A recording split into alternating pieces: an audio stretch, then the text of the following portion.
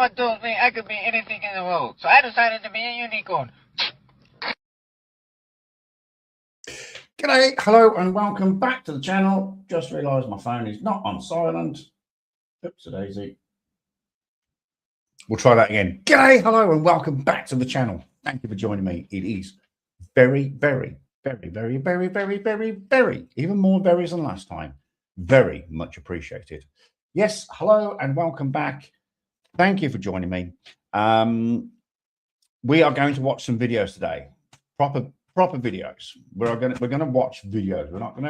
We're gonna stumble. We're not gonna ramble. We're not gonna go off on tangents. And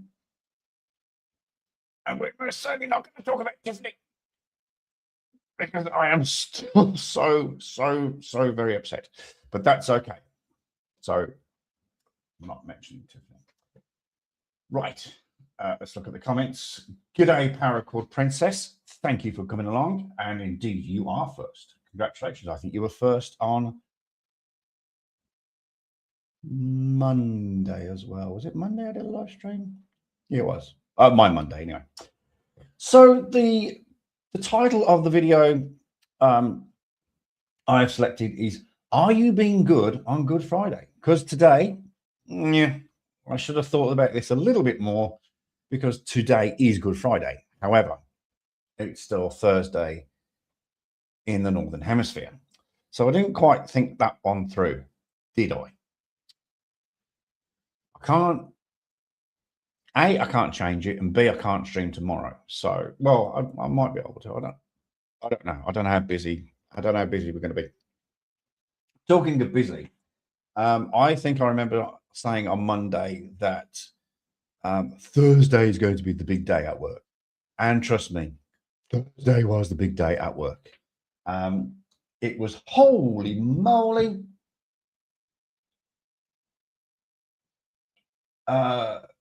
G'day, my friend. Swindle Hodgkins lawsuit is going on 7 months and nothing has happened. I haven't spoke to, I don't even know what his title is now. It was Doctor. Well, it was Mr. Then it was Doctor. I think then it turned Professor. He must be a general by now, or the Attorney General. Oh, hey, he could be the Attorney General. Hey, that position is currently vacant at the moment. What a surprise. It's been going on. I haven't spoken to Mr. Swindle for a long time. Standard operating procedure about the day. I know. Millhouse. I know it's Millhouse. Yeah, I remember what it's. Well, I sort of remember what it's about. But like I said, I haven't spoken to Mr. Swindle for quite some time. I should make some time. In fact, let me make a note of that. Oh.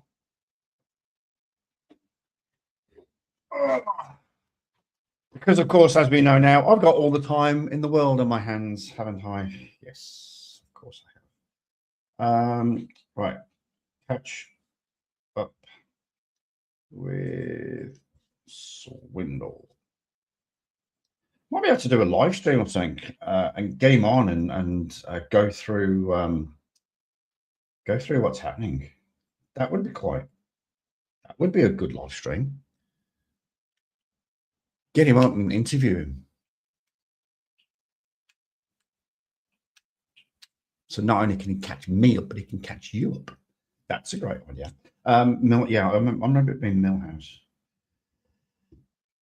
I remember it being Millhouse because when I first saw it, I went, "Oh, you're kidding me!" Like Millhouse, as in Millhouse, as in Simpsons. Anyway, hope you're doing well, Sean. Thank you for joining. And you're right. You're absolutely right, Paracord. It is an SOP, isn't it? It is a standard operating procedure about the difference. However, sometimes this dumb little thing up here, and we've learned over the last few days that this thing is super dumb. So how many references is that to Tiffany in the first 6 minutes, 49 seconds? We've learned that this thing is a bit dumb. So there you go. There you go. All righty. Now I've just realised I've finished my coffee, so that was a bit of a stupid move, wasn't it?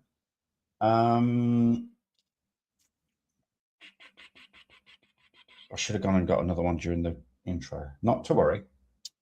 Not to worry. Now, what else was I going to say? Oh, yes, that's what. No, in fact, let me just grab a can of pop.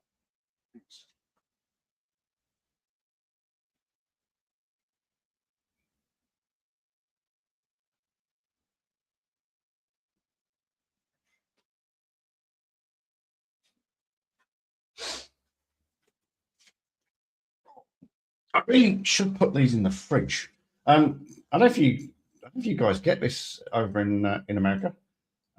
It's made by Schweppes Coca-Cola.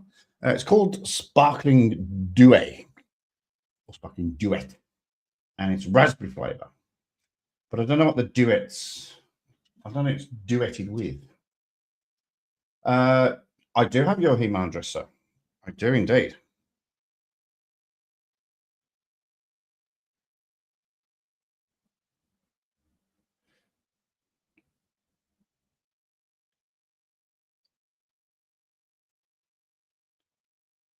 It doesn't say what it's duetted with. Isn't that weird? Sparkling Duet raspberry flavor. Should we? Because I've got the orange one, and that's orange and mango, I think. Anyway, right. So what I was talking about is Good Friday. Now, here in New Zealand and in Australia, indeed, also, everything closes. I'm talking everything. Everything shuts down. And I was trying to work out why. So I did some digging, of course, and learned my facts. And in New Zealand, most businesses must close on Good Friday because it is a designated restricting trading day. And this is under the Shop Trading Hours Act of 1990. Today is one of 3.5 days where stores must close to protect, protected to allow workers a break, ensuring not everything is focused on commerce. So the 3 days that, or 3.5 days that stores close here in New Zealand, Australia, is Good Friday, Easter Sunday. So, and working at a supermarket for the last couple of years, you have panic buying on a Thursday because it's closed on a Friday. You then have panic buying on a Saturday because it was closed on Friday and it's going to be closed on Sunday. And then you have panic buying on Monday because it was closed on Sunday. So it's one of the busiest periods in supermarkets. And I will go so far as to say it's probably a little bit busier than that period around Christmas.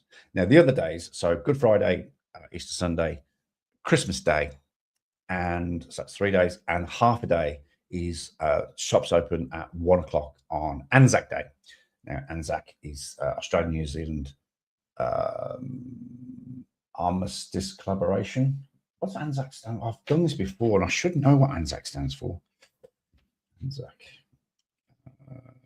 meaning Australia New Zealand Army Corps. That's it. Australian New Zealand Army Corps. So Anzac Day is where we celebrate the service members from Australia and New Zealand in all forms of war.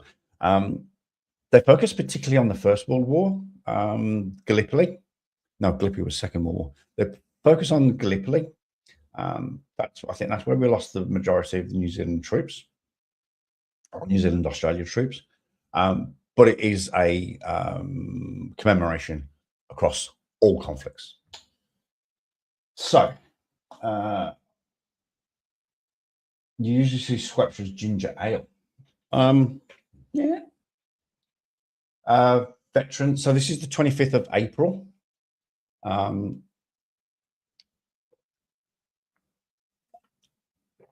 Excuse me. I'm not sure if that's Veterans Day. I thought Veterans Day was later in the year. Could be wrong. Isn't Veterans Day? Don't you do it as 11th of November? Because 11th of November is Remembrance Day. I'm not 100% sure. You'll have to correct me on that one. So that's why shops close. There are exceptions. There are exceptions. First of all, it's mandatory. So Good Friday is both a public holiday and a restricted trading day. The exceptions are dairies, service stations, some cafes, takeaways, pharmacies, gardening centres. You will never find a gardening centre here open on a public. If they can close, they'll close. They'll close. It does say that hairdressers can open, but they can't sell products. Supermarkets must close, except in smaller towns and villages. And I believe that's got something to do, from memory, and I am going back about 30 years, from memory, it's got something to do with the square footage or square meterage of the building. If it's under a certain square meterage, then it can open. And then you have, alcohol is, can't get alcohol anywhere on Good Friday, anywhere. And the regional exceptions, so there are regional exceptions, places like Queenstown, where they have high tourism turnover, and especially if there's coaches booked.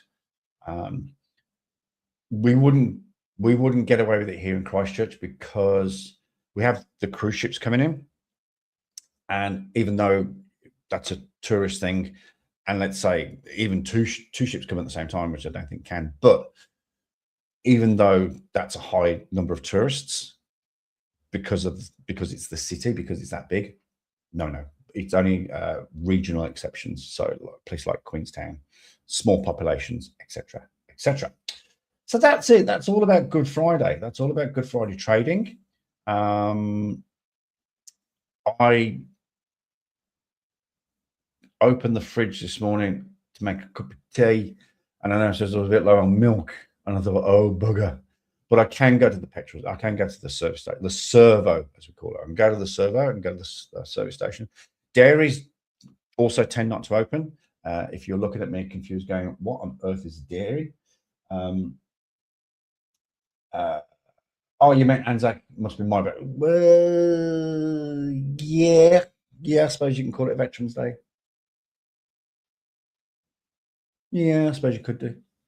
And your Veterans Day is November, because it's actually known as Remembrance Day. It's technically Armistice Day. That was the ending of the Second World War. No, ending of the First World War. Sorry, ending of the First World War. When they went to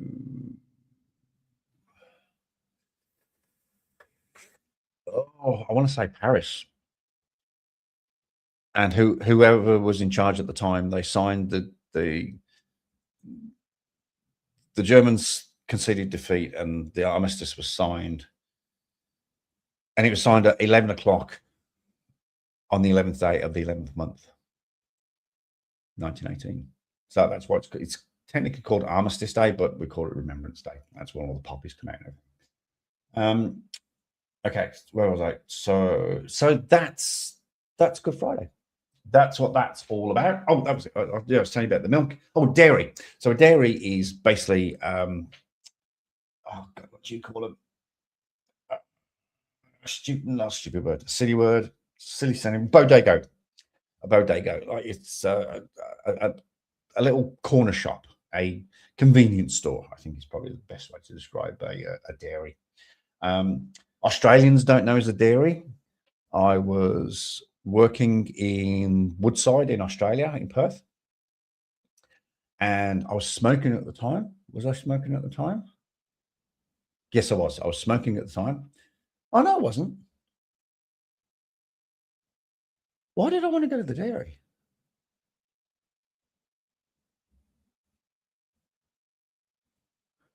No, I wasn't smoking.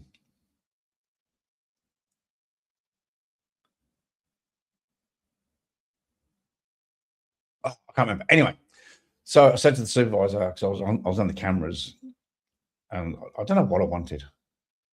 It's really weird. Anyway, so I said, where's the nearest dairy? And he just looked at me and went, sorry, which planet have you just landed from? Honestly, he just looked at me and went, I haven't got a clue. I haven't got a clue what you're saying. Happy Friday, Chuck. It is indeed Friday, so it's Good Friday. It is Good Friday. Happy Thursday evening to you, Mr. Welcome along. Welcome along. Thank you for coming. We're going to watch some videos. I'm just talking about Good Friday, and why here in New Zealand, Australia, trading is not allowed, and it's because of the Shop Trading Hours Act of 1990. It's to allow workers a break, basically. But when you think about it, it's a bit silly, isn't it? If you have Good Friday, back to work Saturday, then closed on Easter Sunday, sometimes not back to work Monday because that's also a bank holiday. That's not having a break, is it? Because I remember when I was working at the supermarket, I would work the Saturday and the Monday, or the Friday, sorry, the Thursday, the Saturday, and the Monday. I would work them, and you're not having a break because you're having a day off, back to work, having a day off, back to work. So it's not. So if you're going to have a break, if you're going to allow workers to have a break, yes, have one at Easter, yes, have one at Christmas, but chuck one somewhere in the middle. What would be the middle? August, September. Chuck a day in there. Then that's a break. You know. Some businesses here. Oh, I was telling you about how busy it was. Oh my God, Thursday was busy. Oi, oi, oi, oi, oi. Oi, oi, oi, oi, oi. So I walked into work and I'd been given help. I don't normally get help at all, ever. And I says, oh, what's the crack here? Well, I've got help. He goes, oh, well, you're over a certain value on your truck. I can't give you figures. I'd love to tell you figures. But he goes, in fact, his words were, you're way over our cutoff point. So if you've got so much on your truck, let me be silly. If you've got $50 worth of stock on your truck, you're on your own. You got 51 or above, you get help. And let's put it like this. I was above $50. Above. And so I got help. A lot of Christians do have church on Good Friday, and I acknowledge that. I also understand it's religious, but there's also a lot of people that aren't religious. So, but you know the policy. Yes, another SOP. So yeah, so I was way above $50, shall we say? So I got help, and this is how much I had on my truck. We finished. I was with a gentleman called Jean-Luc from Switzerland, born in Switzerland, lived here for 30 odd years. No, 40 odd years. Yeah, 30 odd years. A very experienced truck driver. He's class 4. He's above me in a class 4. He's been doing this job for quite a while. So it was good to have him, an experienced person with me. And we smashed it out. Now, when I say we smashed it out, he and I finished at the same time that I would finish a normal run. So I think you get what I'm getting at there. I think we clocked out. I clocked out at 2 o'clock.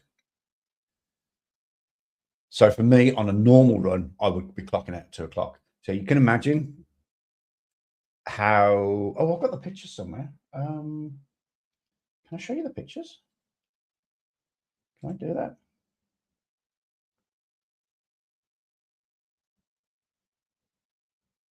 Yeah, I can. I think I can. How do I? Oh, do I bring it over here? I don't need to see anything else.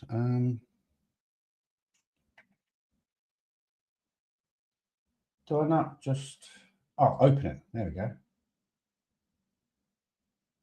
Ah, there we go. That's what I'm after. If I go here,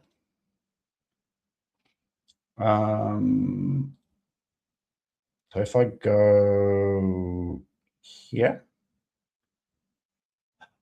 no, that's what the video we're going to watch. So, because I'm only showing a tab, I'm not showing a screen. So let's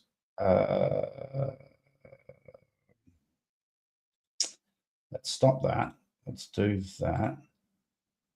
And let's do entire screen. Oh, here we go. Yeah, do that. And share that. And do that.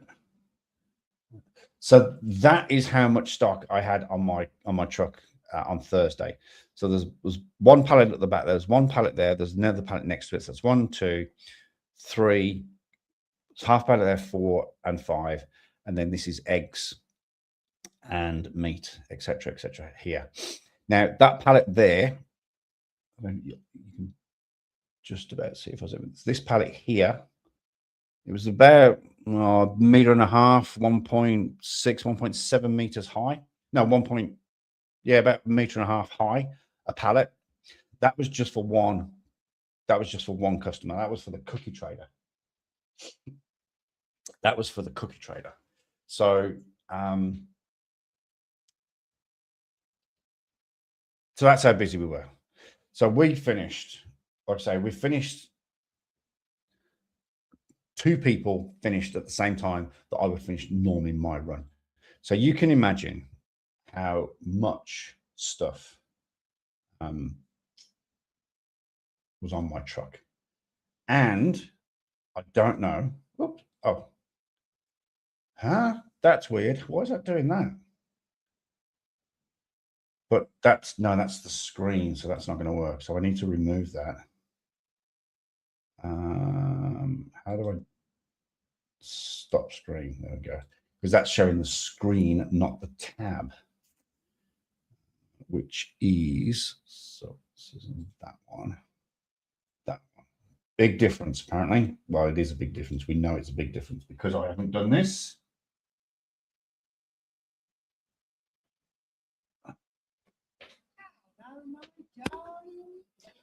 There we go. Hot Fuzz shirt day? Yes, indeed it is. I was looking through.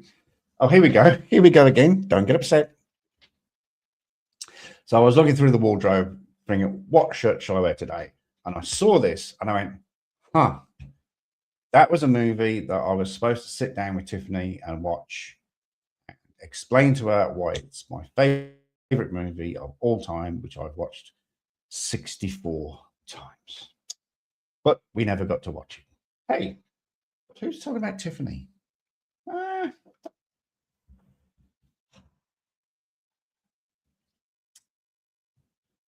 That's going to take quite a while to get over. It really is. Okay, moving on. Right, we're going to watch our video. Right, have I covered everything I wanted to talk about? No sports. Oh, sports. Yeah. So, it was Sunday I did that live stream. So yeah, sports. So England played Japan. I think I told you that we were going to play a friendly on the 31st. England, I don't like to boast, but we are one of the top teams in the world. Runners up in last year's Euros, not last year's, year before's Euros. Finally made it to a final and lost against France. So we are one of the top teams in the world. We played Japan as a friendly, and we lost 1-0. Now, I couldn't believe it when I saw the result. I thought, we lost against Japan. So out of curiosity, I pulled up the team sheet. Now, I'm not amazingly au fait with the current players in England. There's a few names I recognise, but not many. But I do sort of know the names that are in the England team. So I looked at the team sheet, and I went, who? So what's happened is that the England manager has obviously called up a few people, just looking at them, put them in the team, set them out to play Japan. And then when I looked at the substitutions, of which I think there were 9 out of 11, you're only allowed 5. I think there was 9, maybe even 10 substitutions. So this was just a trial run. It was just a trial to put people in the shirt, which, trust me, if I was given the opportunity to wear the shirt of England, I'd wear it with such pride. You know, it would be amazing. But it was obviously just a trial run for a lot of players. The scouts, the England scouts, have obviously been watching these players and thought, well, we've got a friendly come up against Japan. It's not going to hurt anything or in any way. It's not going to form the World Cup or the Euros or anything like that. It's not a problem. It's just a run out, basically. So it was a good time to bring up some fresh legs, some new faces, and see how they go. But yes, we did lose 1-0 against Japan. So I did have a little panicky moment, but then, like I say, when I looked at the team sheet, I went, it's just a run out. That's all it was. Okay. Right. That's it. I think I've covered everything off. So Good Friday. The reason for the live stream, I said, are you being good on Good Friday? But it's not Good Friday. I'm the only person here in Good Friday. Oh, hello, Maggie. How you doing?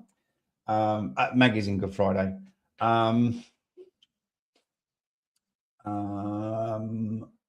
Who else would be in Good Friday?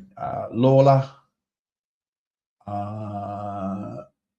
Claudia. Who else would be in Good Friday?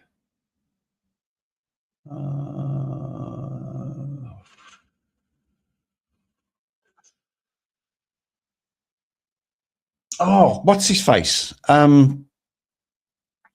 Actually, I must give that bugger a call. Probing 666. Nathan Oakley's daddy or something. Nice bloke. I haven't spoken to him. I haven't seen him for ages. So he'd been Good Friday. So I'm sure all those people are being good. I'm being very, very good. Can of pop.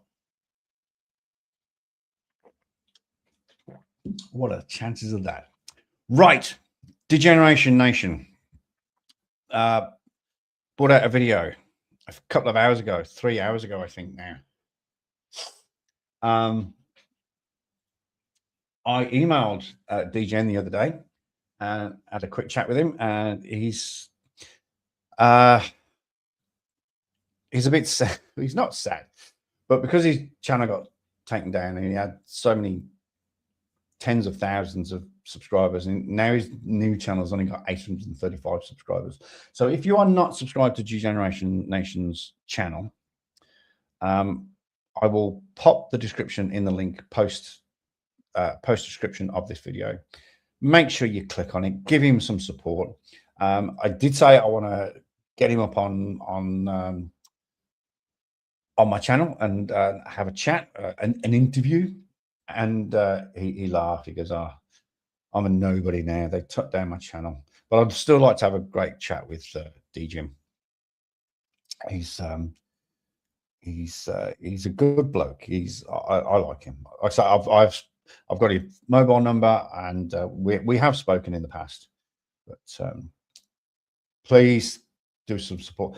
I will try and put the link. I've got the video up at the moment. Oh, hang on. If I click on that, does that open it up in it? If I open a new tab. I'll do that. Click on that. Ah, yes, it does. Copy that. So if you follow this link,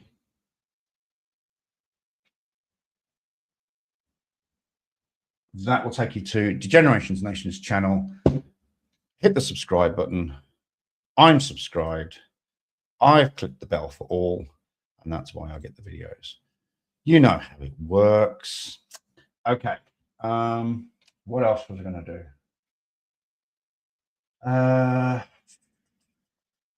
Right. Let me just make sure I've covered it up. So we're not talking about Tiffany. We've already discussed that.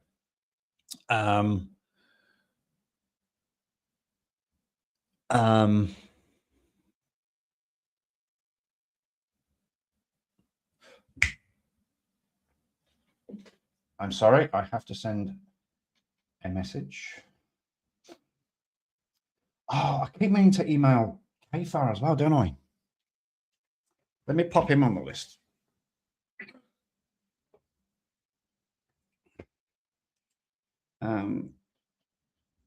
Email Kfar. He said he would come up in August.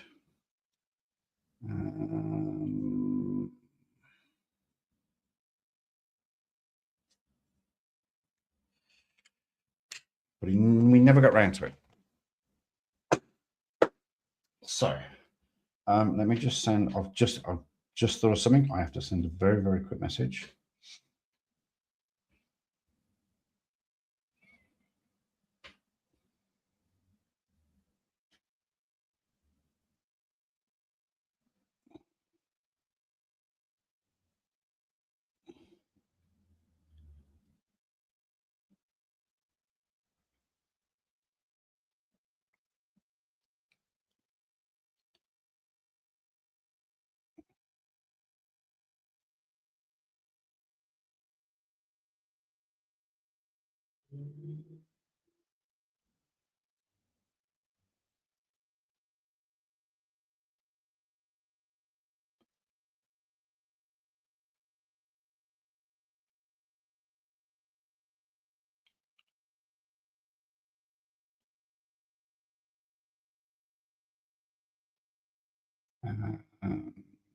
Yeah, cool. Right. Sorry about that. That was semi-urgent.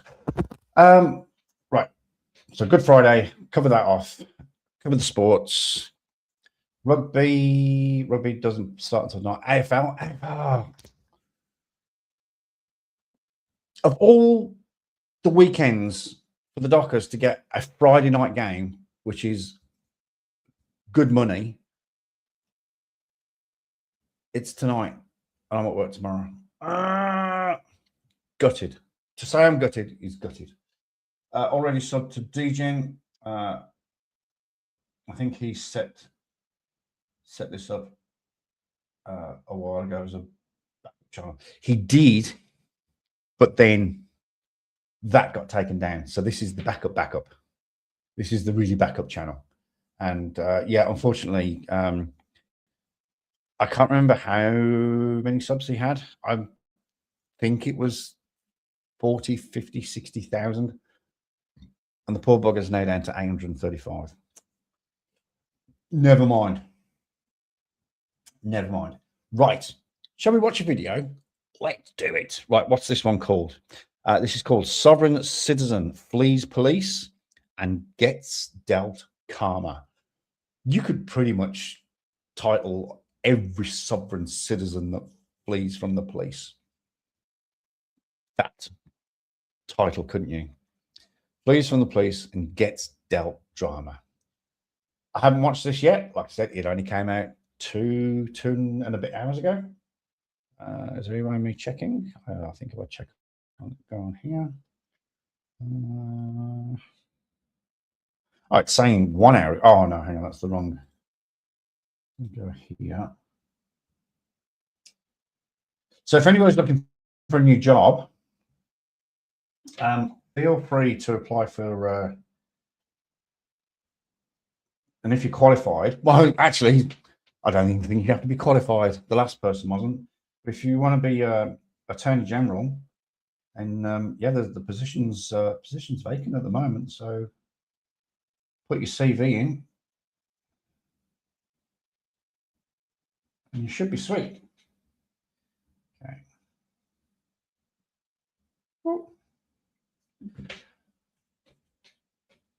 Right, that's it. That's it. I've covered everything. I'm pretty confident. Good Friday, public holidays, working, sports, rugby tomorrow. Oh, actually, quick talk about rugby. The Christchurch Crusaders, who I do not support in any way, shape, or form, they're playing their last home game here tonight at a place called the Apollo Projects Stadium. Apollo Projects is a company. They bought the rights to name the stadium, so they named it very imaginatively the Apollo Projects Stadium, and it's their last game. It's their last game there. They're playing the Fijian Drua, I believe. Yeah. So where was I going with that? Oh, because the new stadium opens, the One Stadium, because One bought the rights to the stadium and quite imaginatively called it the One Stadium. So that opens very, very soon. Well, in fact, the ribbon was cut. The ribbon was cut. Actually, I think the ribbon was cut last Friday. Pretty sure it was. So it's been officially opened by the mayor. Nothing's happened there as yet. There is an event on Sunday. It's not a private event, but it's invite only. It's some sort of sporting event, and they've invited about 8,000 people to go along to this event. Nobody knows what it is. And it's basically just to test the ticketing system, the sound system, the lights, just to like a dry run to test everything. Specifically, I think the ticketing system, because if you can imagine when it opens, they're going to have 20,000, 25, 30,000. 30,000 is the capacity, going up to 35,000 for concerts. You've got to make sure your ticketing system works. So they're doing 2 of those. One's on Sunday. I think one's the following Sunday. Then there's a public open day, which Tiffany and I were hoping to go to, but I guess I'll go on my own. That's fine. I don't mind. And then on the weekend of the 25th, funny enough, Anzac weekend, the 24th, 25th, and 26th, is when the Crusaders play their first game at their new home. So that's a big thing. How long did it take for them to build the? I am led to believe, I did hear it on the news the other day, I think it's 4 years. I'm led to believe it was 4 years. I'm trying to remember, because I've been here 4 years, almost to the day, in fact. Oh, no, not quite. Another 10 days, and I'll be here 4 years exactly. I'm trying to remember if I saw it, but I think for about a year, I never went into the city. I heard about it. So, but I think it's been 4 years. Do a quick Google search. When did One Stadium start on?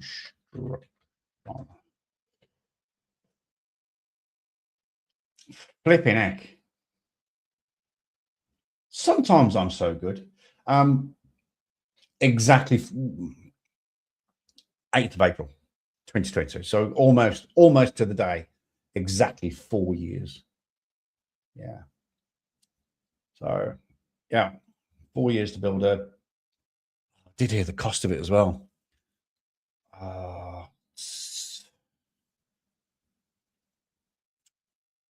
Oh, I do apologize. 30,000 capacity, 36,000 in consult mode.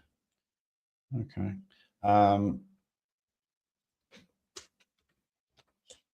Lost in there. Yes, I did hear that.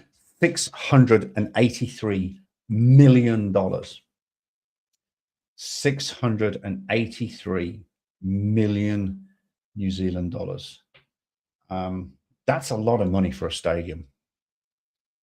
But then again, you could spend $400 million on a ballroom.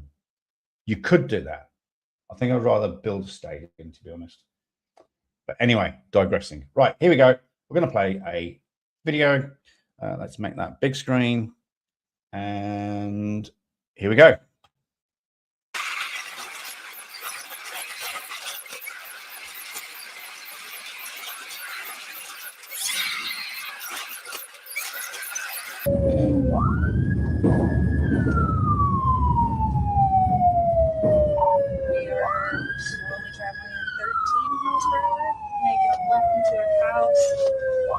I'll give you back just in a second.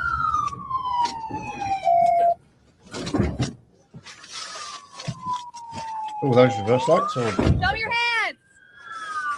Show me your hands! We got a driver stepping out. Don't step in my yard. Put your hands up! Put your hands up! Get your hands up! We've got a male stepping out. What's he saying? Don't step on my yard.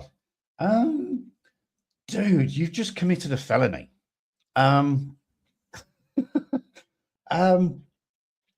It doesn't matter where you are to be arrested for a felony. Sorry, that sentence the other way around. To be arrested for a felony, it doesn't matter where you are. You're going to get locked up, son. I got this. There we go. Ooh. And he drops like a sack of potatoes. We're going to watch that one again. Oh, thanks, mate, because I was about to rewind it. And down we go. Oh. I went on 2 wheels. I got some more.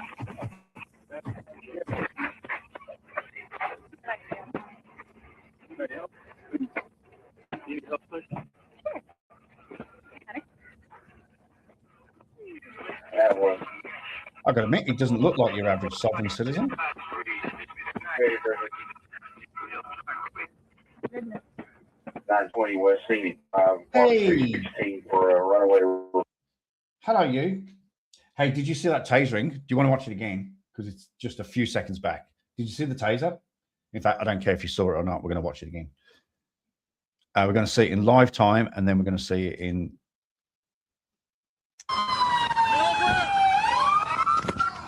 I got this. He drops like a sack of potatoes. We're going to watch that one again. Bang. Oh. I went on 2. I can ask a question, though.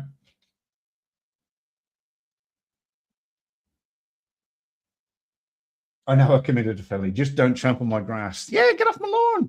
Get off my lawn. I've got to ask a question, and I'll throw this open to the people in the chat. And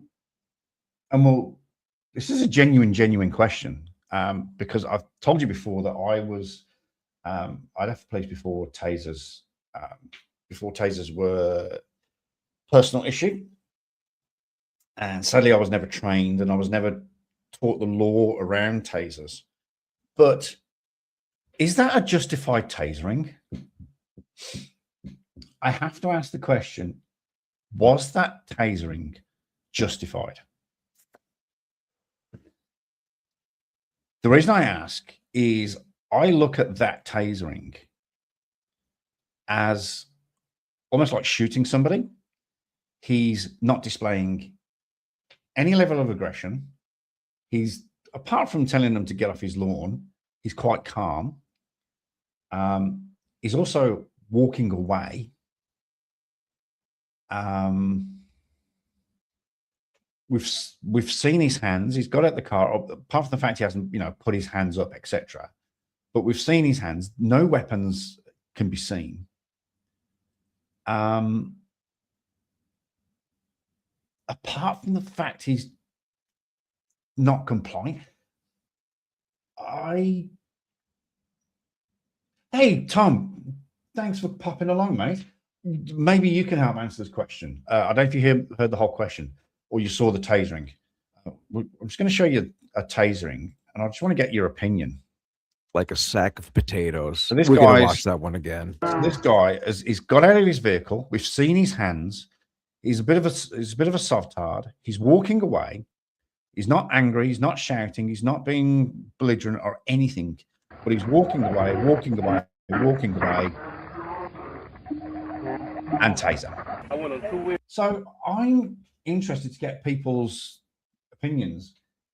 Do we think that's a justified tasering? Whilst you're all answering that, we'll just bring it back up to where we were, which is a bit. We'll see what happens from there.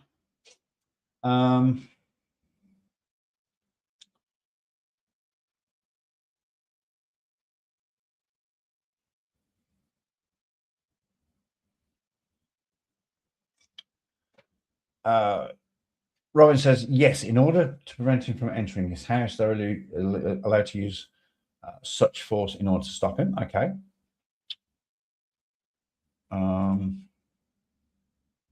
That's the rub, not complying and walking away. How many warnings was it? Several. I think there were, I think I spotted 3 laser points on him. So at least 3 officers have drawn their tasers. So that's at least 3 warnings. Probably more. Well, I suspect there would be more. I mean, I'm just trying to think what I would have done without a taser. We would have rushed him, I guess. So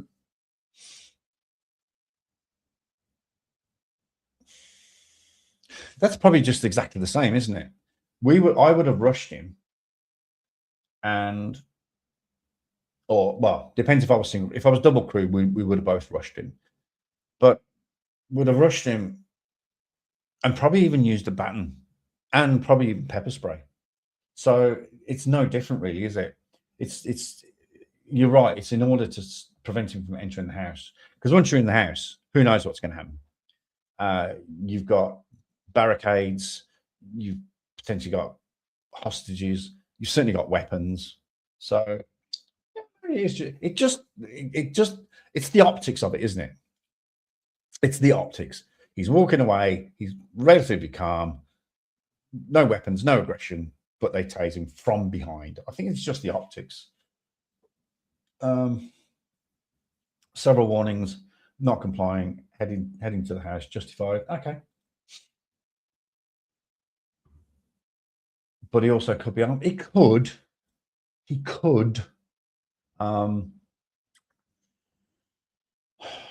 Yeah, I suppose you could take that into account. I'd much rather take the taser than the pepper spray. Do you know what I think? After being pepper sprayed, so I was pepper sprayed on purpose to make me see the effects of pepper spray. I have deployed my well, not pepper spray, it's OC spray. But then again, OC stands for something capsicum, so it technically is pepper spray.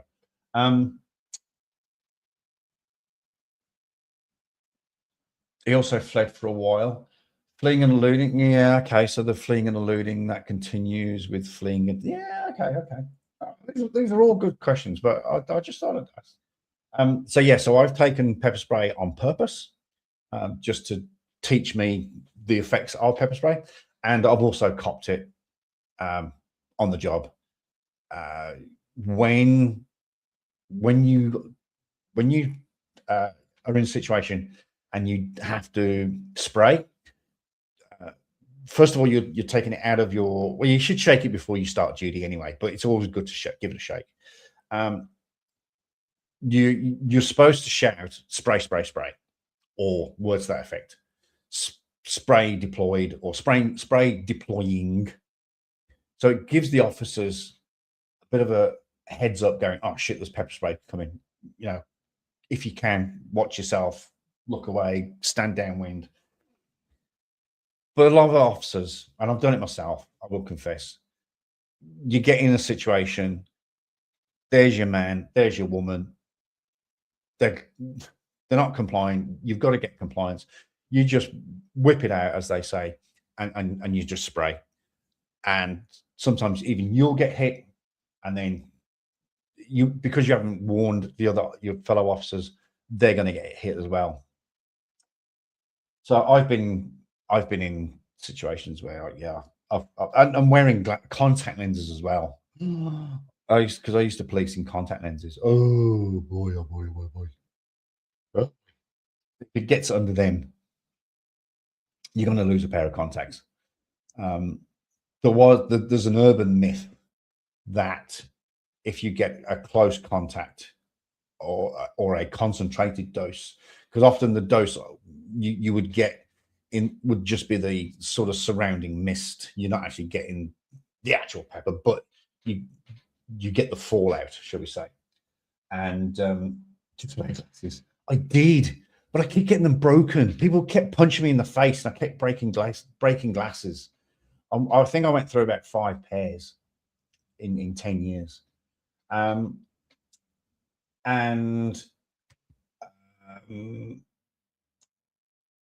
So you don't get the full dose, but there's an urban myth that if you get sprayed while you're wearing glasses, the pepper will melt the plastic into your eyeballs. Total urban myth. It just gets underneath. It just gets underneath the lens, and it irritates the eyeball even more. So you are literally on the side of the road just ripping out your lenses. So that's a pair of lenses gone. So pepper spray is not pleasant. It's not cheap. But yes, I think I would definitely rather take a taser than. Shouldn't you just hang it with people who don't hit you in the face? They're not real friends. That's right. That's right. All of those nasty people I put in handcuffs, they're just not my friends. Although, funny-ish story. When I was a cop on Waiheke, because you live there and work there, and you went to, like, you're still human. You still go for a pint. You would bump into people you've arrested, and a couple, and golf as well. Because I used to regularly play golf on Waiheke, and you'd see them on the course. G'day, mate. Yeah, g'day. But in all fairness, I think is the word I can use. They'd buy me a pint. They would buy me. I was a dick. Sorry, mate. Yeah, there's a pint. And you can't say fairer than that. You genuinely cannot say fairer. A criminal that you arrested buys you a pint. That shows some humility, I think. Anyway, let's crack on, because I don't know where this is going.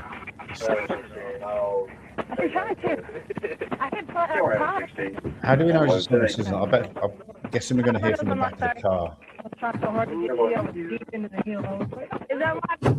Yeah. Here we go. This is probably the song, isn't it? Oh, okay. Oh, yeah, he did. Yeah. What's she saying? Yes. Okay. Where are you hurt? All over. Just from the shock of that taser? I'm not understanding why y'all doing this here. Because you didn't stop for a marked police unit with sirens. I have no reason for that. So the flashing lights and sirens wasn't a clue to you? Got it. You tell me the reason for it. Does that mean you're on the take? No, and it's not quite bribery either. If someone buys you a pint, it's not what you think it is. It's just somebody buying you a pint. Y'all damn me stopping me. I'm sure probably because you're tagged. Not. Oh, Not.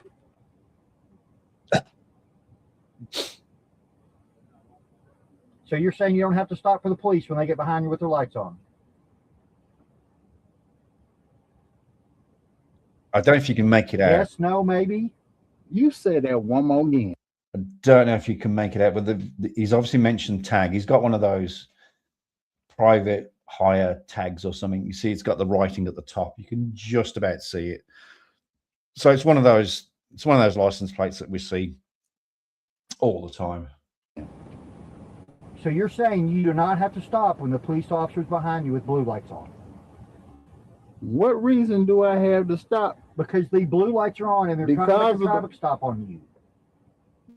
That is not a reason for me to be stopped. Now, also, sorry, something I've picked up on there.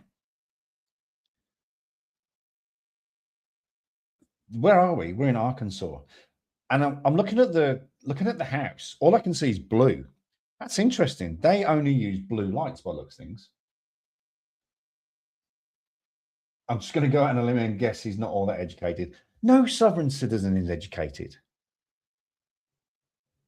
I'm not saying they're uneducated, but they just educate themselves with the wrong stuff.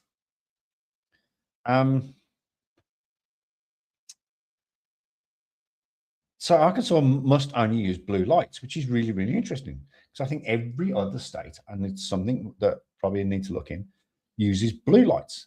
England, we used to say we're going to put on the blues and twos, which is blue lights and two-tone sirens.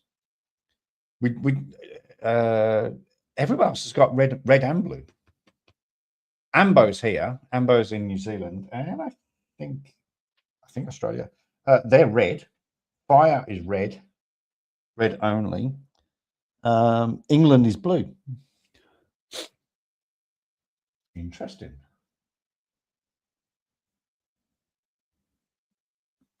Depends on no. If they, I'm saying that it looks like they don't have red and blues fitted. They just have blues. You have to stop. That is not a reason for me to be stopped. So you can just drive around with the police behind you all day. Sir, what did I do wrong? Well, exactly. I didn't do nothing wrong. You didn't answer. Yes, you did. You didn't stop. No, I did not. That is not a crime. Yes, it is. No, it's not. You're going to jail for it. No, it's not.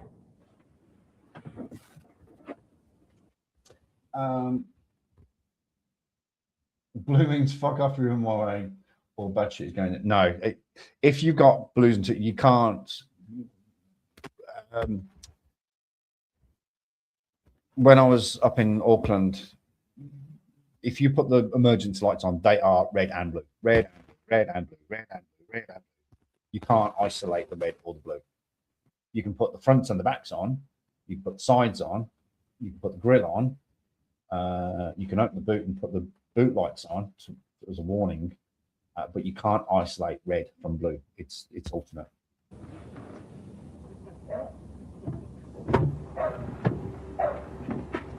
Got one in his back and one in his leg. All right. Lean forward for me. Lean forward for me.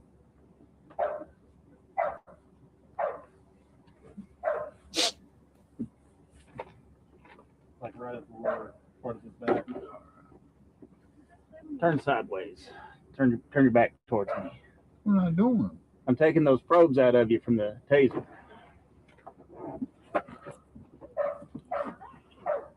Yes, you can. That's what's like all over Sweden. Well, that's interesting. That's very interesting. Thank you for that. That's super interesting. You certainly can't hear. Unless they've changed it, but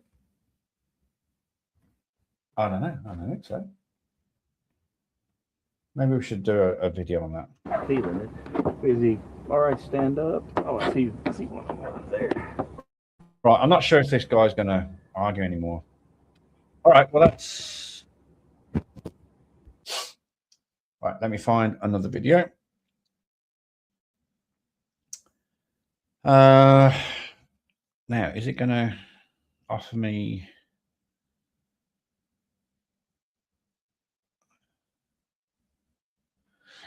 top 5 England goals of all time. Ooh.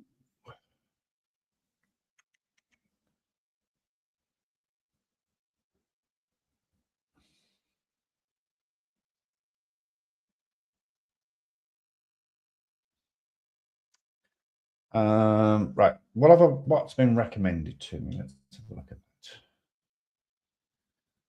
that.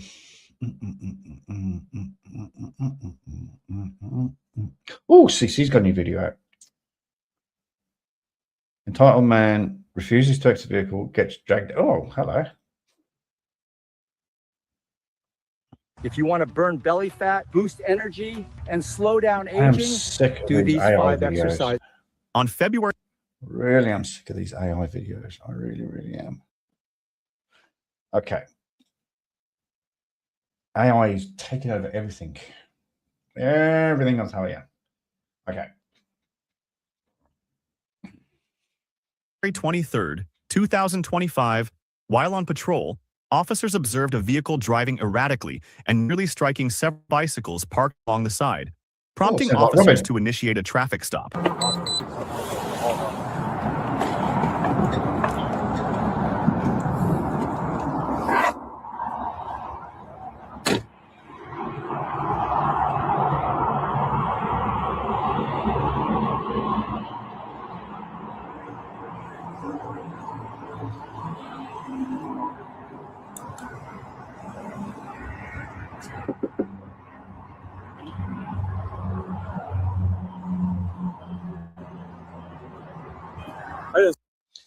What's this? Forget the taser. In some jurisdictions here in the States, it is understood. Here we go. It is understood if the cops have to chase you, they're bringing an ass kicking with them. I think that was probably many, many moons ago. That was probably before tasers and stuff like that. Certainly back in England, and I'm back in the 70s, back in the 60s and the 70s, and probably a little bit of the 80s to a certain extent, is if you got caught as a kid for doing, probably not doing anything wrong, but or just by being smart or lippy or something, the cop would give you a clip around the ear roll. He would give you a proper clip, a real good sort of make you cry sort of clip. Then he'd take you home to your parents, and your dad would stand at the door and go, "I am so sorry, officer. It won't happen again." And you get behind closed doors, and then your father would give you a great big massive clip behind the other ear. So, yeah, probably. And yes, what a very good comment, follow-up comment. Great follow-up comment before there was cameras. Yeah, absolutely. I was going to say something then, but I'm not going to say. But yeah, certainly cameras. When I joined Solihull Police, sorry, West Midlands Police in Solihull, our town centre was full of cameras, so we had to be careful even back then. Was that 98? Well, 96 technically, but 98 when I became a full-time police officer. Yeah, I mean, you don't have to be mindful of cameras unless you intend to do something wrong, but you just knew that cameras will also back you up as well. And I got on very, very well with the town centre camera operators. We used to go and watch them. We used to go and hang out and talk to them, and I'd even control the cameras while they go and take a piss. And it's good to get to know them, because you can jump on the camera jump on the radio and go, I'm under camera 4, or I'm camera 4 next to Greg's the Baker's. Can you cover me? And they'd swing it around, and immediately, if you're having an altercation with somebody and that person throws the first punch or makes the first move, then you have to use of force, and they get back to the station and they say, oh, well, he beat me up. And then you basically say to the sergeant, yeah, that's fine. Take his story. But I actually spoke to the camera operator and he covered me immediately on CCTV. So yeah, cameras can be good. Cameras can be really, really, really bad, but cameras can also be good.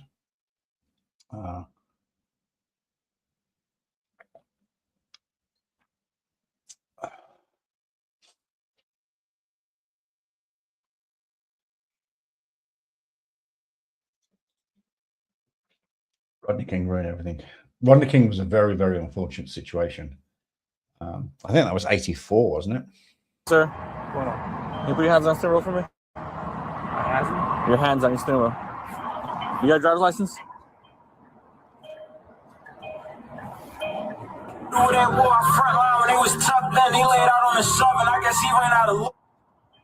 Okay, so do you remember literally 10 seconds ago, the officer said, put your hands on the steering wheel? Awesome. 91. Wow. Where are you headed? Headed home. Huh? Headed home. Back home? Mm-hmm. Where are you coming from? Down here. Huh? I was here. Where? Down here. Where's down here? Down south. Okay. There's a reason why you're driving like that? You didn't rush to get anywhere? Huh? No, you're driving really fast, swerving all over the place. Almost took out some bikes right there. I wasn't swerving. Okay. Is this your vehicle? It's my girl's. Okay. Do you have the registration? Is it in the glove box? No bazookas or anything crazy in there?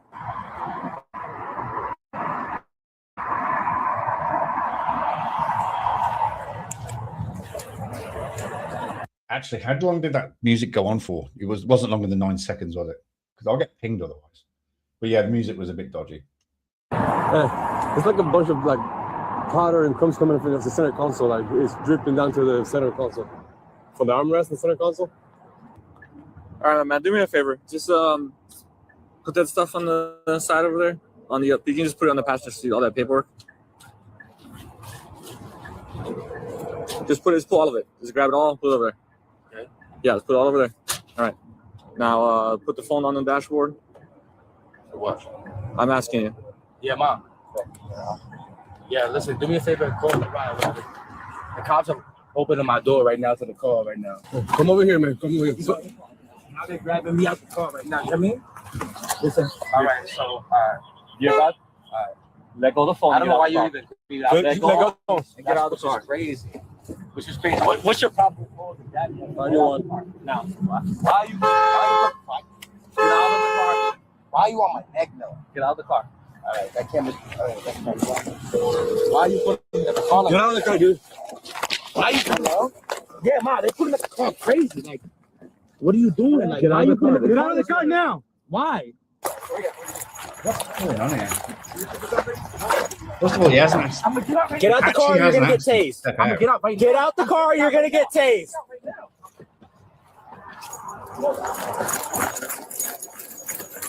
Hey, Don't reach for anything. we're still working on detaining one. What you got? What you got? You got his hands? I got his hand. You got his hands? What do you got? What do you got? What do you got? Hold on, I can't breathe. I can't breathe. I can't breathe. Stop, dude. Stop moving around, dude. Stop moving. How many times? How many times it has to be said? If you can say the words, I can't breathe, repeatedly, let me just stress that. If you can say them repeatedly, you can breathe. I can't breathe. Stop moving around. I can't breathe. Stop moving around, dude. Stop moving around. Stop it, dude. I can't breathe. I can't breathe. Are you kidding me? Nobody's on you, dude. Yo, I can't breathe. Shut up. Stop. Stop trying to move, bro. Stop. What am I doing? I can't breathe. My face. What did I do? What did I do? Virtually every police officer in America needs to be retrained or reskilled on how to handcuff people. And you should have rigid handcuffs from England. Best handcuffs in the world, by far. What did I do with my face? Stand up. Stand up, dude. What did I do, bro? Like, my face, bro. I didn't do nothing. It's because you know me. That's crazy, man. Like, what did I do? Has that got intercepts written on the front of that car? What did I do? Like, separate your feet. It has as well. It's because you know me. No, dude. What? I think they might have stolen that from England because they have police interceptors, but they have bloody fast cars. Not as fast as America. What? Yo, what am I doing? Okay, you're not listening. I'm not doing anything. I'm standing right here. You're not doing anything. You're not doing what you're being told. I'm asking a question. I have a right to ask what's okay. And we have the right to do what we got to do first. No, I'm asking what did I do? What did I do? By my head and pulled me out the car. Okay, he's just carrying on like a pork chop. So, the cops are the wrong types of many Americans there. Well, we're not going to sort of go into that, but yeah, it's true. That is indeed a true story. Right. What else was I looking for? Oh, I'm just trying to figure out why I had that up. Can't play that one. Can't play that one. Can't play that one. Can't play that one. Oh, here we go. What's this? Oh, no. Hang on. That's not going to work because it's not on the right screen.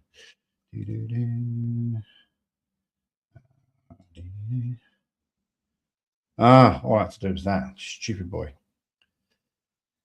What was that? Midwest Safety. Here we go. So look at this one. Oh.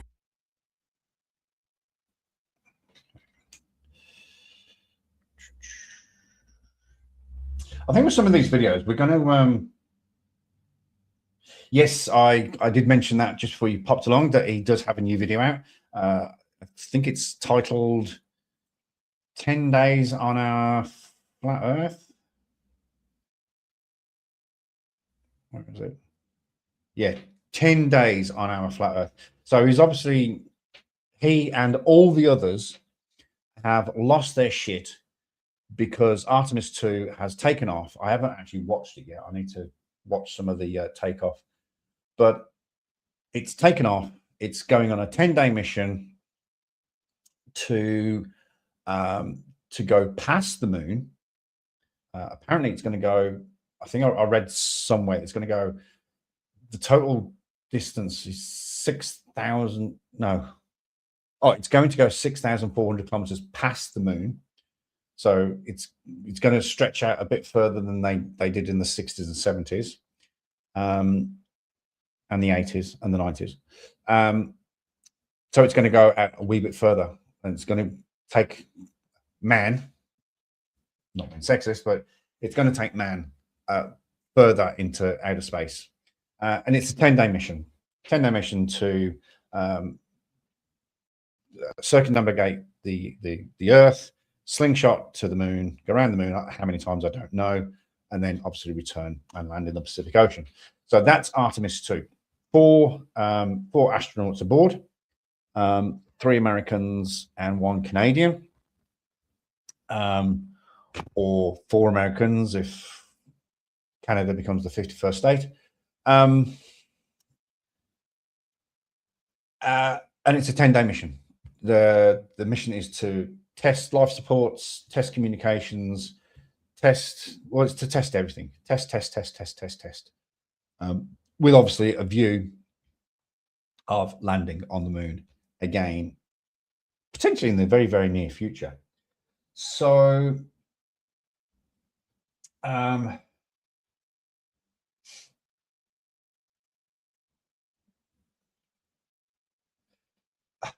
it's been mentioned before, Tom.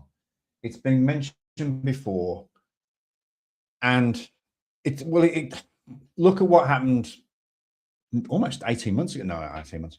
Look at what happened 15 months ago.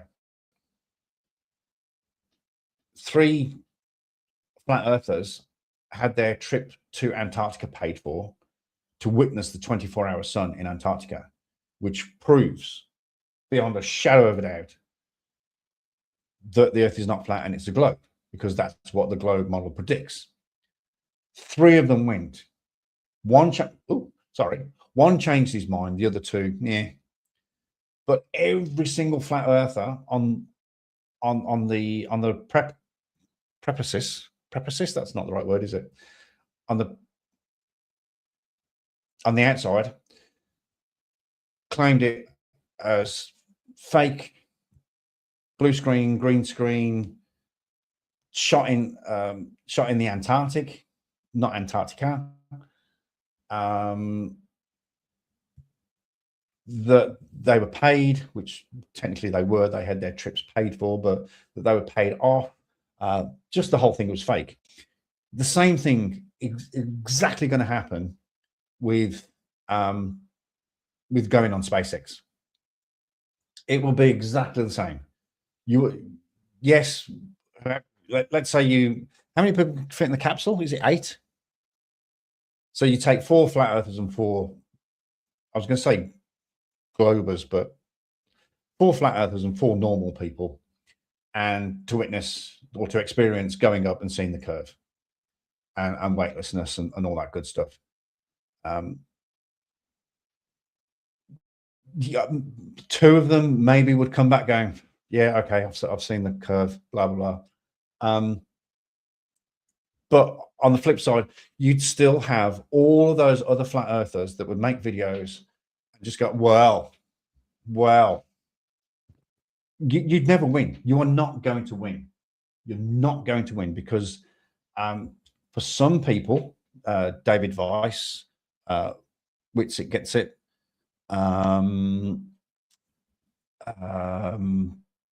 Dave,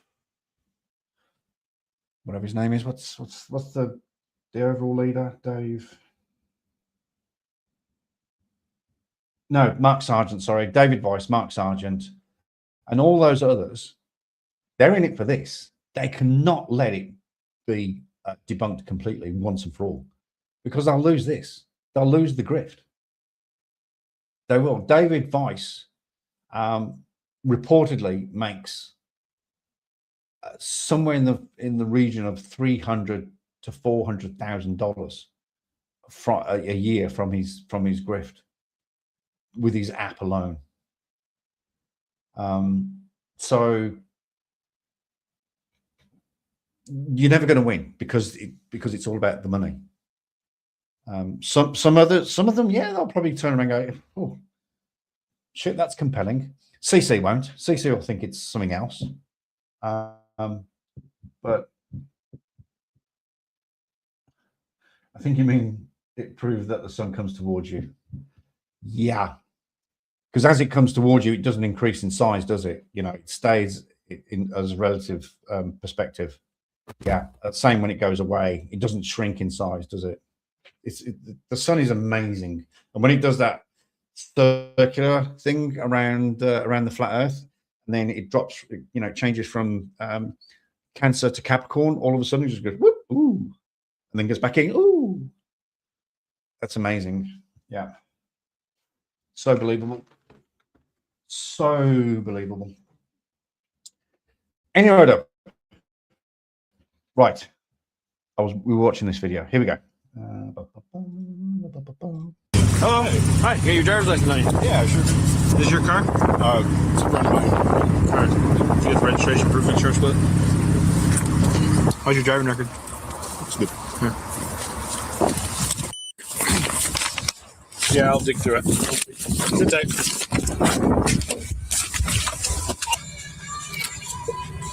Brake lights.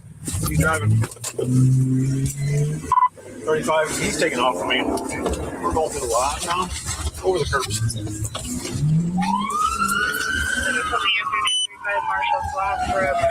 Nice bit of driving. Good driving.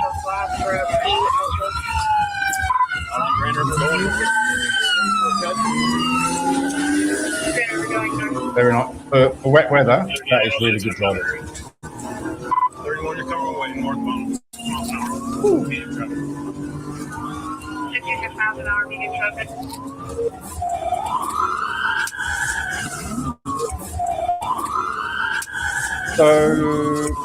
So when he was asked, how's your driving record, and he went, yeah, pretty good. Well, that's just all gone out the window, hasn't it? Going through Hilton, westbound.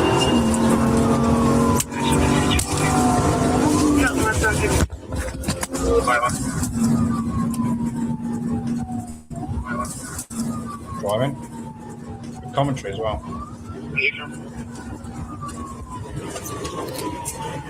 Still west, passing Hubert, 107, light traffic.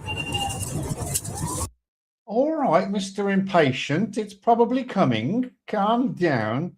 It looks like a second unit has arrived and taken over commentary. I always love listening to the commentary. 4733, I'm in front of all breeze. I got stop 6, my car's in the middle lane. Yeah, we're coming up to you. Left lane. I got stop 6 in the middle lane right now. Going on oncoming traffic. He's going to miss them. Negative on stop 6 coming through. On the left. Gonna be going south of Lansing, probably 96, back to Lansing where it's from. 6 for a pit. Information available.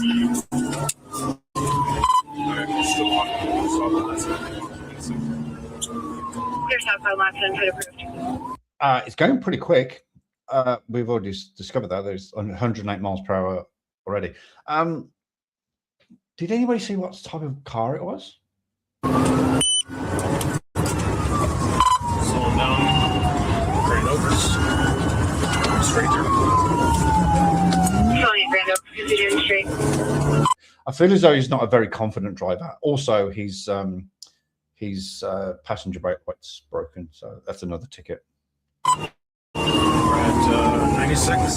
We're ramping up. Westbound. Clear westbound 96.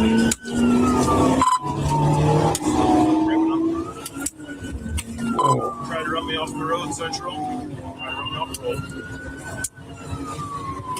Clear trying to run off the road. Now, another good reason for saying that is he has asked permission for a pit, which we've discussed before. We've discussed this before in several different stuff. Well, I'm not even going to say several different states. Quite literally, I'm discovering more and more and more is that every single department, and the reason I say department is because we're talking about sheriffs, we're talking about city police, we're talking about local police, we're talking about state police, we're talking about all the other types of police that there are. Every department appears to have their own pursuit rules. Some say the first chance you get, pit. Some say you need to ask for permission, pit. Some say you can never pit, or you cannot pit over a certain speed limit. Some just don't give a rat's ass. Some departments will pit well over 100 miles per hour. That's dangerous. That's murder in my book. I'm sorry. If they die, you've killed them.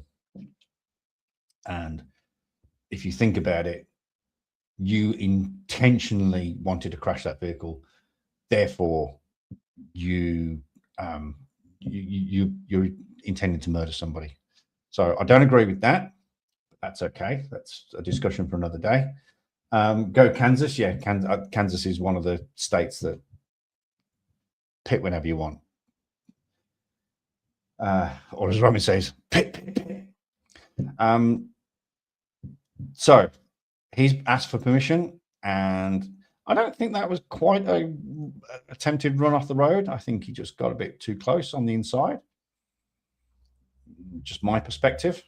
But the reason he said it is now he's the commander who's listening to this will have heard that and gone, all right, okay, he's trying to run. We need to end this, and he will authorize a pit maneuver.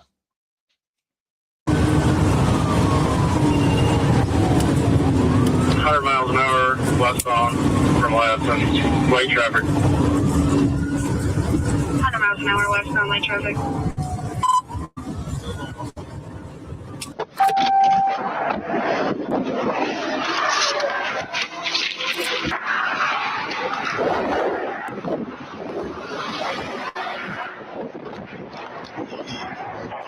I'm behind them. Just advising. That was our exit. It's going to have subjects split up right after. Alright, we're through Chilson. Swim Basin, 103, light traffic.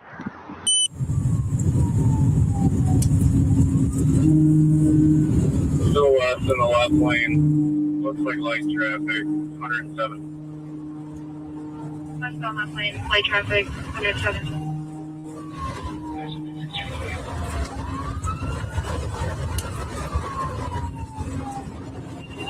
For me, the best tactic here would be to pull off a little bit. Just pull back to stop him from swerving. What you want to do is you want him to stick in that left lane. You want, because that's where the stop sticks are predominantly going to come from. When the officers place those brilliantly, by the way, because he's put them in the central median and he's going to pull them back. So he can pull them back over. So you can start from the left lane and then pull them back to the right lane. So it's pretty good. Tom's got to go. Happy Easter, everyone. Happy Easter to you, my friend. Thank you for popping in. Thank you for commenting, and thank you for taking part in the show. I really appreciate it. And thank you for your continued support as well, Mr. Castro. Thank you so much indeed. You take care. Back off, let me stop signal, back off. Oh, look. Isn't that what I just said? So you back off him, keep him in that left lane. He doesn't then, because you've backed off, he doesn't need to go swerving around. And also, another reason for backing off is it's a well-known fact, that if a criminal sees you backing off, then they think the helicopter's above. So it's another good reason to back off just a little bit. Go ahead.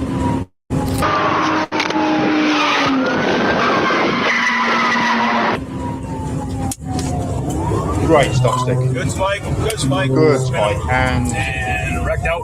Wrecked out. Wrecked out. Actually, on wrecked out. Please don't tell me something.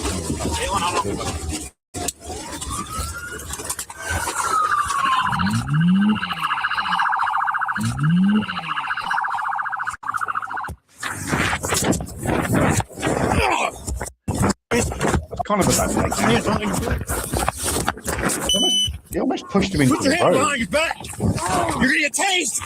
You're gonna get tased. Give me the challenge. You're gonna get tased. Put your hand behind your back. Put your hand behind your back. Put your hand behind your back. Do it now. I'm gonna tase you. Okay. Put your hand behind your back right now.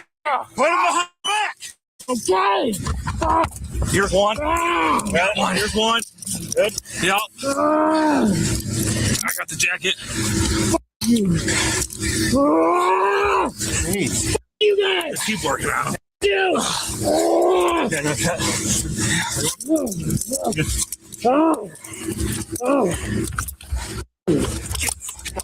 Yeah, he's cuffed.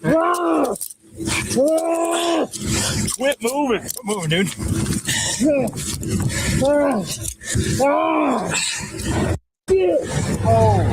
You in custody. EMS, please. Let's just hang out here for a minute. Yeah. Yeah, let's just get our breath, shall we? Yeah, that piece of shit needs to be charged for about 500 counts of attempted murder. Yeah. Can we have this discussion another day? Because I don't want to talk about it today. Maybe we'll have a panel about it, but I'm still not emotionally stable, to be honest.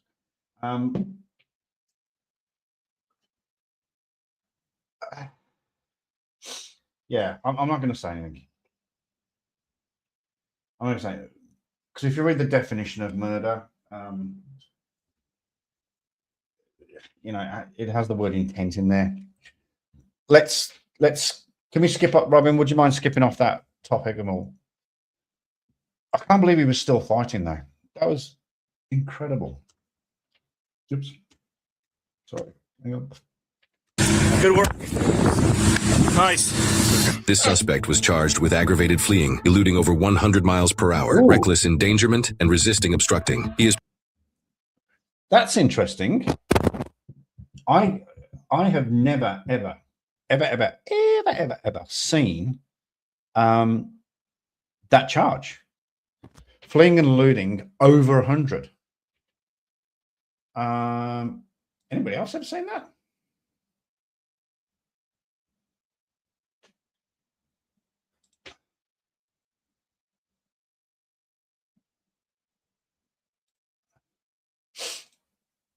Sorry, just.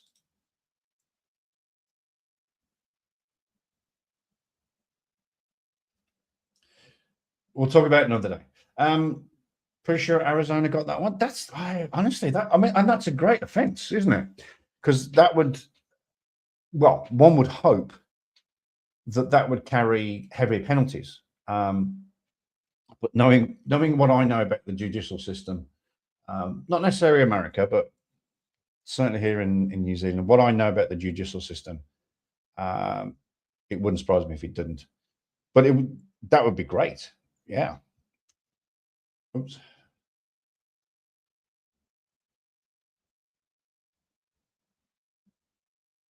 Fleeing and deluding. Fleeing and deluding.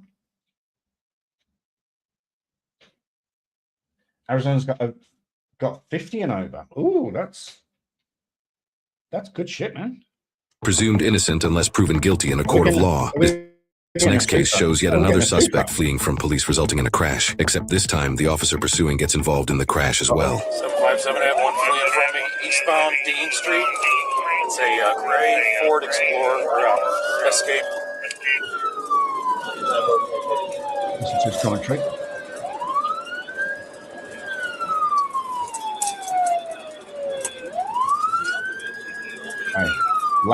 Severe lack of commentary. Oh shit! Oh, double shit! 757 1050. I'm involved. Okay. 757 1050. I'm involved.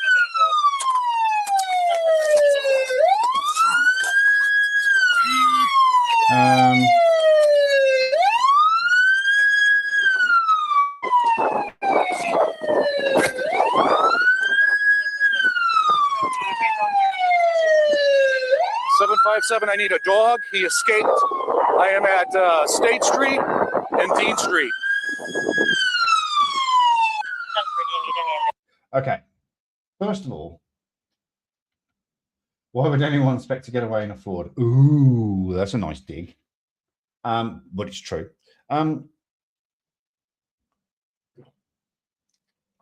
Deluding and eluding, what's the difference? That's a great question. That's a great question. Let's find out, shall we? I think they are two words. Definition of eluding. Well, eluding, definition of eluding is the act of cleverly, oh my, if this is not an oxymoron, I don't know what is. Hang on a sec, let me bring me to screen. And then I'll read this. So, the definition of eluding, and this isn't where there's a camera, this is an absolute oxymoron. Eluding is the act of cleverly or skillfully avoiding, escaping, or evading capture, pursuit, or a specific situation. It can also mean failing to be understood or remembered. Sorry, it can also mean failing to be understood or remembered, i.e., oh, the name eludes me. I have that quite often. I am guilty of eluding quite often. Synonyms including evading, dodging, escaping, shuffling, or shaking off. Now, the definition of deluding. Deluding is the act of misleading, deceiving, or tricking someone, including oneself, into believing something that is not true. It implies causing someone to hold a false belief or judgment, often to make them foolish. So they are definitely different words. Definitely. Oh, you're being sarcastic. One's a soft set, the other one's a fraudster. That's a very good point. That's a very good point. That's a very good point. And shame on me for not remembering what deluding is. Oh, that really not good. It's warm in here, but I don't want to open the window. Okay, get back to the video. So, I don't know if let me just. I want to see. No, they're not going to show us, so we're going to have to go back. I want to try and establish why the officer crashed. It doesn't make an awful lot of sense to me. He's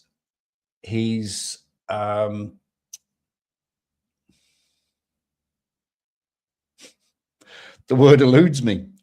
His commentary was very poor. He didn't say where he was, what the traffic was like, what the weather was like, what speed he was going. He didn't do anything like that. So his commentary was very poor. Slippery road conditions, potentially. I'm going to go back and find it. Back a little bit more. Okay. Slippery road conditions. Let's look at the screen. Here we go. His windscreen wipers did go. So yes, there is an element of slippiness. Now, let's just go back again. Sorry. So the offender has come around that slight bend, either doesn't know it's there, didn't see it, or just did not handle it very, very well. It's only a slight bend, but if you overcorrect on that, you are literally going to go straight ahead, especially if you don't brake. We'll check for brake lights. So a little bit of brake light. Okay, too fast going into the bend. Basically, that's all that is. There's a bend coming up. He's seen it too late. He's put his foot on the brakes. Yeah, maybe skid marks. I can't see any skid marks initially. And I think the officer's done the same as well.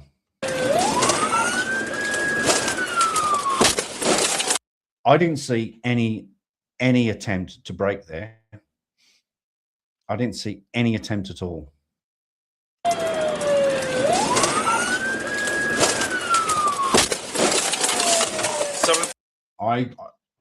For me, I didn't see any attempt to brake.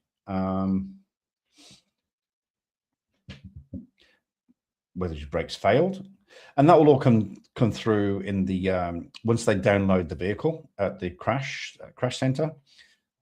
They will know that his lights and sirens are on, and it will say if he actually hit the brakes or not.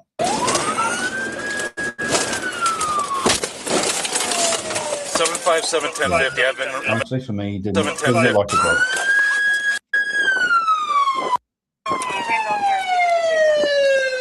757, I need a dog. He escaped. I am at State Street and Dean Street. I don't believe so. I don't know if you said you don't believe so or you do for your ambulance.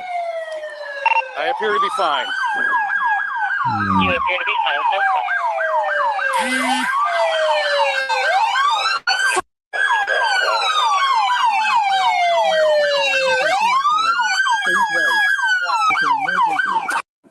God damn it.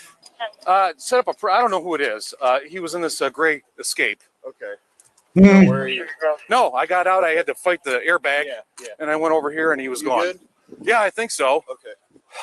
Son of a bitch.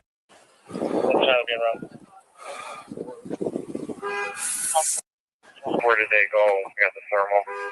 I'm going to guess eastbound, Dave. I have no idea. I was trying to fight my airbag to get out of the car. 10-4. Just another side note here. It looks like he went over the curb. The offender did, but not the officer. The officer just hit the parked car. Oh, you mean prior to the bend?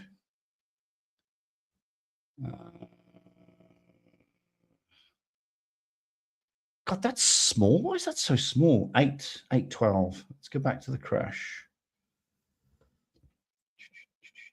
Yeah.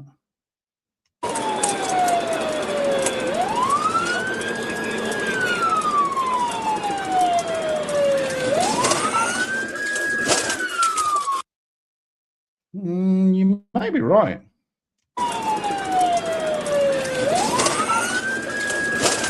Yeah, you may be right. There's a little noise. Oh, thanks, Paracord. It is free. It's very, very free. In fact, it's one of the freest things ever. It's a good smash, though. 8:11. Here we go.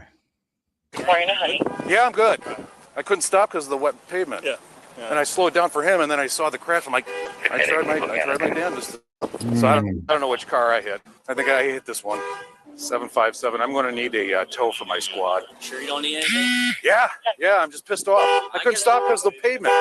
What is he wearing? I have no idea. Okay. I couldn't get out of the car because of the airbag. All right. Over the course of the next 4 hours, police are able to track the suspect down to a gas station where he's currently hiding in the bathroom. With the help of a K9 unit, officers attempt to apprehend the suspect. Come out! Come out! Not going to lie, that's good work. Also, I've just noticed, and I don't think I've seen this before. You see these two officers here, the center and right. They're wearing extra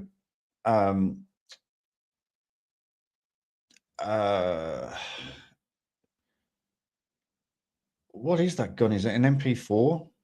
They're wearing extra long gun clips. Why would you carry extra? I'd have a pouch, but I wouldn't actually have a magazine in my pouch. Whew. Here's an idea. Don't run from the cops. Here's a great idea. It's one of the best ideas ever put out there. Come out! Come out! Come out! Put your hands up! Come out! Yeah, nice and slow. Get your hands up. We hear you. Nice and slow. We need to see your hands. All right. Come out. There you got it. I love the way they put. Is it an AR-15 though? I don't. Is it an AR-15? I was going to say AR-15s, but we'll talk about guns another day as well. I think it is an AR-15. The one okay, I'll explain what I think another day. But I mean, I know that American police often use them, but every day and to have an extra magazine in your belt. Oh, I don't know. I know it's not 9mm. I dropped one of mine once. I dropped my spare mag at my vest. I had it in the top pocket and the Velcro was going. And I went to an incident.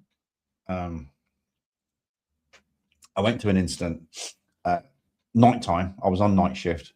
I think it was 2 o'clock in the morning. The call came through, and I shit you not, the call came through. 12 people fighting, dog involved. So I'm on night shift, so I'm in bed, and I get the phone call, and I get the call, and I get up, get dressed, literally within seconds. So I phone when you're on night shift and you get called out. If it's a bad incident, then there's another officer on duty that you call to back you up. So I called Roscoe, and I says, location is such and such. Reports are 12 fighting, dog involved. So I tooled up. I took the gun out of the safe in the car, and I holstered it, and I put the spare magazine in my stab-proof pocket at the top. But the Velcro wasn't. The Velcro was it was wearing, you know, getting to that fuzzy stage, so it wasn't quite clipping. So anyway, I get to the scene. I was first there. Roscoe was seconds behind me, and basically it was two old drunk blokes arguing in someone's lawn, in someone's front garden. So I holster up, and I got arrested, and he plays up. He sparks up, one of the old boys. And so we end up having a bit of a tussle, and me and Roscoe, we cuff him. I put him in the back of my car. I then go to, and you know, police cars, they got the child locks on, etc. Blah blah. So I went to talk to the homeowner. I says, "What the hell's going on?" And she went, "Is this yours?" And she handed me a clip. I went, "Oh yeah, thanks." But in the meantime, the Gerbert, my prisoner, had not slipped his cuffs, but he'd gone from behind to in front, leaned over to I think it must have been the ignition, turned on the ignition, didn't start the car, but he turned on the ignition, lowered the window in the back, and was climbing out the window when I happened to turn and look, and he's climbing out the window with his hands in front of him, runs into some bush. I go through the bush to try and find him. He's there running towards me now with his hands out, and so I ended up spraying him. But yes, I dropped a clip. Hey, that's okay. I told my supervisor, but that's all good.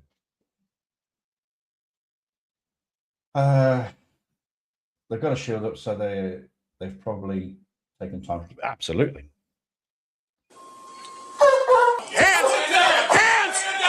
Get your hands on the ground now. Turn around. Walk back. Turn around. Hey, I'm gonna. Hey, somebody go around to the other side. Got him. On the ground. On your knees. Step back. Knees. Knees. Knees. I got hands. Hands on lower back. Got him. Hold him here. Spread your feet. And all the time, the dog is saying, "Oh, Dad, just let me go, will ya? Let me go. He looks nice. He looks yummy, yummy, yummy, yummy, yummy, yummy." Pedro Acamole. G'day, Pedro. G'day. How are you, my friend? Thank you for jumping in. Appreciate it. Was kind of having a, yeah, let me have it. Let the balk have the nom. Absolutely. Absolutely. We should watch some balk nom noms video, shouldn't we? There's nothing better than a balk getting a nom. Put a one in the comment if you want to see the balk get the nom. We'll see what I can do.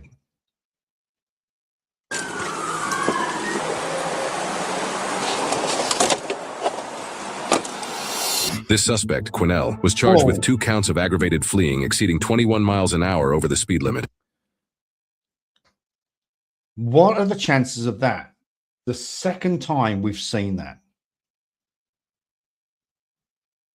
And I've not seen it before. How? Now, this is something I would do.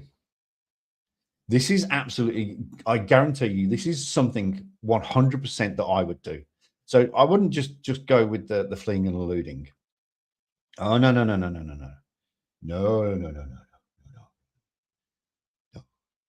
I would do exactly what this police officer has done.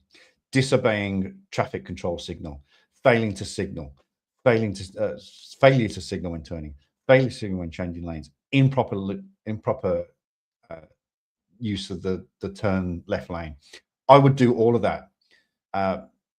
Every single stop sign that it goes through, failing to stop at the stop sign times 10, honestly, I would go to town.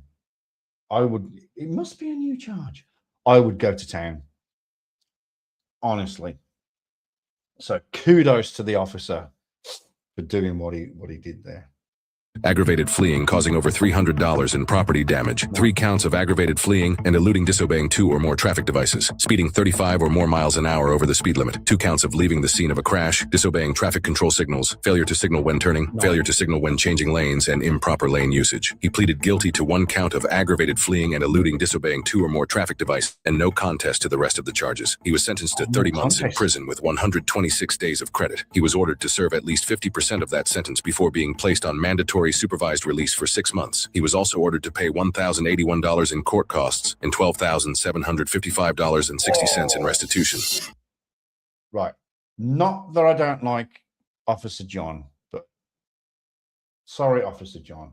It's my live stream, not yours. Right, we've only got Paracord Princess so far. Must be new charge. It must be. Or it must be one that's, well, it's got to be new because we've, how many crashes have we seen or how many pursuits have we seen that have gone way over 100, way over 50, way over 21 miles over the prescribed speed limit? It's brilliant. I love it. But like I say, well, that was a class 4 felony.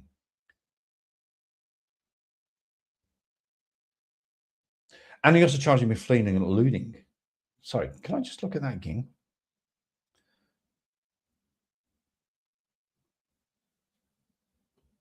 So he was charged with flat out fleeing and eluding, and then charged with fleeing 21K over.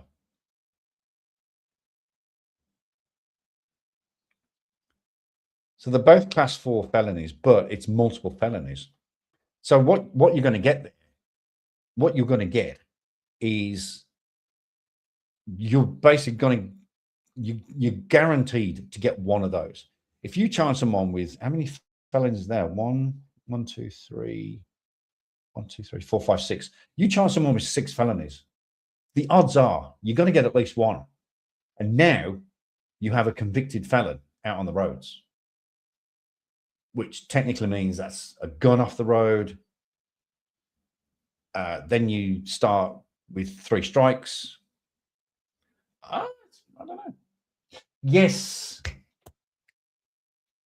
Pedro, thank you so much. Thank you. I knew there was something else I had to mention. Yes, Desi Freeman, because I did some research.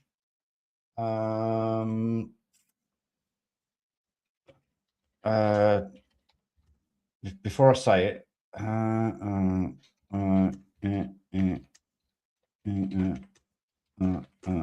I think it was.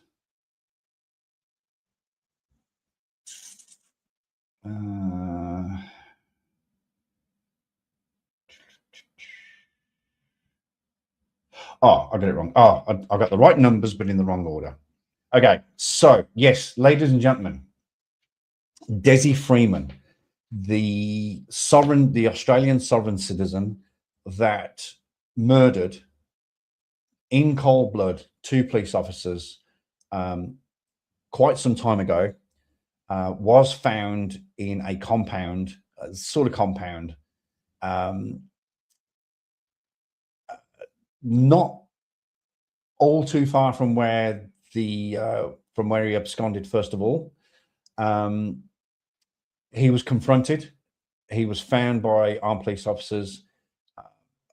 A bit of a standoff took place. It happened for a wee while. Desi was ordered to exit. He was in a shipping container. He was ordered to exit the shipping container with his hands up, no weapons.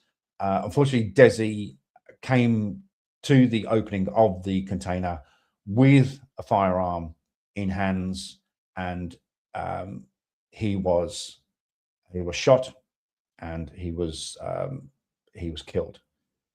I've just quickly checked. 216 days Desi was on the run. 216 days. 216 days times 2 is 432. Add another 30 on that. So almost 6 months on the run. 6 months, 5 months, I think, just over 5 months on the run from hundreds and hundreds of Australian law enforcement officers. I say Australian because they came from all states to try and help, all states and territories, I should say, to help. But yes, a few days ago, Desi Freeman was ordered to exit the container, showing his hands. Unfortunately, he didn't. He came bearing the firearm, and he was shot and killed. So yes, as Paracord Princess said earlier, it's pure sarcasm. Nothing unfortunate about him. So thank you for reminding me, Pedro. I appreciate that. So burnt his wings in hell. Yes. Yes, I did. Thank you so much. Yes, so there is now an investigation. I've glanced over some of the articles and I can't remember everything, but apparently it appears that he was there for a while in this sort of compound. The police have discovered that people have been going backwards and forwards to this compound. So yes, they are going to be investigated and they will be arrested for harboring a criminal. Absolutely. So 100%. How's that? Like I said, how is that unfortunate? It's just pure sarcasm from Chuck Finley. Awesome. Thank you for reminding me of that. Unless it's New York, California, then you'll have the prosecutor pleading it down to a fine with no felonies. Probably, but you've got that many felonies.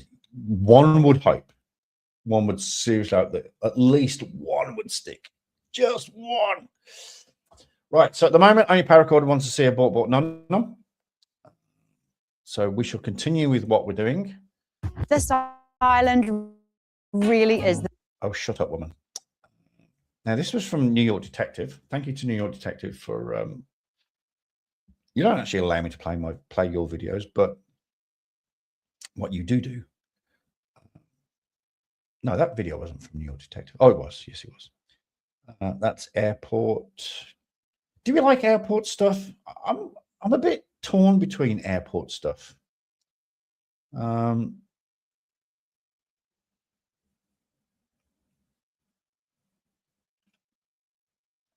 Some's good and some's a bit shit, but this one looks pretty good. On March 31st. March 31st, I've never seen, this is interesting, I've never seen the year written like this. I'd love to see working dogs eating on the job. Absolutely. Yes. A few years ago, a prosecutor, that would be big. A few years, a prosecutor in New Orleans wanted to give a guy 15 years for murdering 3 children for money. Oh, just 15 years. Oh, okay. Yeah, no, that doesn't sit well with me at all. No, I mean, not only one murder, life, one child, life, 2 children, double life, 3 children, triple life, and murdering them for money. You just keep going. You just keep going. Life and then some is what I say. Alrighty, Pi. So this is entitled Brat Fights Police Instead of Following Instructions During a Traffic Stop. That's a very long title for a YouTube video, but it works, obviously. It has 65,000 views. We'll give that a thumbs up. And we'll watch it. First, 2024, while on patrol, deputies Sorry, on March 31st. I have never seen the year written like that. Is that that's AI writing it, isn't it? It's AI, or it's something writing the script. because 2024, that's how you would write down 2024, isn't it? 2'024. But I've never seen the year written down like that. That's quite funny. That's AI for you. 2024, while on patrol, deputies observed a vehicle driving recklessly at speeds exceeding 80 miles per hour in a 55 miles per hour zone and conducted a traffic stop. Oh, he's braking. He's braking. You can help me out later. Please put one more. 616 traffic.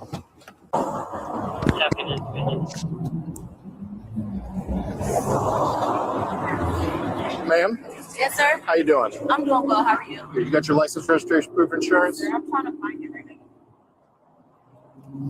Here's my license. Thank you, ma'am.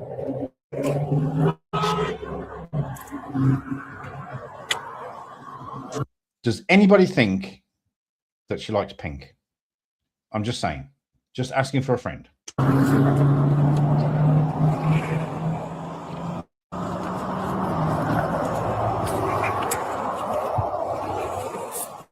Stopped you? No, sir. No? You're driving pretty fast. You know what the speed limit is here? I see it says 55. You were doing upwards of 80. Okay. Do you have your registration? I don't think so. I don't know what it looks like. Okay. Well, just do me a favor. Just see if you can't find it. Did she just say she doesn't know what it looks like? I don't know what it looks like. Okay. Well, just do me a favor. Just see if you can't find it. I'm here and run this, make sure everything's good on our end. Okay? So just hang tight and see if you can't find that registration, all right?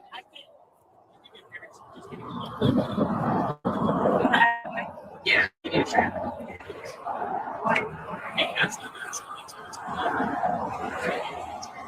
Why am I going to go to jail?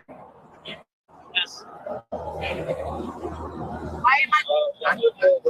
No. Just hand me your keys. Just hand me your keys. Hey, What are you doing? Give me your keys. Ma'am, give me your keys. Get away from me. Give me your keys. Get away from me. Give me your keys. Okay. Maybe I'm not staring at the screen hard enough, but is it because she was fiddling and she's now trying to make a phone call? Did she try and put the car in gear? I think she did.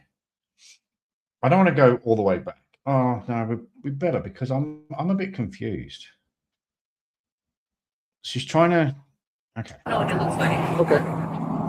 Well, just do me a favor. Just see if you can't find it. I'm just going to go back here and run this, make sure everything's good on our end, okay?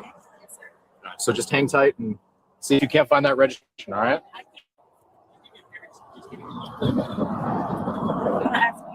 Yeah.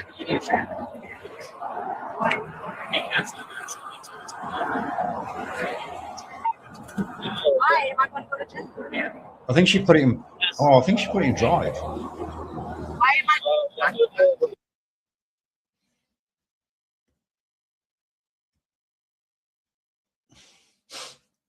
2024, the registration tab is on the plate. Oh, okay, interesting. I think she tried to put it. I think she put it in drive, and the officer on the passenger side, she doesn't know what it looks like because she hasn't had one in a while. Okay, well, that's interesting. Yeah, I don't know. Is it purple or pink? I'm trying to decide. I was going to say purple, but then I thought, no, maybe it's me because I'm biased against purple. Oh, sorry, biased towards purple. No. Just hand me your keys. Just hand me your keys. Hey, What are you doing? hand me your keys. Yeah. Give me your keys. Ma'am, give me your keys. Get away from me. Give me your keys. Get away from me. Give me your keys. He has my keys. He has my keys. Mom. No one has your keys. Step out of the vehicle. I'm Don't buckled. tell your Step out of mom. the vehicle. Hey, get away Ma'am, from me. I'm buckled. Step out of the vehicle. Step out of the vehicle. Get away from Step me. out of the vehicle. Out. Step out of the You vehicle. don't let me go so that I can get out. Move your hand. Hey, Move your hand. Siri, call Icy Boo. Step out of the vehicle. step into the Okay, vehicle. you're dragging me out of the car. Listen. No, that's not Put your right. hands behind your back. Put your hands behind your back. What are y'all doing? Why are you not listening? Look over the phone. Go with the phone. Oh my gosh, please. Huh? Please help. Just relax. No, what am Relax. By the way, scream You're not alert. listening. Why am I under arrest? Why am I under arrest? Ah! Hey Siri, call Auntie Pooh. Hey Siri, call Auntie Pooh. 616, I get 94. Oh my God. Show me 11015 female. What are y'all doing? What am I being arrested for? At this point, obstruction and reckless driving. Oh, obstruction of what? Stay right here. Come here. Sir, what am I doing? Oh my goodness, what are you guys doing right now? Deputies about why she had been. The situation continued to escalate. They're not going anywhere. The situation continued to escalate when the woman's uncle arrived and demanded answers from deputies about why she had been arrested. You gotta give me a call. You right there. You can tell me why I don't have to tell you. You don't have to. You right. You don't have to. I'm not you going don't have to. We're not gonna do this tit for tat. All right. I came down here to ask you a question. Yeah. Maybe you was the wrong one I should have talked to when I got out. No. All right. Okay. Sir, what can I help you with? Yes, I'm trying to figure out. I just got a call. My niece traveling from Pasco back to Sarasota, has been arrested, and I drove all the way down here. I'm trying to find out why. I'm driving the highway to see why. Yeah, I can tell Then you. once I see, could you please tell me if you don't mind? Absolutely. No, So your niece was traveling at 25 miles per hour over the speed limit, weaving between heavy congested US 19 traffic, causing dangers to other vehicles on the roadway. Okay. We conducted a traffic stop on the vehicle, complete cordial encounter. Our initial intent was to release her with what's called a notice to appear, which is like a ticket to show up for court. Okay. All right. At that time, I asked her to hand me her keys for the vehicle because of the nature of how she was driving, and I didn't want her to drive away from us. It was a lawful request. She refused that lawful request. I asked her multiple times without getting in her car, without pulling her out of the car. She continued to refuse. At that time, I told my partner, Officer Compador, to go ahead and have her exit the vehicle. I attempted to pull the keys out of the vehicle. She swatted my hand away to try and keep me from pulling the key out. I still pulled the key out. We went, pulled her out. I'm in two schools of mind about this.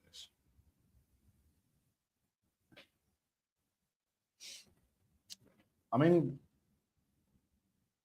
I am literally in two camps with this one.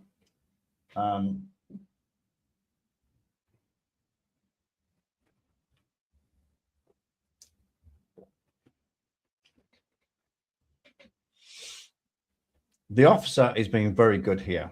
He's giving. Okay, I'm in three camps here.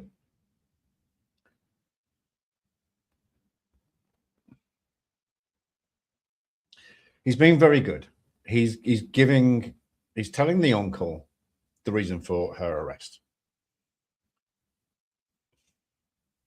But he's being very detailed about it. Now, I'm not saying that's a bad thing.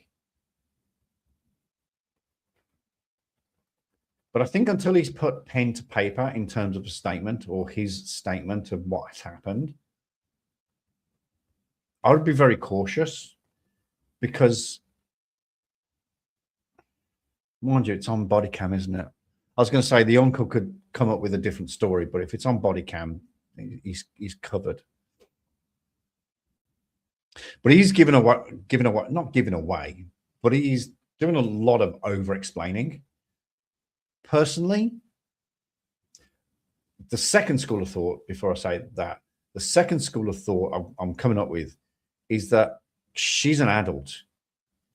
He doesn't need to know anything. It's all on her and down to her. Technically, the uncle doesn't need to know anything, which brings me back to what I was just about to say, is that the officer's being very gracious in giving the information. However, I would have sort of narrowed it down just a wee bit to something like, I was on patrol. I observed a vehicle traveling at excessive speed. The vehicle was pulled over. The driver was uncooperative. We tried to gain compliance. The driver escalated the situation, and the driver was extracted from the vehicle and handcuffed and detained. And that's it. That's all he needs to know. He doesn't need. But I do like the way the officer is explaining it. Sorry, missing it. I like that one. Arrest Siri for accessory after the fact. Yeah, call somebody. Call Siri. Call somebody. I don't care who it is. Why did you arrest my innocent niece for not doing nothing? Oh, is that a triple negative or double negative? Who didn't do nothing. That phrase appears in Hot Fuzz. Didn't do nothing. Sure, you're like, I used to like camping many moons ago. Many moons ago. I don't think you've seen this picture.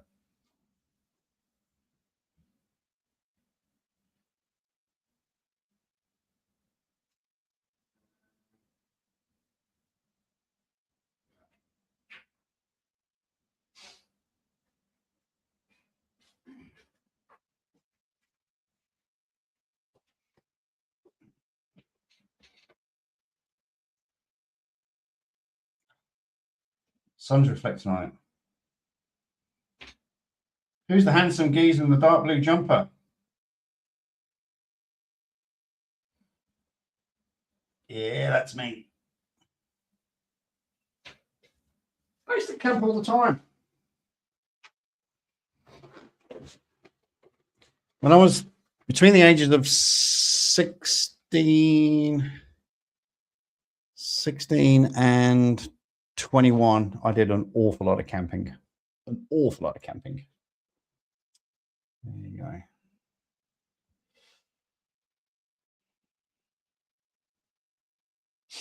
Yeah, it's pronounced nothing.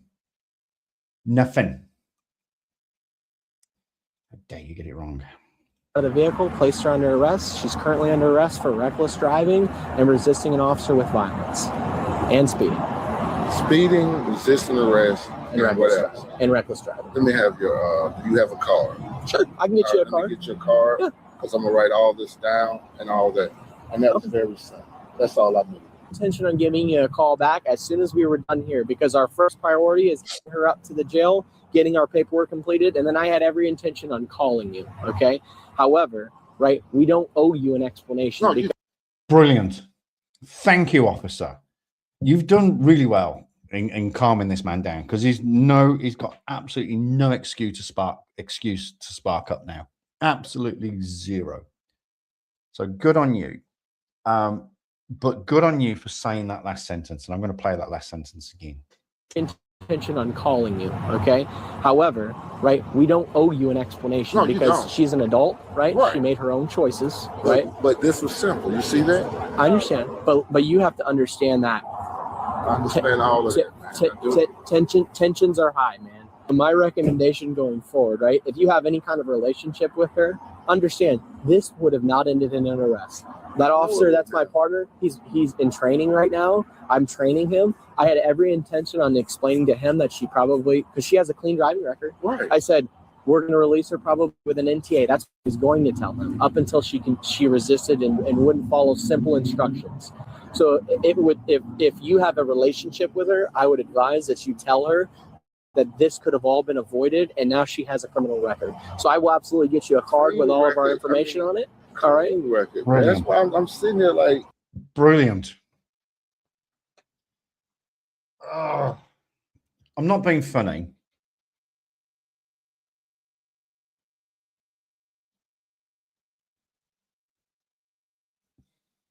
I'm not being funny, but that, and please don't take this as a smart ass comment or anything. Yeah, please. But I have just listened to myself for the last 2 minutes.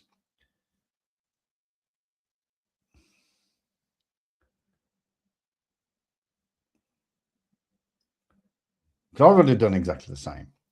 It is too much information, I know, but he's made the effort to do what he's done, the uncle. And then to explain that you're training somebody. And I spoke the other day about being an tutor constable, that you give your pro-con so much rope and you let them go, you let them do what they've been taught, you let them do what you've taught them as well. And if they fuck it up, then you step in. It sounds like the officer, the trainee, the pro-con, was doing quite well. She obviously escalated the situation. So I've literally listened to myself for the last 2 minutes. But again, there was no, we were cordial with her from the get-go. 25 over the speed limit. She was going 80 in the 55, weaving between cars. And she was southbound on US 19. Now you've got the uncle on the back foot. Now the uncle, he's been courteous. Yeah. Now the uncle's on the back foot and he's thinking, ah, shit, she has fucked up. She has totally fucked up. Okay. Right. Going over the hump. Over 49th Street. Right here, 49. Yeah. Now he's flummoxed. Absolutely. You got a card? Yep. Cool. You got all the info on it? Yep. Okay. So this Officer Comprador, he's the primary officer. Okay. I'm Officer Guy. I'm his field training officer. That's Officer Buckins. She was assisting with the arrest. She was charged with reckless driving and resisting an officer with violence. Share your thoughts in the comments below. And don't forget. Absolutely brilliant. I'm so happy I accidentally picked that video. That is brilliant. Love it, love it, love it. Right. So, like I say, at the moment, out of 5 people, we only have one in the comment for a bought nom nom. So, what we're going to do is we're going to carry on playing normal videos. It's a fact. It's an absolute fact. Right, where was that one? That was entitled Lady. I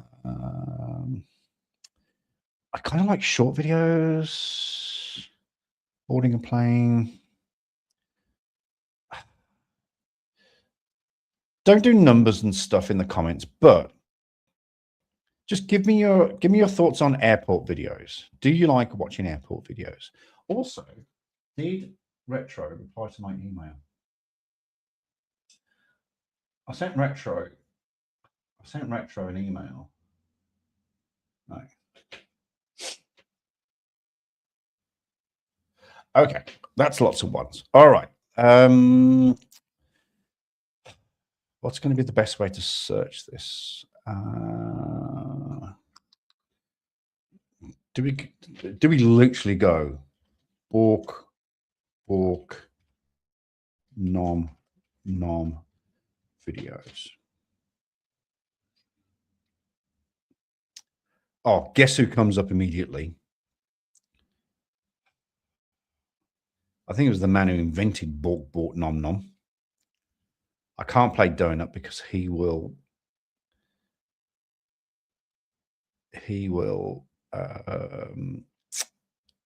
copyright me. Bork nom nom. Is Robin still here or is he gone? I know he's still here.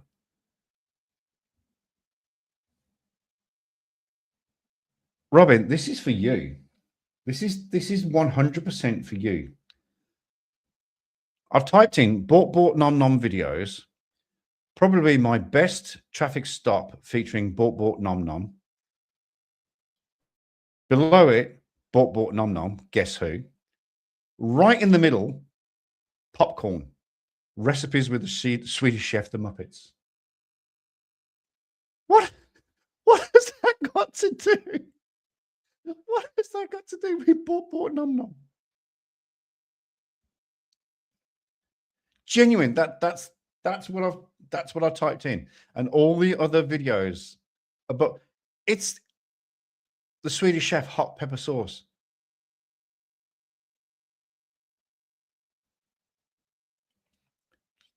Dog, dog, dog, dog, dog, dog, advert, dog. Okay, not dog. Not dog. Swedish Chef, dog, dog channel, dog, dog, dog, Swedish Chef, dog.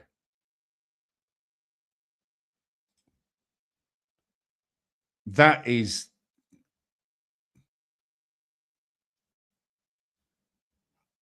Robin, that is totally for you. I hope you watch this on playback.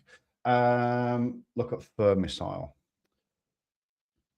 It'll be Donut Operator again, I'll tell you. Fur Missile.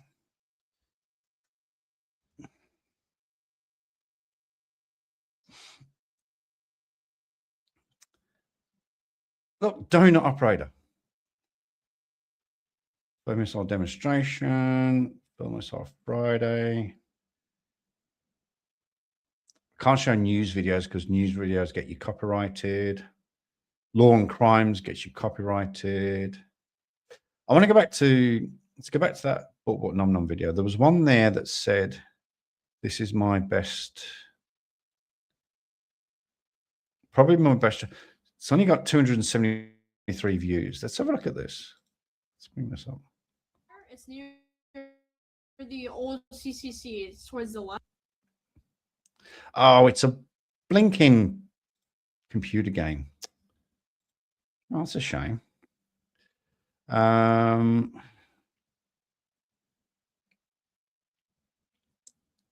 bloody Donut Operator. I wonder if he actually coined the phrase. All right, let's just put in here police dog, because we all police dog videos.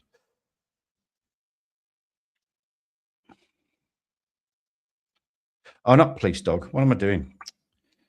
Canine chases.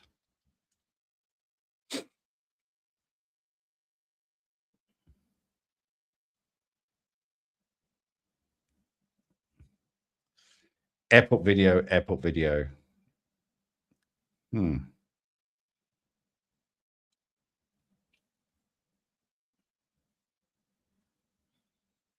ABC News.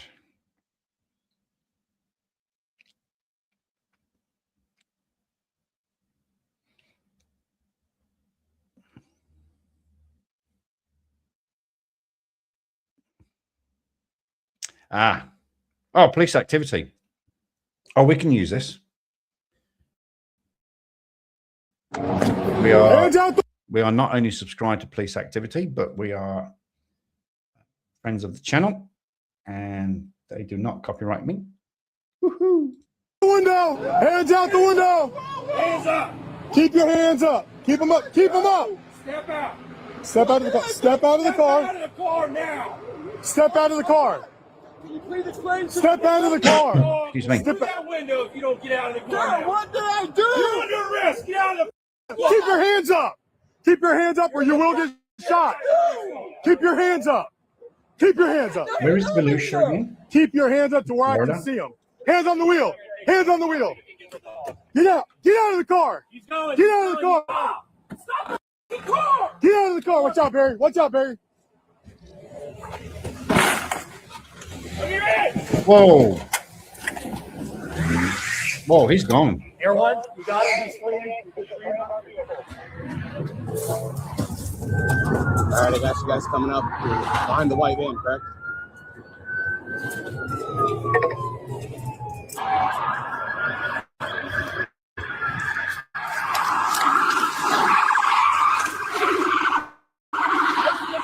Oh. Oh. How did he? I'm sorry. I'm gonna play that again. I'm sorry. I'm gonna play that again. I was just about to comment and say, right. So Alpha Oscar 1, and I keep using Alpha Oscar 1 because that was my Westminster Police call sign, Alpha Oscar Air Operations Unit. Alpha Oscar 1. So if you hear me say Alpha Oscar, then that's the helicopter. So the helicopter's behind. Look at the distance between the bandit vehicle and the police vehicle. Big distance. It's not big. It could be. It should actually be a lot bigger.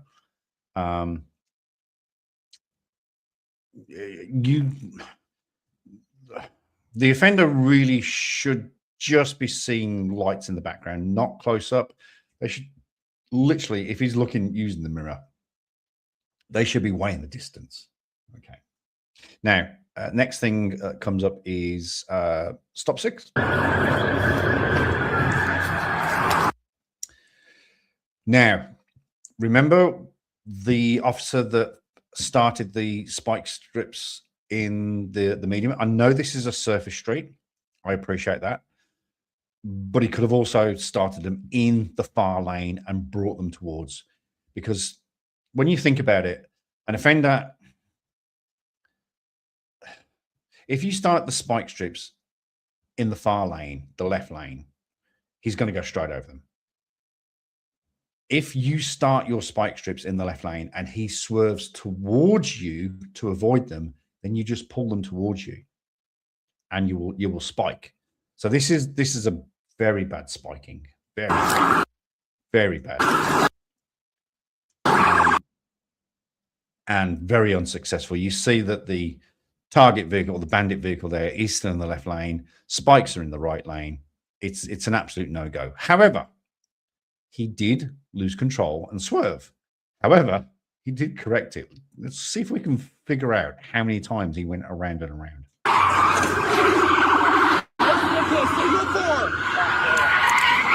So he's done a 360 and maintained. Now, hit. Me, that's hit. Hey, Brett, he was racing towards that center. Florida. I believe me. Air 2, Air 1, we have the vehicle. Do you guys want to break off? Yeah. So, Copy, we're breaking off. yeah. The Outfrost one saying, Come on, hurry up.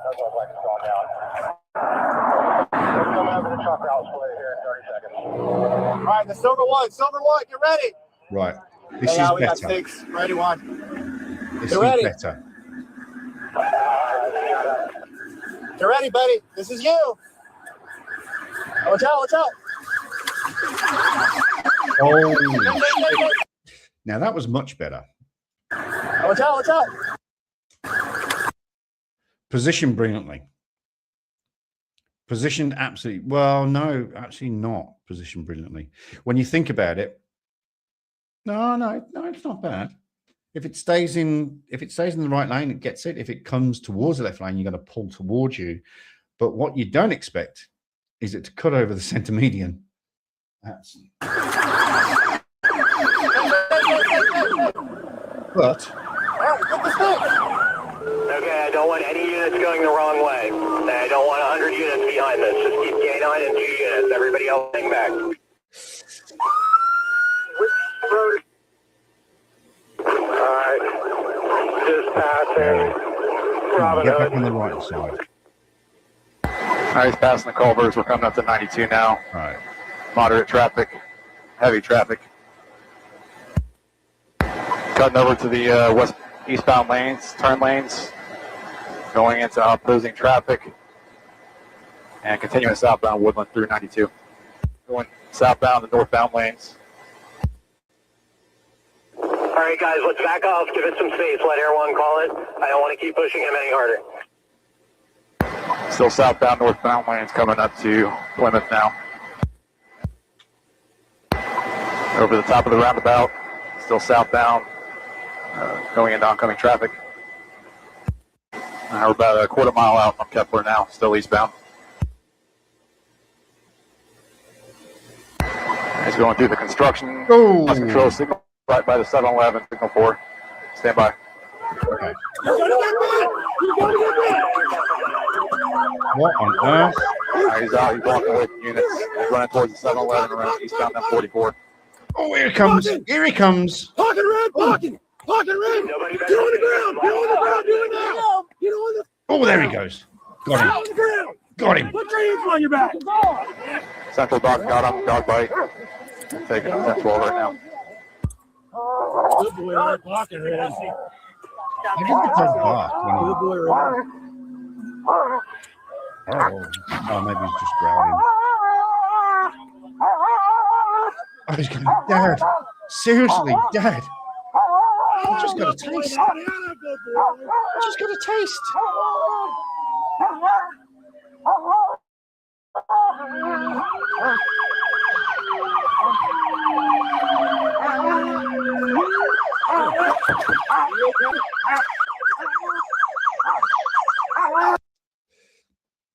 Okay, so that was a little bit poor.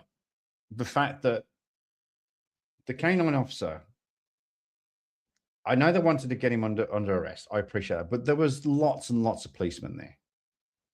Why didn't one of them go to that driver? And it wasn't just a little nibble. It was what do you call them in restaurants? It was like a tasting plate. Oh, I'll have a little bit of this and a little bit of this. Would you like one extra wafer? It is wafer thin. Sorry, I digress. But no officer went to that guy. It looks like that canine was the first guy that made contact with the first officer that made contact with that driver. That's poor.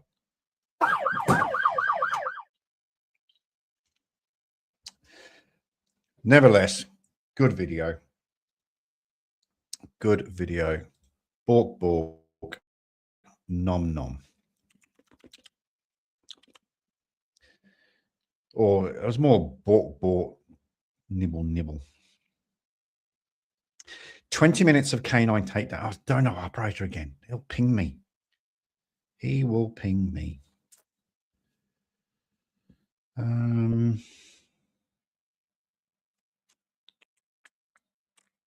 Cops TV. I'll get pinged.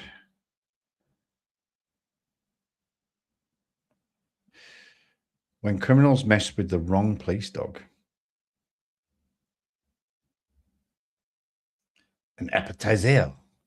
Would you like something to start with, sir? Oh, yes. I'll take the criminal on the left, please.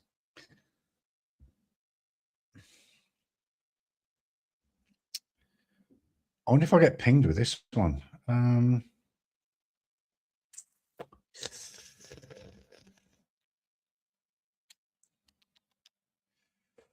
I wonder if I can search.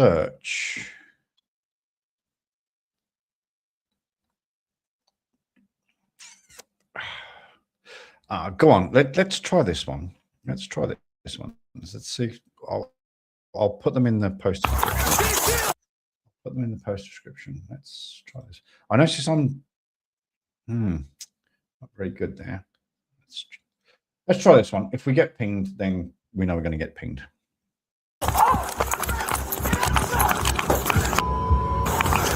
Oh, hang you damn boy. Ever think you can outrun the law? Well, these criminals did and quickly learned how wrong they were. When police dogs are on the trail, there's no hiding. From high-speed chases to hidden hideouts, they met their match in... Does anybody think I'm going to get pinged for this one? I'll get copyrighted. I don't know if I can check it right now. I might be able to...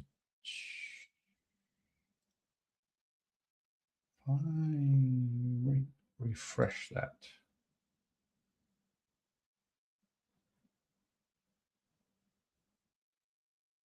Okay, well, no, actually doing quite good.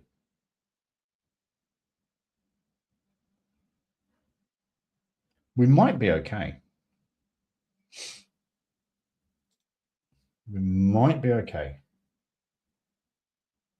The narration will get me pinged. Oh, so if we do that,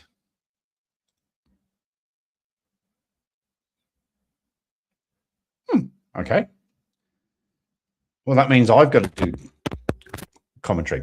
On April 29, 2019, in Volusia County in Florida, a black USV, a black SUV exits a car park and speeds down the freeway, heading westbound towards Nowhereville.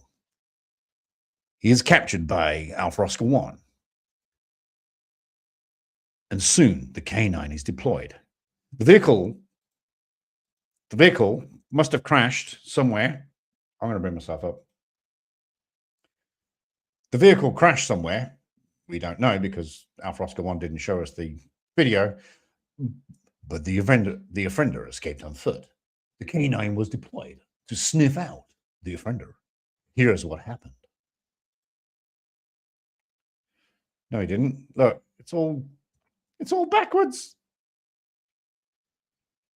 I can do commentary, but I'd need a script. Oh, this is so backwards. Can we? Oh. Saxon, I think pulling into the Chick-fil-A. I'm gonna try to get a better tag, but it's all black. You were in Nowhereville, Florida 2 weeks ago. How was it? How did you get there? How did you get out of there? Down. If you have area 1 that's fly ahead, just head this way. Okay, it's on the move. It's exiting the parking lot right now. It's heading back towards Chick-fil-A, towards Saxon. Chick-fil-A. All right, let's Never made it to a Chick-fil-A. I'm so pissed. In fact, we do have a Chick-fil-A here, but do we have a Chick-fil-A? We've got everything else.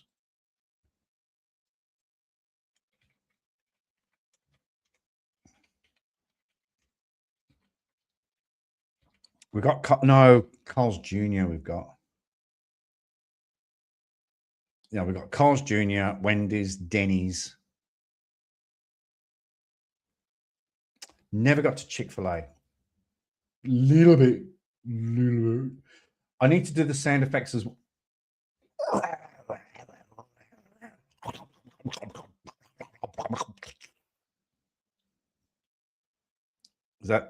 Was that too much?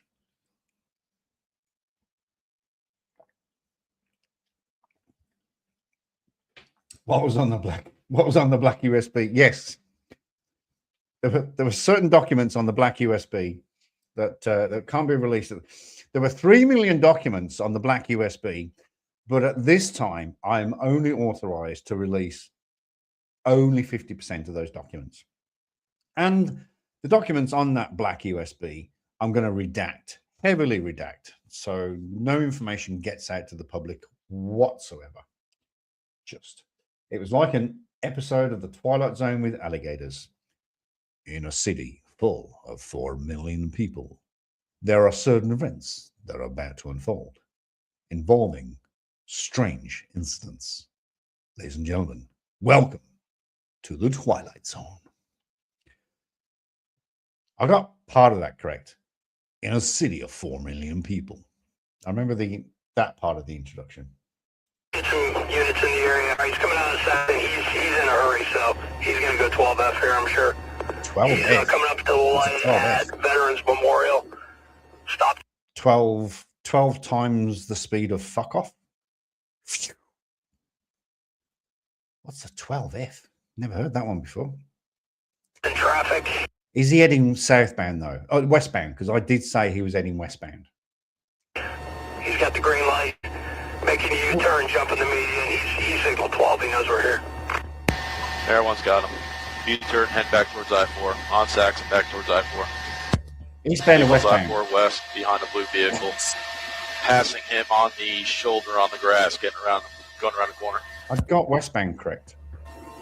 Let's get somebody down to... In Florida, strange is relative.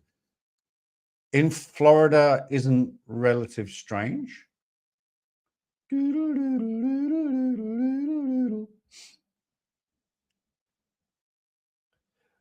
Well, do you think I can see shadows? And don't confuse me, because the northern hemisphere is different to the western hemisphere. I know in the evening, if the sun's in my eyes, I'm heading west. That's all I know. Which is the same in the northern hemisphere, but it's on that side of me instead of that side of me. I don't know. Be ready in I-4 in case he jumps off. Stop sticks are authorized. Top sticks are off. Yeah, I'm coming up behind you. Oh, no. That is not heavy traffic. Yeah, he's probably over 100, 110 miles per hour now in the outside lane, in and out of cars. It's not the outside lane. Yeah, he's in and out of every lane of traffic there could be here. Moderate traffic. We're around mile 97. That is moderate. Still on I-4, just past 434 in Longwood. Still on I-4. I believe motor 40. How big is this fucking country? Seriously. Okay, we're exiting at 436, Altamont Springs. He bailed somewhere right in here. We're trying to find him underneath probably the most trees in Seminole County here. It's not easy to escape a helicopter tracking you from the sky. Is it morning or evening? People, stop asking me complicated questions. Thank you very much. Chick-fil-A's in Canada and Puerto Rico with plans to open stores in the UK by 2030. Oh, wow. Book me up for a flight back to good old Blighty in 2030 then.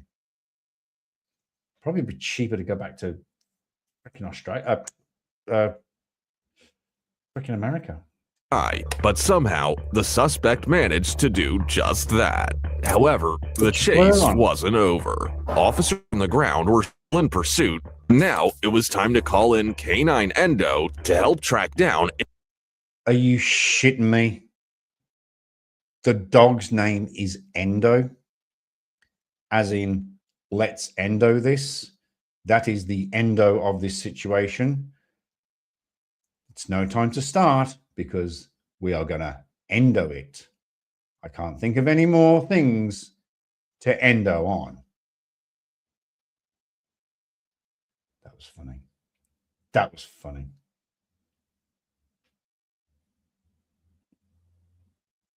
On I-4, everybody is doing over 100. It was like when I was in California. You're on whatever it was, speed limits 50 or 60. Everybody's doing 80. Literally, even the cops. I remember driving on something and the cops went past me. No lights or sirens, nothing. They just literally and I was at above the speed limit, shall we say, and they just went past. And a car went past them, and they didn't even react. So, you think Florida's bad? Trust me, California's just as bad. Exactly where the suspects were hiding. I can't believe this dog's name is Endo. Well, I can believe it. Oh, stop it. Let me endo the conversation right there. Cliven.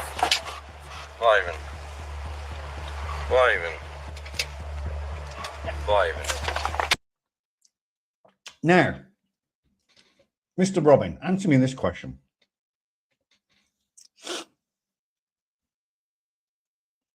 You probably can't actually answer this question. Why is it Sheps understand Dutch? When you train a German Shepherd, they understand Dutch.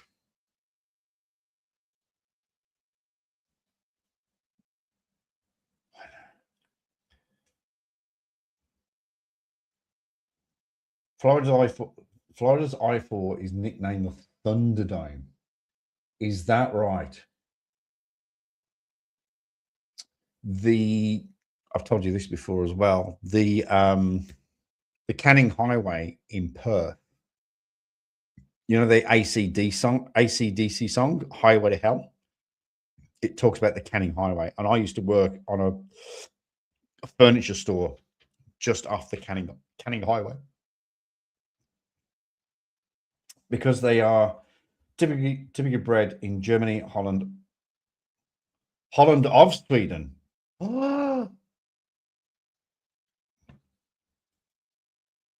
They're typically bred in Germany, Holland, Have you just claimed Holland? Have you just annexed Holland as part of Sweden? And what's worse, have you just called Holland Germany Holland and you've just annexed it? On behalf of the Swedish people, do you really want Holland or Germany Holland? The Belgian Malinois, I know, they are awesome. The Malinois are awesome. But that's a Shep. I'm pretty confident that's a Shep. So now, ladies and gentlemen, you heard it here first. Sweden has officially colonized, invaded, annexed Holland as part of its kingdom. You have a king, don't you? You're king of Sweden, I think.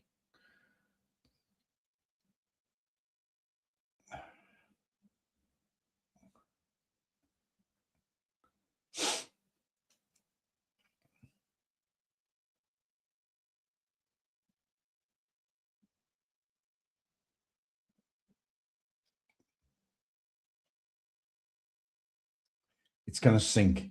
Too many canals. I agree with you. Did you know? And this is. I don't know if this is. I don't know if this is a true fact or an urban myth.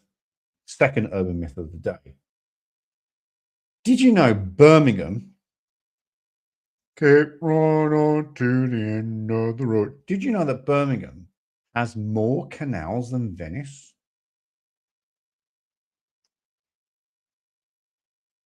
I think it's an urban myth, but that is something I have been told since I was a teenager. And that is a fucking long time ago. Right. Come on, Endo. Let's Endo this. Oh, boy, that's Duke, huh? Ooh, Endo's got a sniff. Now, one thing canines also need to be taught is that they can go in very, very small, tight places where their human daddies can't. So when they sneak between trees and branches and daddy is behind them, he really can't get through there.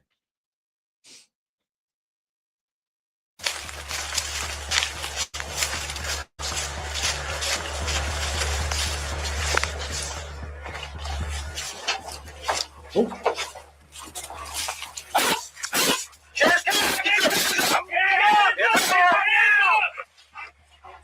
It may just be that purse.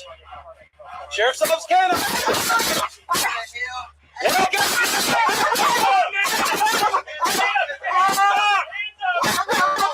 Endo.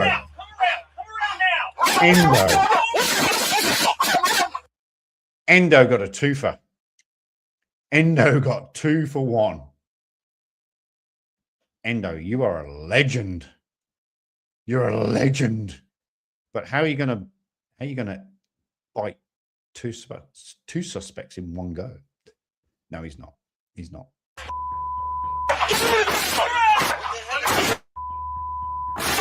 Dude, get on the ground.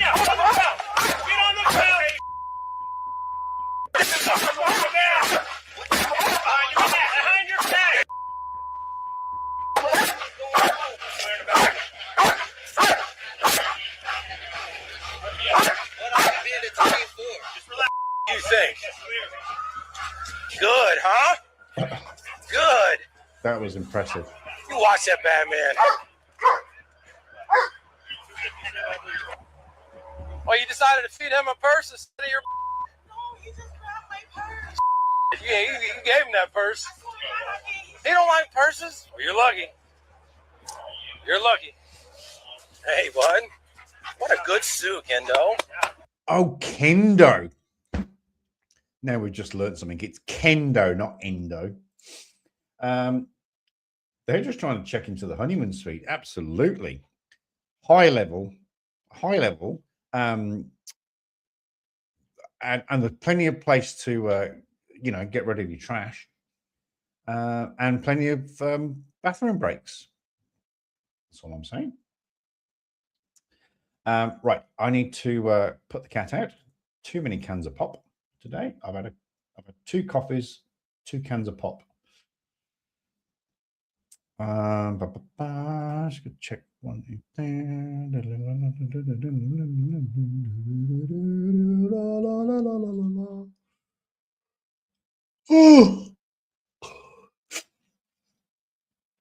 And I tried to have a line this morning, but my neighbor put his music on super loud, super early.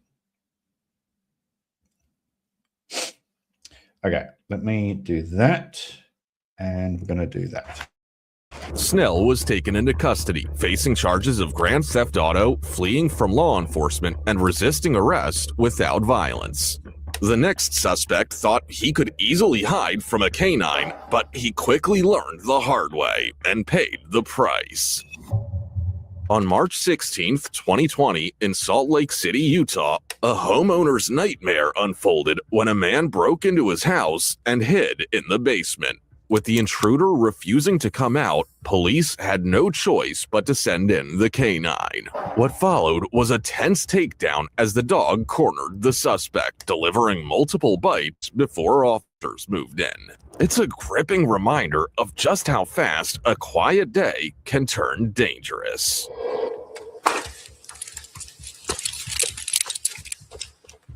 A53 arrived.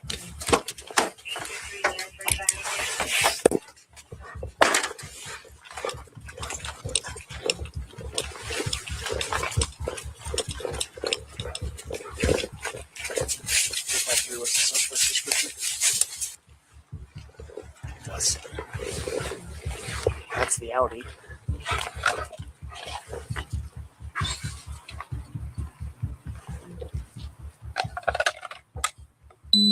Announce yourself.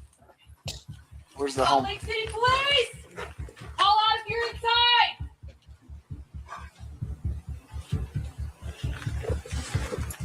Salt Lake City Police!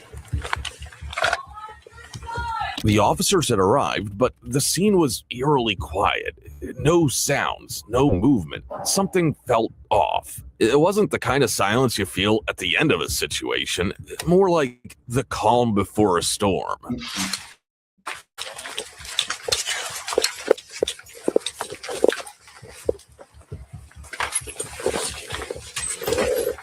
And I just realized I meant to put the cat out and left you with that commentary. So that commentary is probably going to get me pinged.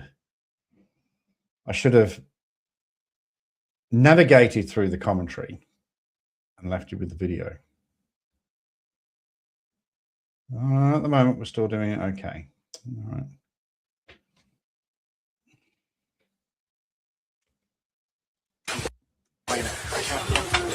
I don't want to buy it. I don't understand what so I should tell them to make sure complaint stays there. Go close. Go ahead and put the 9-7 away. Hold on. I would just.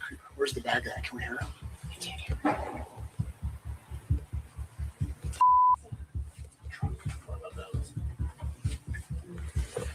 Open the door and let it breathe. Police department. Let's see what we got. Where's the downstairs?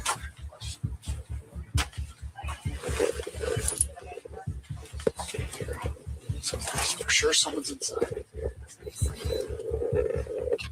Holy moly.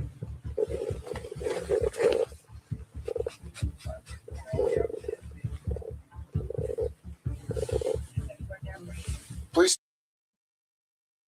And I get paranoid if my cushions aren't straight. I would be having a heart attack right now. Department. Okay, you sure someone's downstairs? You sure it's not a roommate or a friend, right?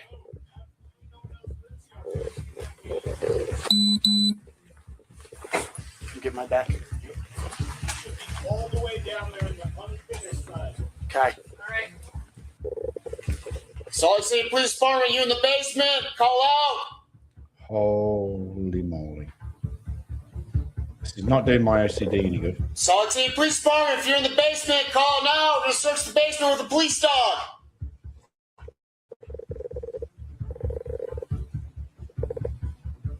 Salt Lake City Police Department, if you're in the basement, call out now or you will get bit.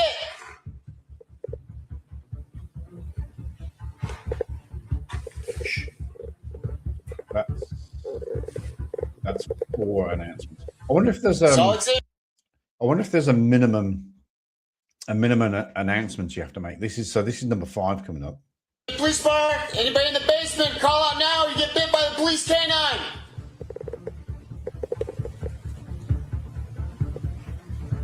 You call out to me now, I can promise you won't get hurt. 6. What did the complainant say? Why don't they ever turn the lights on when clearing the house? Kind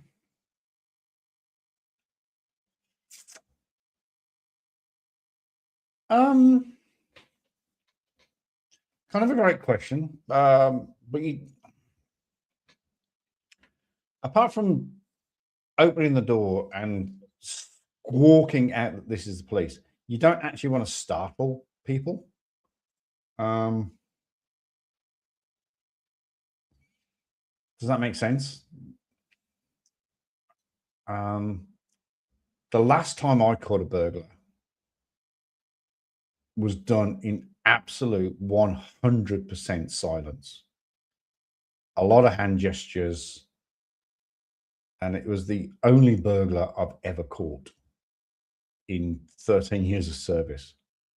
And it was just done by a lot of hand gestures, a lot of silence, and 20 minutes before going off shift, and 20 minutes before going off night shift. Yes, I did not get to bed early that day.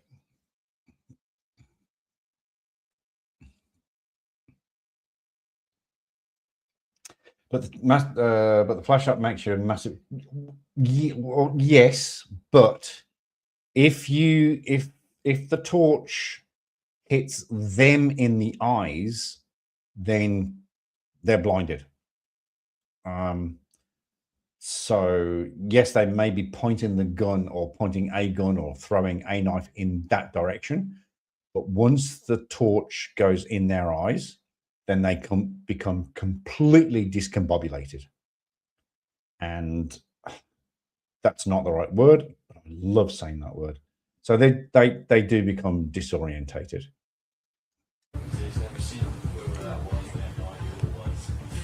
The house was a mess, but one thing was certain. It wasn't empty. Officers soon realized someone was hiding in the basement, and they knew they needed to act very smart. And with a suspect possibly panicked, any sudden move could trigger. Sorry, I'm just going to, just in case Pedro's right. He's armed or no? Ask him if they saw weapons on him or not.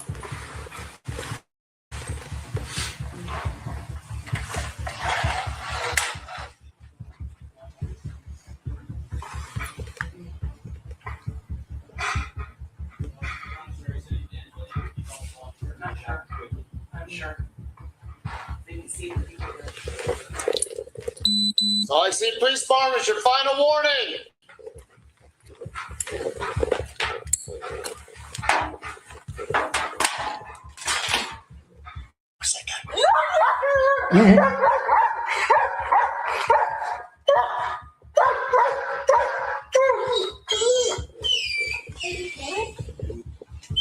Ask him one more time. Like he already said, that guy he saw down there's nobody he knows, right? No, there's no one else to be in this house. Okay.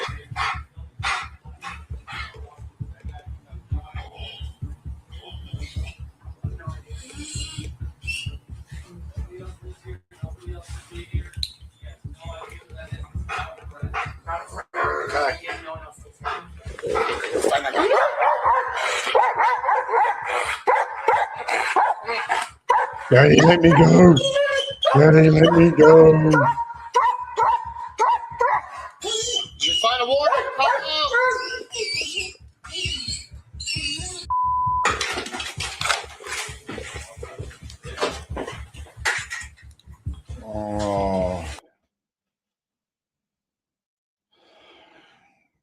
right, ladies and gentlemen, I'm just learning of some news.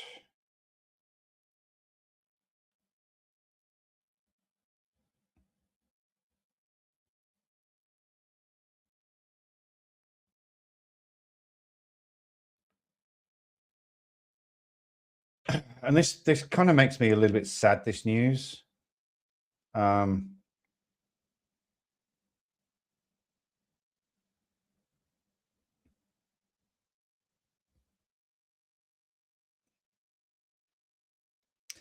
And I've double checked it and triple checked it just to make sure it is real. And it is very, very real. And it's actually old news, but it's just literally just coming across my desk. Did you all know this is literally just come across my desk? And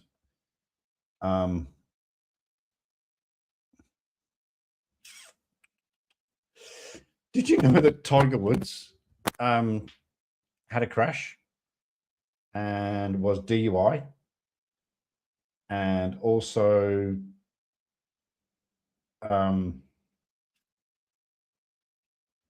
everything's been caught on camera, body cam, and it's all been released, and it's all out in the wild?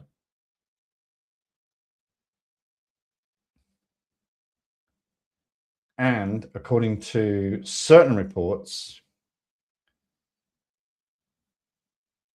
Tiger Woods tells cops that he spoke with the president before he was arrested.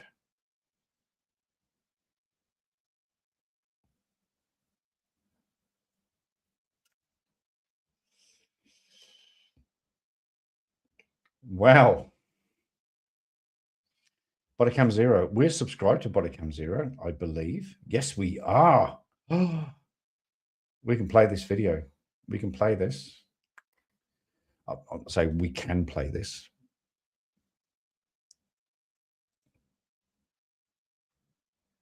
He was smacked out of his skull. No, I didn't know. I avoid the news. I don't blame you. I don't blame you. News is bad. It's often, well, news is news, but it's often bad. Well,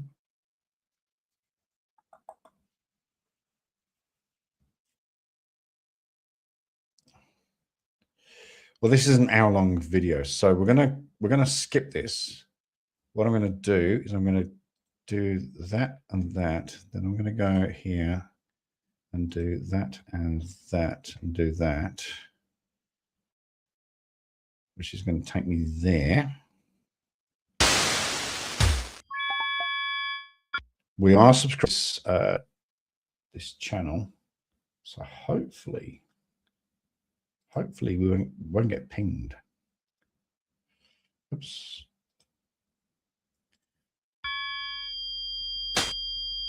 Is anybody in the car? No, he's out. So I pulled up after it happened. And Who's involved? Who's involved? Oh shit! All right. Yeah. and this. I think, to be honest, if I was still a cop, and if I rocked up to any sort of superstar or celebrity or, you know, anybody of fame, that would be my exact reaction. Oh shit. Because you still have to conduct yourself, but you still have to be respectful, but at the same time they fucked up. I arrested a person on Waiheke Island. Not quite a celebrity, but a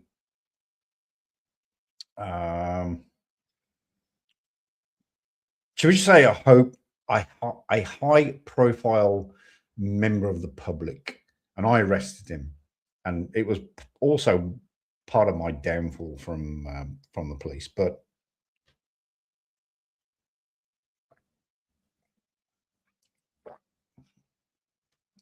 yeah, I would have said exactly the same thing. Oh shit. So you just know that the media is going to be involved. You know you know within yourself that you're doing your job right. You know that you're upholding the law, you're doing everything, but you also are aware that pretty soon media will be there and they will be scrutinizing everything you do. So you just need to make sure your tie's on straight, your name badge is shown, your boots are shined. It's a very unfortunate situation. But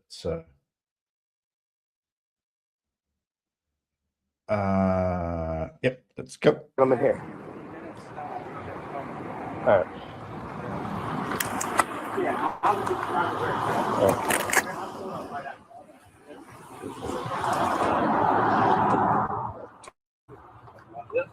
Is this comfortable for you? Yeah. You all right there? Yeah, I'm cool. Okay. All right. Do you have you talked to your security yet? Yeah, you called they're them? on their way. Okay.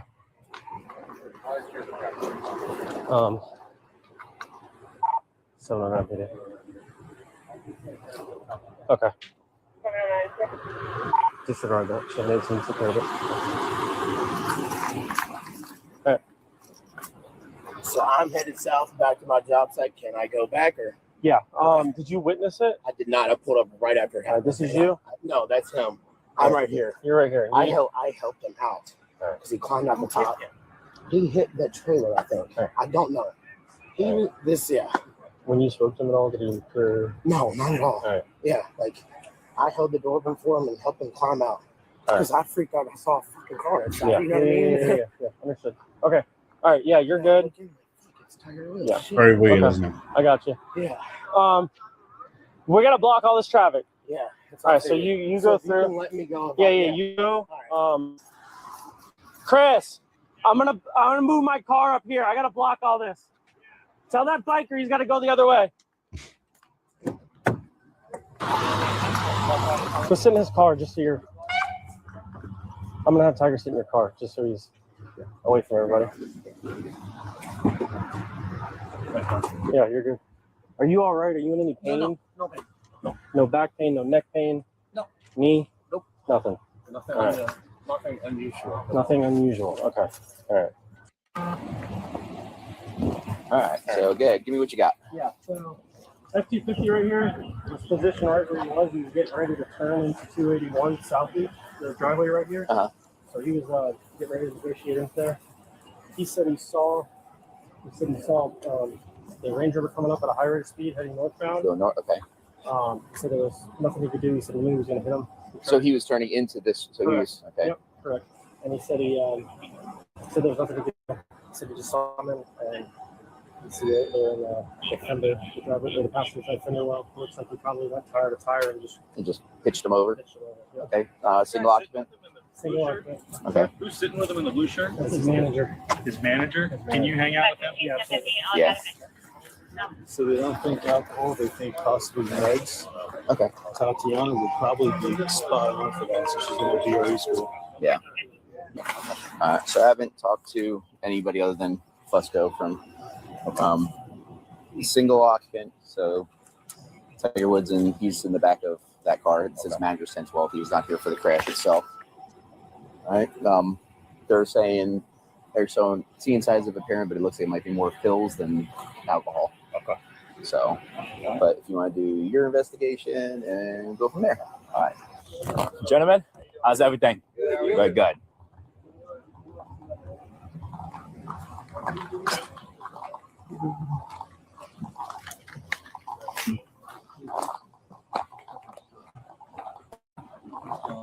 Hey, good afternoon. I'm doing well. Big Dog, how you dude? You all good, man? I'm good. Hey, my name is Deputy Buenaville with the Warren County Sheriff's Office. I'm with the traffic unit. I'm here to do the crash investigation. Yes. All right. Can you tell me what happened? Starting from where you I were. was coming from that way, Okay. going this way. I Uh-huh. put my hazards on. I was going to turn in, Okay. and he was coming like behind me, but he just didn't stop. Okay. Because you got to put hazards on to turn in these driveways. Right, I apologize. Use a bit saying that. No, treatment absolutely. I gotta fuck off. Nice gotten early day tomorrow. Alrighty. Thank you. I was about to, well, yeah, sort of about to open the panel, but no, I think we'll do a panel on, we'll do a panel Saturday night. Saturday night, my Saturday night. No, sorry. My Sunday morning, your Saturday night, and your fucking Saturday night. We'll see. We'll see. Not tomorrow. Today is flipping heck. Right. Panel. Today is Friday. I've got to work all day Saturday. So not today, not tomorrow, but the day after. So my Sunday morning.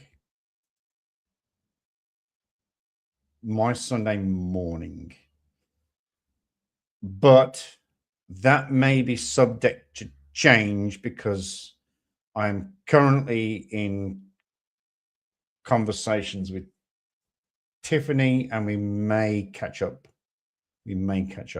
I don't know. Anyway, but regardless, you take care. Have a great day. Happy Easter. I'm an atheist. Don't believe in that shit. But not tomorrow. Maybe the day after.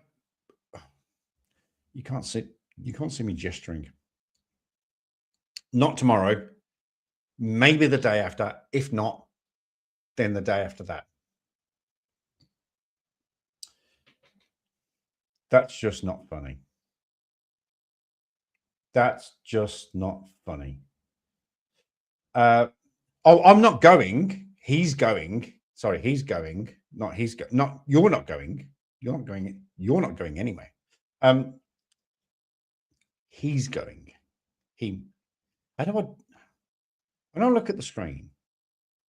Oh, see, I'm gonna go that way. He's going. All right, Robin, take care. Thank you for being in the chat and watching the videos. I appreciate it. Make sure you hit that thumbs up button. As Paracord Princess says, it's totally free. Doesn't cost you anything.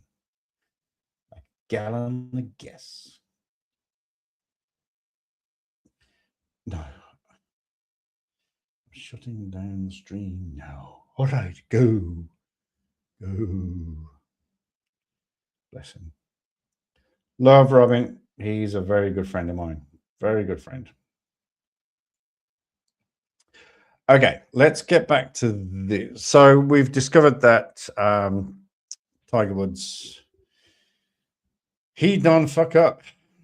He done fuck up. He was getting so close to coming back. Wasn't he going to be at the Masters? Has the Masters been or gone? Was he going to try and win his 16th title? Tiger, what are you doing, dude? What are you doing? Anyway, let's see if we can go back to. Oh, we can. Oh,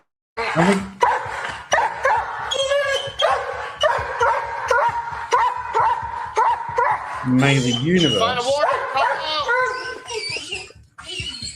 universe bless NightTube. NightTube. I was just looked at Robin's going, night, guys, and I was saying in the middle of saying YouTube. Good night, Robin. Thank you very much. I will talk to you very, very, very, very, very soon. I've got to find that clip from Police Academy. I don't know if I've got to watch all 5 videos, but there is a clip where he's at the podium and Lieutenant Lestrade, no, Commander Lestrade, is getting a blowjob and he just fucks up everything.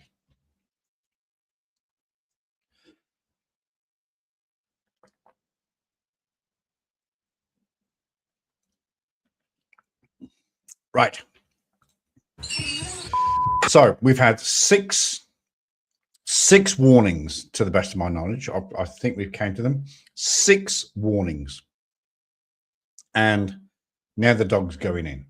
But I was just questioning, does a certain canine unit department across the in fact, across the world, do they have a certain amount of warnings they have to give? Obviously, you know, 1 is not enough. 2, I didn't hear them. 3, I really didn't hear them. I was hiding. I was doing something.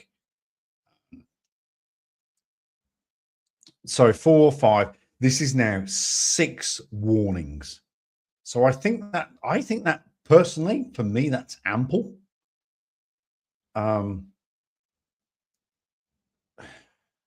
But I guess you got to cover your butt, or cover your dog's butt at the end of the day.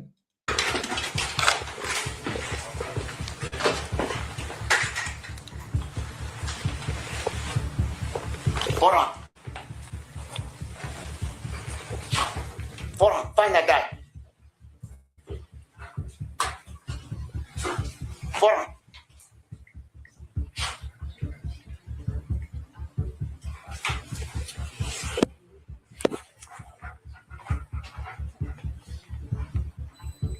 Hold on. Hold on. Got a couch, far couch, big open room, rollerblades and boots everywhere. Hold on. Hold on.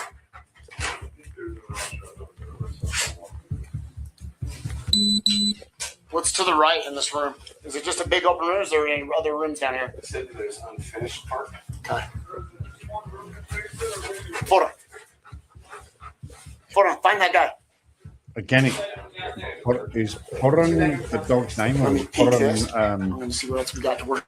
Even after several warnings, the suspect refused to come out, leaving officers with no choice but to deploy the canine. Once the dog was in, hiding was no longer an option. The officers were determined, and this search was far from over. Hold on. Bit of a scary voiceover, isn't it? Hold on. Open space, water heater. Okay, we got one closed door.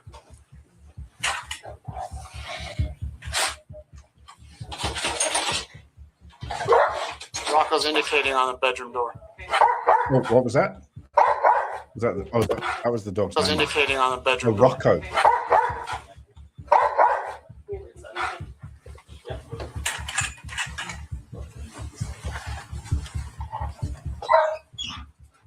Okay, so we're gonna have to get this bedroom door open, but we're gonna want to open it and let it breathe for a minute. We give another call out, and then Rocco will go on that one. So give me a sec. Let me pie this other room.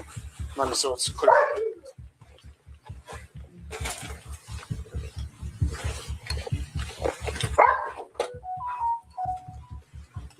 We got a water heater.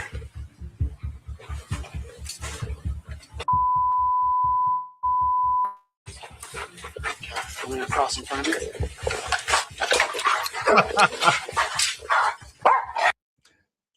Sorry, Particle, just seen that. Release the hounds. I should have that on. I should have that. That's one of the most classic lines from The Simpsons. Release the hounds. It is one of the old Monty. He loves releasing the hounds.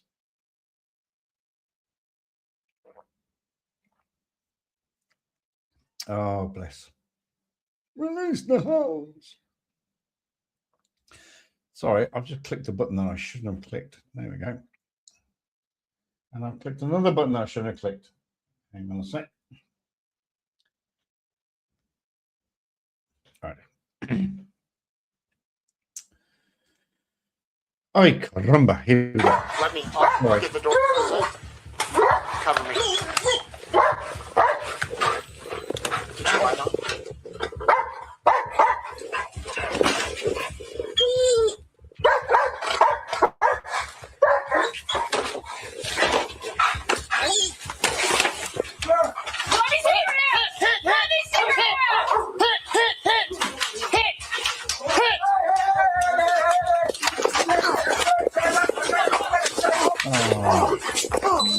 It's a non video. Why would you blur it? Look at his hand. I'm not pulling this dog up. He's not coming off. His hands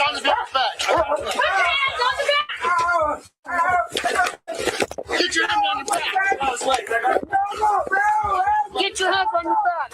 Let's go. I'm not pulling off. Get your hands behind your back. Get your hands on your handcuffs, guys. It's not a negotiating table. It really isn't. You put your hands behind your back, and then I'll take the dog off. Not take the dog off, then I'll no. New. What was that? It's not how it works. That's not how any of this works. And it's also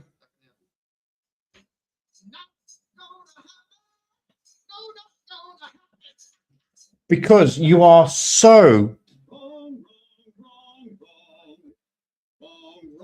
wrong. You're wrong. And if you think that you can say that you take the dog off, I'll put my hands behind my back. No, you need to put your hands behind your back, and then we'll take the dog off, because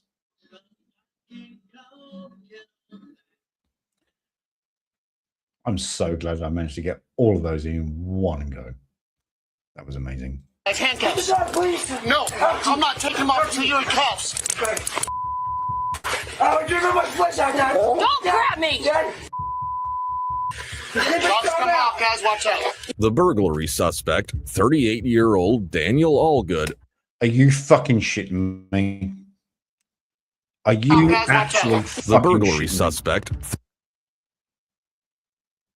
His name is Daniel Allgood. Allgood. He's been bitten by the police dog. He's been caught as a burglar. He's been arrested, and his surname is Allgood. Right. I haven't.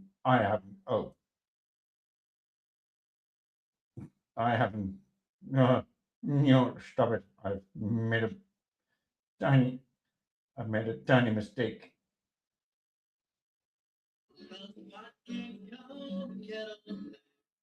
You barely hear my clips. That's not fair. They're supposed to be loud as fuck.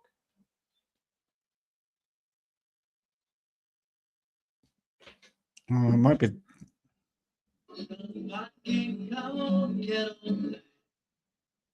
How was that last one? That last one should have been amazing. So I turned everything up. Yeah, release the hands. Release the hounds. Hello, my darling. Daniel Allgood. Are you? Oh, not amazing. Oh, okay. Right, well, that's up. That's up. That's not how it works. That's not how any of this works. Try them's apples. How'd you like them's apples? 38-year-old Daniel Allgood was eventually taken into custody. After receiving treatment at a local hospital for his injuries, he was booked into jail on charges of burglary and possession of a controlled substance. Well, this was just a house. Police dogs are highly trained and can track down suspects even if they flee deep into a forest. Oh, I might know this one. I might a lot better. Oh, thank you. Right, so I know what to do. I need to crank up the volume on my end. Is this the one? No, I don't think it is. It might be. Is this the one where they escape and they jump into sort of like a swamp, and they think that the swamp helps, but the dog actually tracks the scent because the scent sits on the top of the water.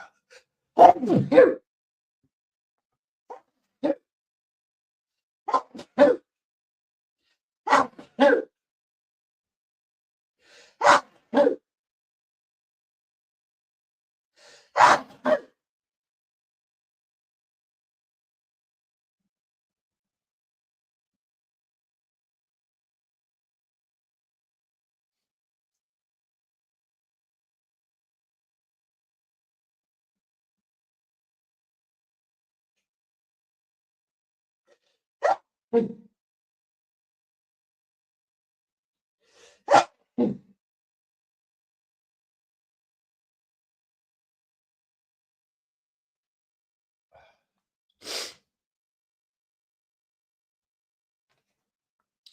and gentlemen, I apologize for that sudden outburst. I have absolutely no idea where that came from. I have never, ever in 55 years sneezed like that in my lifetime. My dad, bless him, useless prick as he was, he used to sneeze 22 times. Guaranteed you. He didn't sneeze often, but when he did, he sneezed 22 times. That was 6. Now I'm scared that I'm getting old and I might follow in my dad's footsteps one day. 22 times. Guaranteed. Every time. 22 times. I remember being on the bus with him once. We went down to his club. He took me down to the club. I was only young. We used to catch the bus home. And this is because my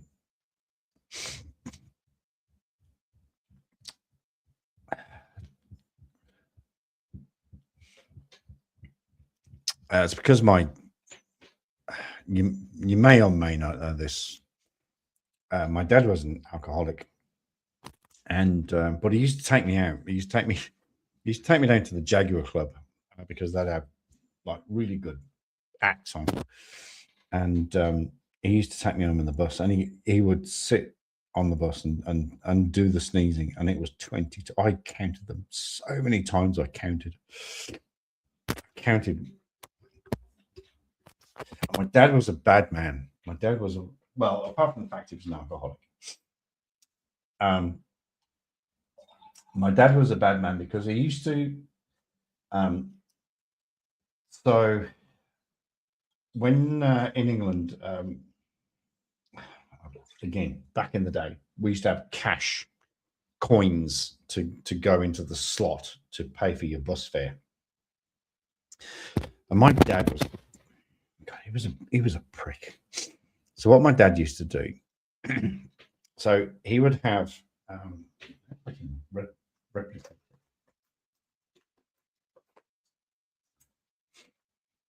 So my dad would have the bus, and I'm talking about 64p, 64 pence. But what my dad would do. I need to stand up and do this. Oh, this just proved I've got pants on as well, by the way. So my dad would put the money in the palm of his hand like this, and put his thumb on it. Now, but back in the day, it was 1s and 2s and 5s and 10s. So he would put the money in the slot. So the slot would be like this, and he'd put the money in the slot, and he'd let some drop, and then he would stick his thumb on the rest, and he wouldn't let it drop. So my dad, 64 pence. Oh, I think it went up to 88 pence once upon a time. Last time he was alive. My dad used and my fare as well. So probably about £1, but in change. But he used to do that, and he'd let some coins drop and then stick his thumb over the rest.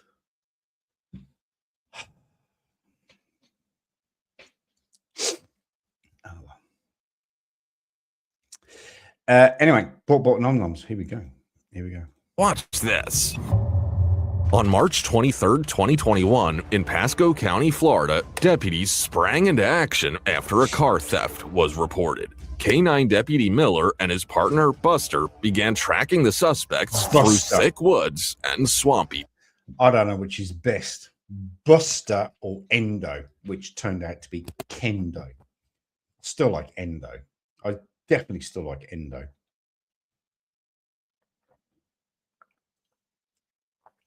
We're going to Endo this. Endo. Terrain. After nearly 30 minutes, their persistence paid off. Buster found one suspect hiding in a bush, and the second was found shortly after. The duo behind the theft. Hang on, isn't that a bloodhound? Can I just go back a wee bit? 30 minutes, their persistence paid off. Buster found. That's a bloodhound.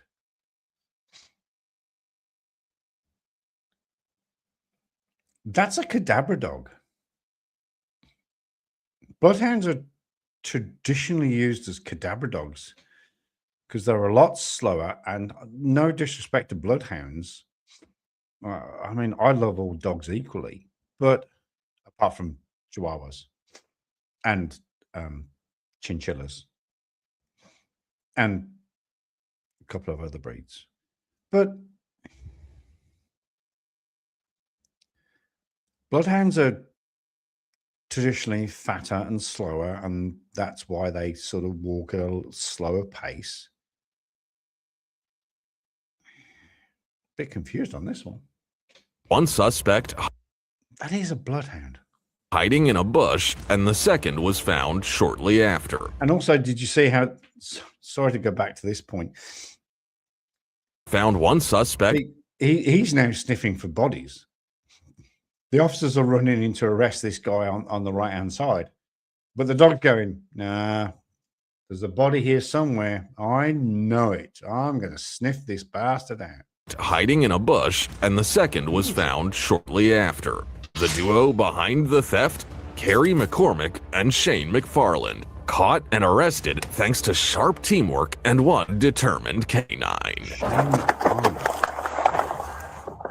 McFarland's a British actor.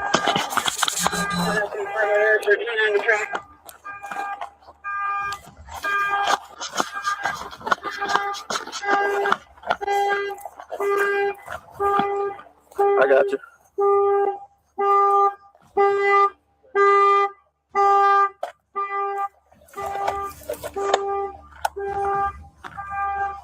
He probably noticed the lights start flashing. Description, but they drove rapidly back into the wooded area, and they didn't come west. So for whoever's sitting in the perimeter, they didn't come west. They went east or to the north or south. Bullshit. And based on that, can we get a unit at Buster, come here. Come here. Hey.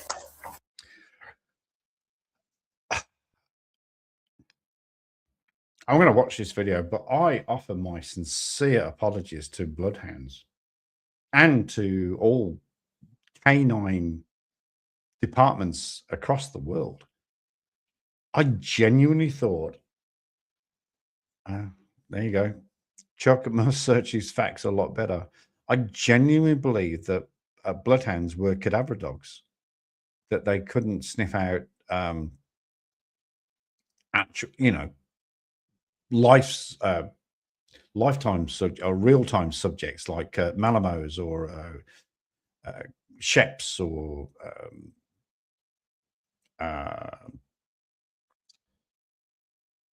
Alsatians. I apologize, Manuel. I apologize, bloodhounds. It's not it. It's not it.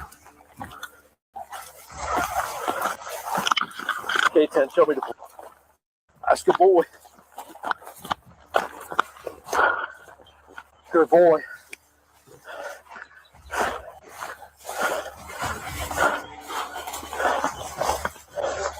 Yeah, I see that.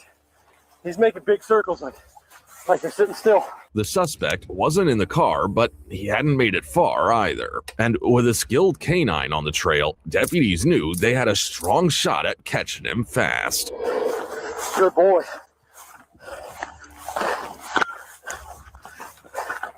That's a good man. That's a good man.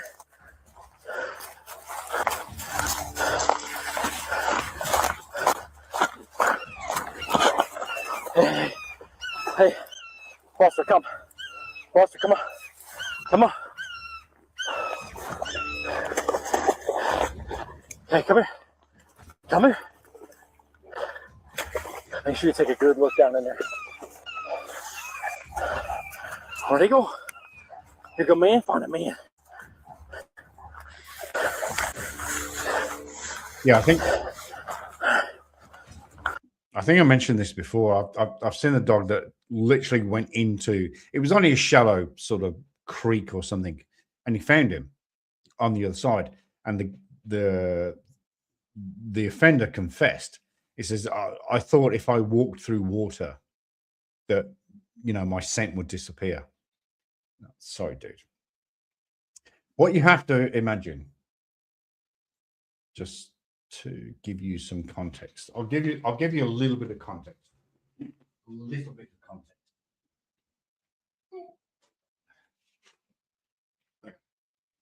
This is actually quite perfect. This is actually quite perfect. So what no, that's actually too big. It's actually too big. Let me. So this is a tissue, you know, which I did earlier. No one said bless you, by the way. Shame on you people. Right. What I'm trying to compare is this square to what's behind me. I don't think I can do it. I think I can do that. You can only fold a piece of paper 7 times. You can't fold it 8. Okay. All right. Okay. So this, let me put it here.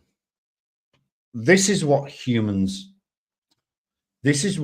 smell. It's, I can't remember the exact figure. There is a figure. And they put it in a proportion, and this is the sort of proportion. So that's what humans smell. That is the average smell of the human nose. Can I put that there? Oh no, it won't stick. So can I put it there? No. So that's what humans smell. All right. This behind me, this frame, that's what dogs smell. So let's say I can smell one part. Dogs can smell 100 million parts per the receptacles in the nose. So I can smell this. A dog can smell this. Just wondered. Hello, Mr. Henley. How are you doing? How's tricks with you? We're having lots of fun here. Well, we were having lots of fun. Lots of people have dropped off, but we did have quite a big audience. We were doing quite well. It's still Thursday where you are, but it's Good Friday here. Are we being good? I'm not being good. I'm being a really, really, really bad boy. But that's okay. We're watching canines. So here we go.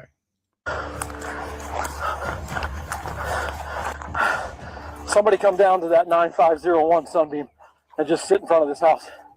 We're in that backyard again, and he's I don't want to go further east. I'm going to keep trying to check and see if he will go.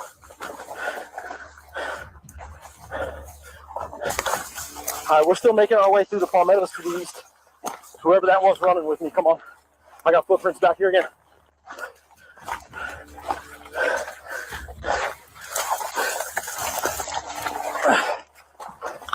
Looks like they're still together. There's multiple footprints back here. Good boy. Good boy.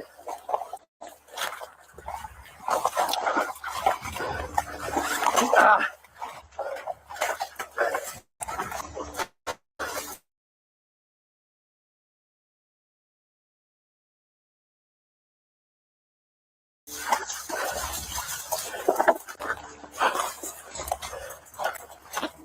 Good boy.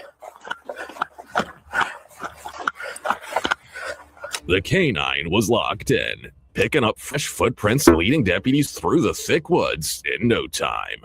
Well, no one else could have tracked that fast, and with the forest clearing up, it was only a matter of time before they caught up. Hold on, buddy. Hold on. Hold on. Where'd they go? Good boy. Let's get him.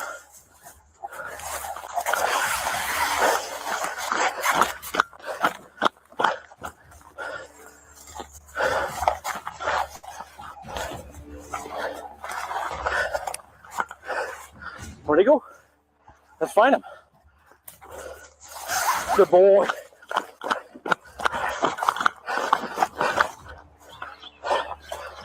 K-10. We have a neighbor advising they're in this backyard where I am now, or at least they were. Come on. Find him. Good boy.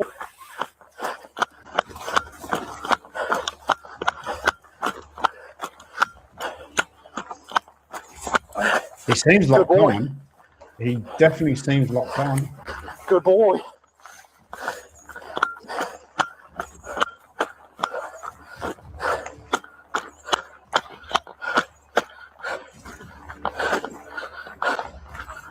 Sorry, I'm just looking at my playback and it's a bit shaky. It's good on my end, but Show me your hands right now. it's found him. Show me your hands on your face right now. Oh, on your MG face. Okay, well I take back. Don't move your hands. You got to Russ. Okay, I absolutely take back everything I said. I am so sorry, Mr. Bloodhound. I thought bloodhounds were cadaver dogs. It genuinely just shows how little I know. This is a bloodhound. To the best of my knowledge, bloodhounds are used as cadaver dogs. They're not used in search and find. They're used in search and rescue. But this guy has found the offender, and not only did he find him, unlike Malamus and Sheps, Alsatians, and the other breeds that are used, he didn't attack, because obviously the handler may have used commands to say, don't. But bloodhounds don't. He's now sniffing around looking for another dog. He just wants to have a piss. He just wants to mark his territory. That's what this guy wants to do.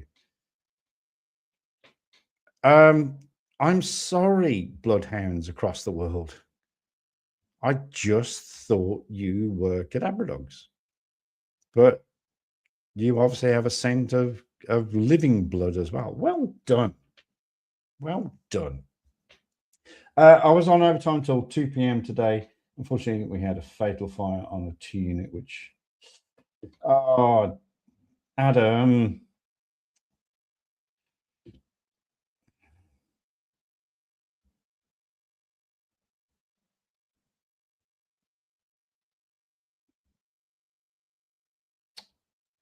Oh, I'm sorry, Adam. Adam, out of interest, let me bring.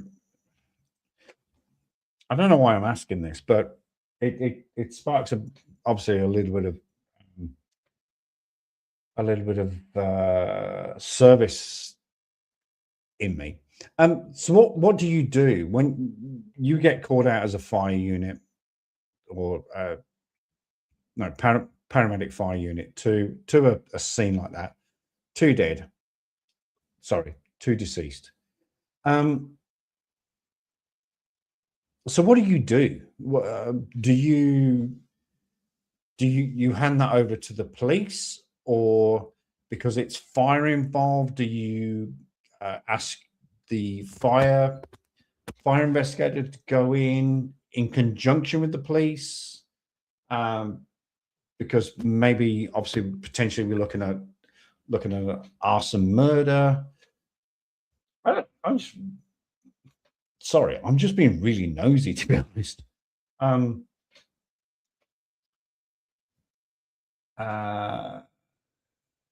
In my 13 years, 2 involvements with water squirters. One, I was guarding the scene as a pro-con. I got selected to go to a caravan park to guard a caravan which went up in flames. It actually turned out to be a murder. They thought that the guy fell asleep. In his caravan, smoking, but it actually turned out to be a murder. The second one was a arson with intent to endanger life, which I got drafted to CID for 6 months, which I hated. I didn't hate it. It just wasn't for me. CID is not for me. CID is not for me. I want to be on the front line dealing with shit. I appreciate guys that take statements and follow up tips and hints and all that sort of stuff. I appreciate CID, CIB, whatever you want to call it. It's not for me. All righty. Gonna put the cat back. Jason, we found one of them now. We're trying to detain him. Stand by. Buster! Woo! What a track!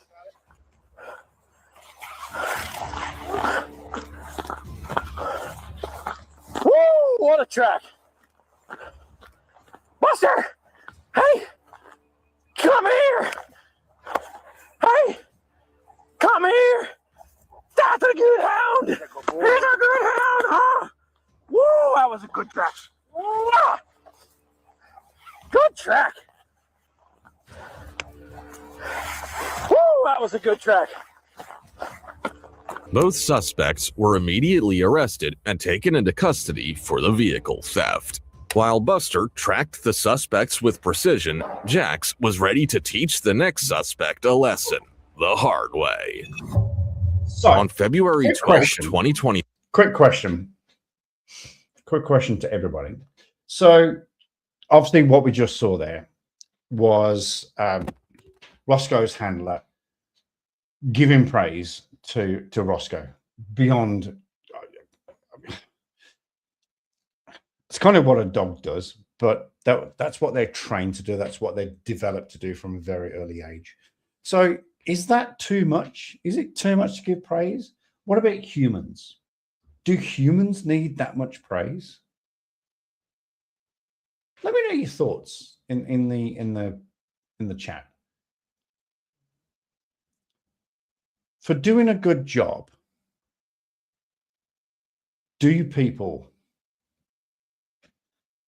I take that back,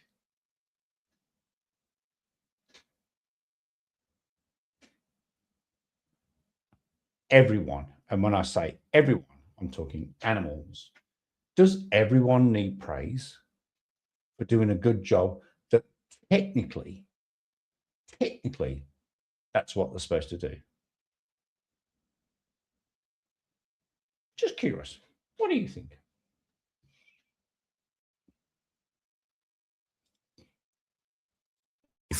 Marion County deputies tracked down stolen white Toyota Tundra in summer. It all depends if it was a medical emergency. Then we'd have to. Sorry. Right. Adam's answering the previous question about what to do with the. Right. It all depends if it was a medical emergency. Then pronounce them, and then hand them over to the police or the coroner. If it's a fire, we'll pronounce them deceased and then hand it. Oh, okay. So.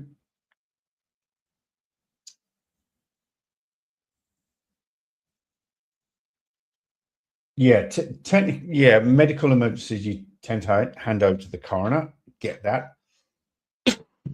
Excuse me. If it's a fire, we pronounce them deceased. and then you hand over. So you don't hand it over. You don't hand it over to your fire investigators. You hand it over to, and then do police call in fire investigators if it's fire. Like I said, I've been involved in 2 fire things. One was just a scene guard, and the second was I actually joined CID to help.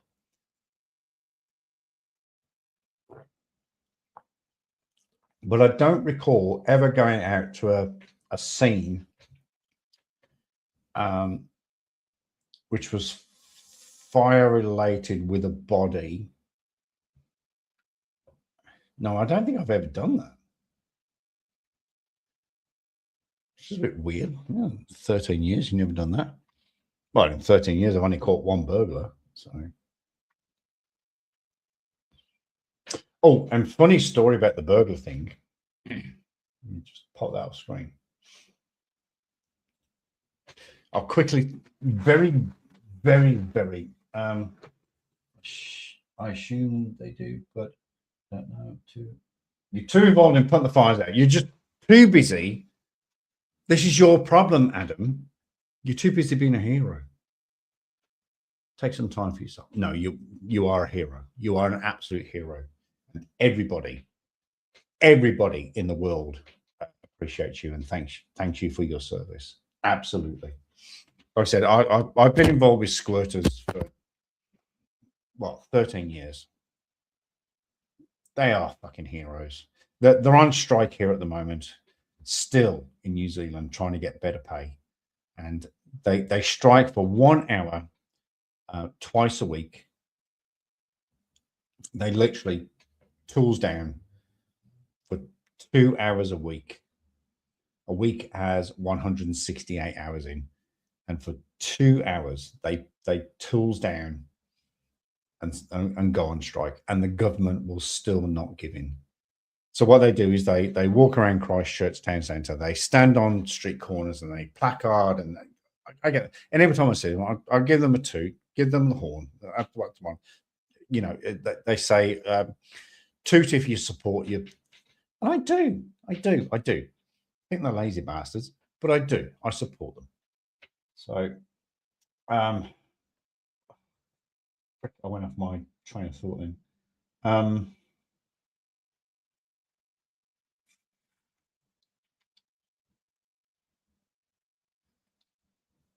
was calling them lazy bastards. Actually hand over to the police.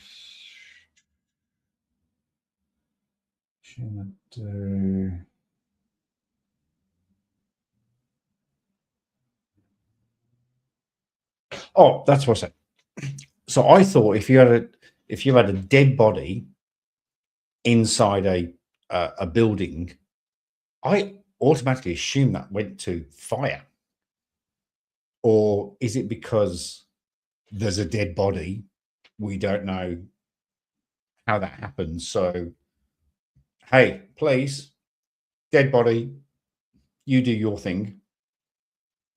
And is that what happens then? The cops call in the fire investigator, and he does his thing going,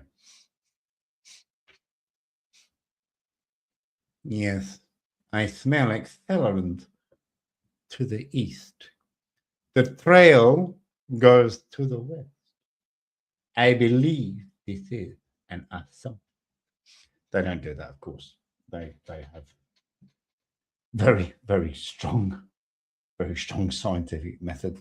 But I'm just quoting from films. They're not using it. Oh, they're not unionized over here. Yes, they have a union, and that's why they can strike. That's why they can strike. That's what I was getting to. Yes, so they strike twice a week on a Monday and a Friday between 12 and 1. They strike, and the volunteers and everybody else has to cover their butts. But that's okay. I don't mind, because they need to be paid. They need to be paid accordingly. They risk their lives. I call them water squirters because I'm ex-police, and that's what You just rock. This is what we used to think. You just rock up to a scene and you squirt water, and we're off. No, it's way beyond that. It's way beyond that.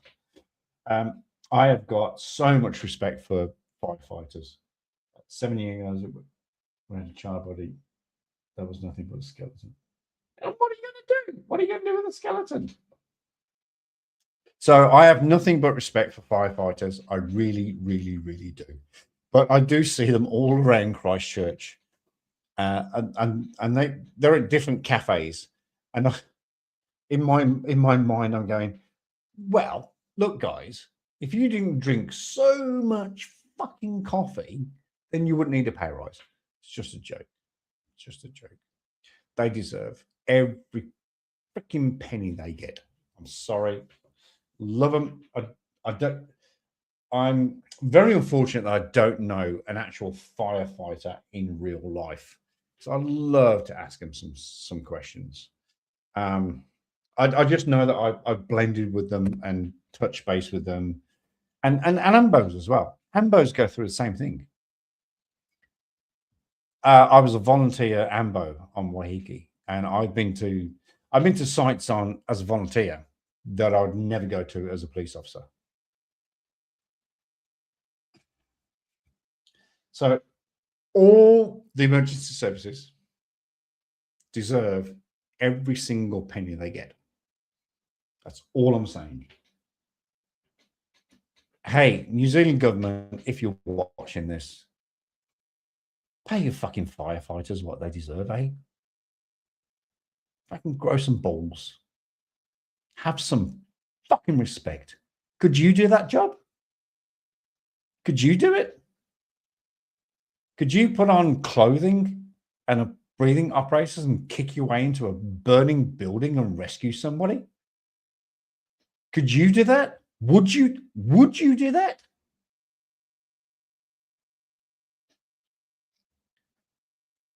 But they do. They don't give a shit. I didn't give a shit.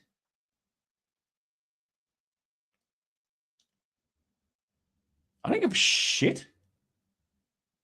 I rocked up to a domestic violence situation or a car turned over situation or a building situation because we get there quicker than the squirters do. I don't give a shit. I'm going in. I'm going in. I'm going to rescue somebody if I can. I'm not going to die for it. But if I can rescue somebody and save somebody's life, I will do that day in, day out. And technically I did for 13 years. But, sorry. Woo. I'm having a bit of a hoo-ha there, aren't I?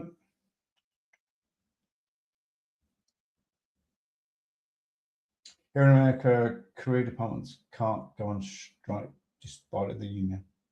Oh, that's what I was going to strike. Well, these are career firefighters. This is what they say. They have it on the roll doors. They've got, it goes career firefighters on strike, and that's what I was coming. That's what I was coming back to. Thank you for reminding me. Thank you for dragging me back.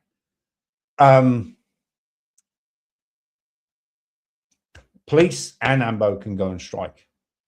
Sorry, firefighter and AMBO can go on strike.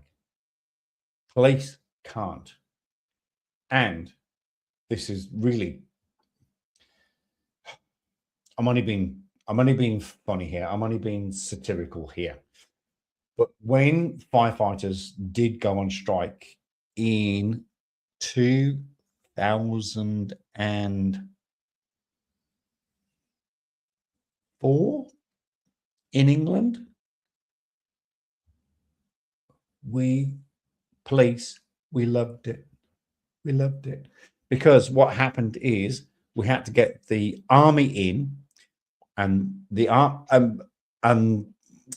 fire went on strike, and they seized their units. They seized their engines. They stopped. They said, no, We're going on strike. That's our shit. You're not using it. So what happened is the army had to be the fire brigade, and they had their own units. These massive, massive green, what they call green goddesses, huge units, and they were so heavy. And of course, the problem is because they were so heavy, they couldn't get to speed. So what happened? What happened was traffic across the West Midlands, in fact, across the country. Was it West Midlands Fire that went on strike, or was it the whole country? No, I think it was West Midlands. The West Midlands Fire went on strike and went, that's it. We're not attending, and you're not using our equipment. So the army had to come in with the green goddesses, and because they were so slow and they couldn't go through traffic department were paid overtime to escort the green goddesses. So bless you, fire, for going on strike, because you kind of half paid my mortgage. Bless you. The one unit that can't go on strike is police. We are not allowed to strike. We can work to rule. And I do remember, I do remember the police back in the day, they worked to rule. So if you're on a 7 till 3 shift, or a 2-11 or 11-7, you literally rocked up to work at 6:59 or 7 o'clock. And if anything was going on by 3 o'clock, you just threw everything down and just went, right, I'm done. Because as police, we used to work a lot of it. I can't even remember how many hours I worked over. But what they did, so police are constitutionally and contractually not allowed to strike, but we could work to rule, and that's what we did. So no, tell me, oh, conditions, yeah, paying conditions, yeah.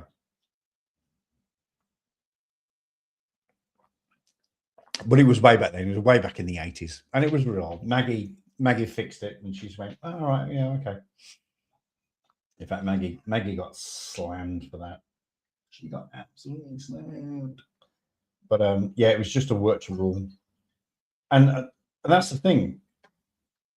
I was talking about that burglary. I locked up that burglar, and I told I was actually with my Procon, and I said, this is my lockup, because this is the first time in, I think by then I'd done about 8 years service. And I said, this is the first burglar and potentially the last burglar on scene I'm ever going to arrest. So this is my lockup. So I arrested him 20 to 7 in the morning, and I was there till 20 to 7. I remember the fucking idiot had to get out of bed and take the kids to school. I probably didn't get home till about 9:30 ish, and I got paid for it. But can you imagine if I'd locked up that burglar at 20 to 7, and then at 7 o'clock my shift ends, I'm working to rule. And it wasn't about working to rule as in I'll do a handover, I'll write you some notes and stuff like that. It was, oh, it's 7 o'clock, I'm going home. Literally pens down and just walk out the door. So that's what they call working to rule. But yeah, sorry, I'm totally digressing here off the topic. Field, Florida. The driver, Skylar Atkins, took off at a high speed, kicking off a wild chase. He managed to slip away briefly, but was spotted again by a lieutenant. When Atkins tried hiding in someone's home, the owners turned him away. He made a run for it on foot, but Canine Jax was hot on his trail. Moments later, Atkins was caught and taken into custody, thanks to some quick teamwork and a determined canine. Southeast 24th Street.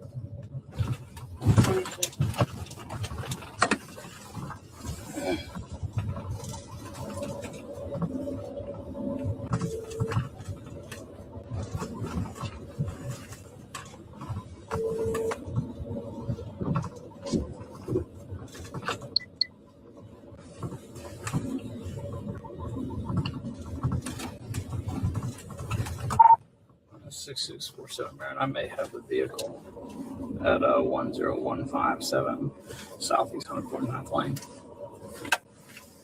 Cop 28.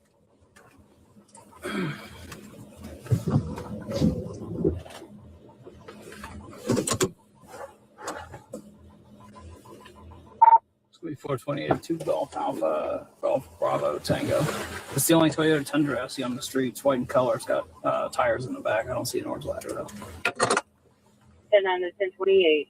420, where that vehicle is registered to the reportee. It should be 26 Alpha Golf Bravo Tango. It's going mobile. 1045 up the rest. Traveling taking 1033. 6647 Marion. It's traveling westbound 149th Lane. We're taking a right going north on Dirt Road. My purse. It's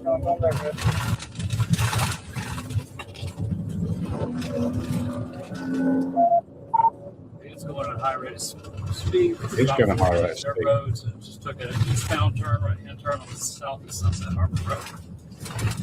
1040 eastbound Sunset Harbor. Alright, come over here and show me. I'm about to do one. As the officers continued their search, one of them spotted the stolen Tundra. Sorry, I was just reading Adam's comment. Our airstriker was just going to meetings with our office and telling our trustees or city council how we personally feel about the pay, among other things. So you're sorry, you were saying you're not allowed to strike, and that's unfortunate. That's very unfortunate. And I also condone what the fires are doing here, the squirters. They're like 2 hours a week. But unfortunately, what happens in those 2 hours is that 111 calls escalate in those 2 hours. People will call 111 maliciously because they know that fire's on strike. And there have been quite a few fires started in those hours. And I think that is absolutely deplorable, absolutely 100% deplorable. But the government should step up and go, yep, you know, you guys are important. You're a service.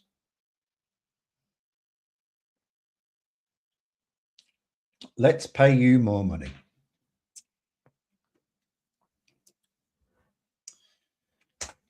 Oops. Before he could react, the vehicle sped away. It was a swift getaway, but with law enforcement swarming the area, the suspect couldn't run away for long. Forward at the 48, Kilo Charlie Victor 72 black. Can you have 50 calls for it this way?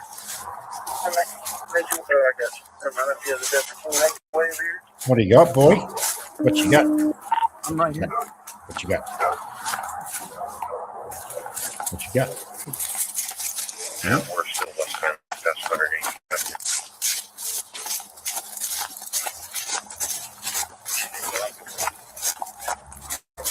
We stopped at 179th Avenue.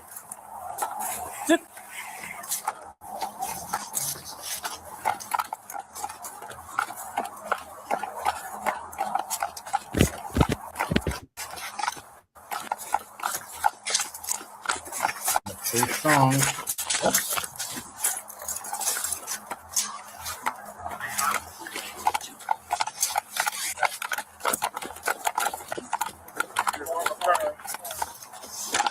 Sheriff's office paid. I caught it. Oh, wow. Paid. I'm going to rush. Good.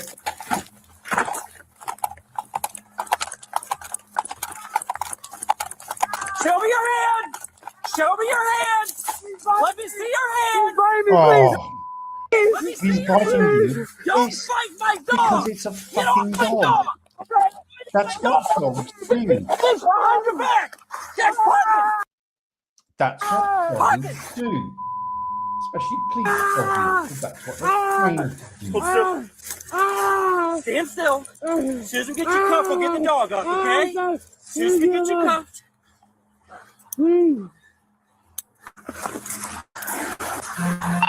10-15, dog bite, dog bite. As expected, the suspect couldn't dodge the officers for long. With the stolen car abandoned and a K9 unit on his trail, escaping on foot was futile, yet he chose to run. The K9 quickly tracked and caught him, bringing the chase to an end within seconds. He came in your house? You gotta get him away from this dog, Billy. Stand up, dude. What's up? Why are you running, bro? Why was I chasing me? Because you're in a stolen vehicle. I wasn't in a stolen vehicle? Yeah, you were. That's why we're here. What? Yeah. 4152. Hey, Billy. Got keys. This is a Toyota key.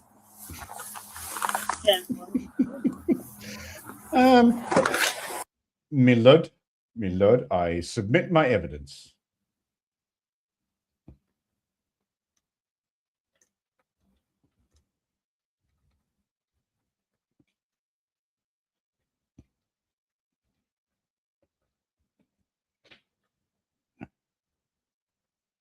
My lord. What's this one? Looks like a swampy area, and the suspect doesn't it?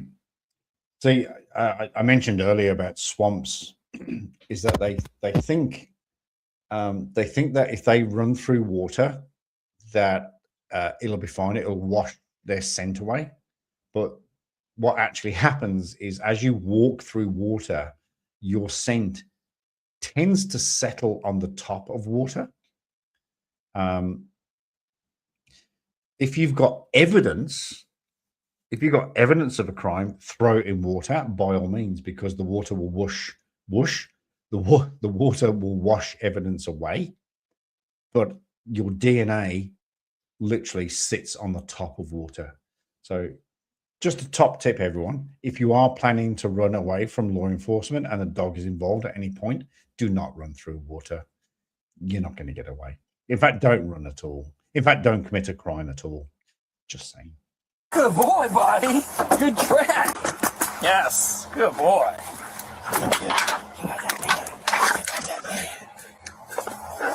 Good boy. Skylar Atkins was hit with multiple charges, including fleeing police, grand theft of a vehicle, burglary, driving with a suspended license, trespassing, and 5 probation violations. Oopsie-daisy. He also had outstanding warrants for previous thefts and break-ins. After a short chase and failed attempt to hide, he was arrested and taken to Marion County Jail, where he's currently being held without bond. On November 20th, 2019, in Salt Lake City, Utah, a quiet neighborhood turned tense when a burglary was caught live on a home surveillance feed. Officers responded swiftly with K9 units on the scene. Despite repeated warnings, no one inside responded, so the K9 was deployed. One male suspect was taken down and bitten during the arrest, while his female companion surrendered without resistance. What started as a digital alert quickly became a real-world takedown, showing just how fast things can escalate.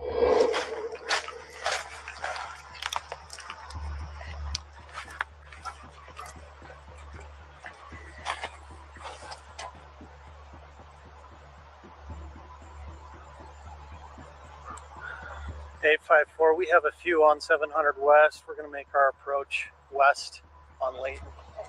Ready? Can we get the description one more time?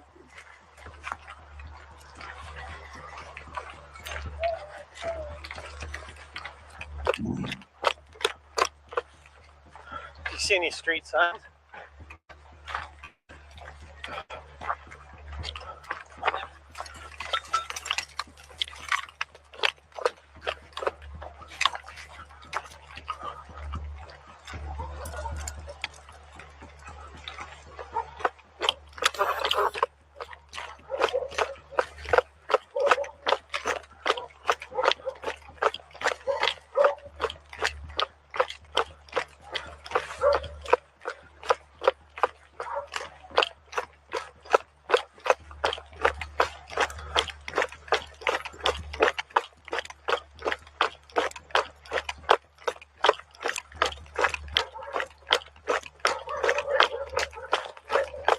grab Goose and come on the other side.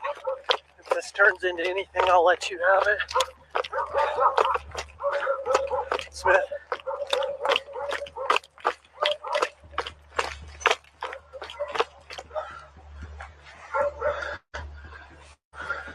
It's gonna be this one. Hey, it's gonna be this next one.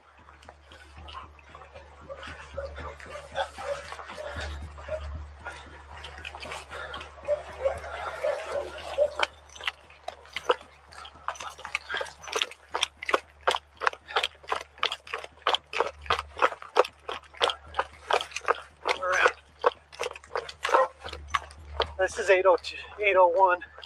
This has got to be 803. Thank you.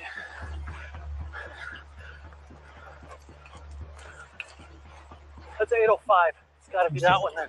This was shaping up to be a long search and an even longer night in jail for the suspects once they were caught. For darkness made things tricky for the officers, but they had one key advantage: a canine partner who didn't need lights to do his job. While the suspects tried to hide in the shadows, the dog was already closing in.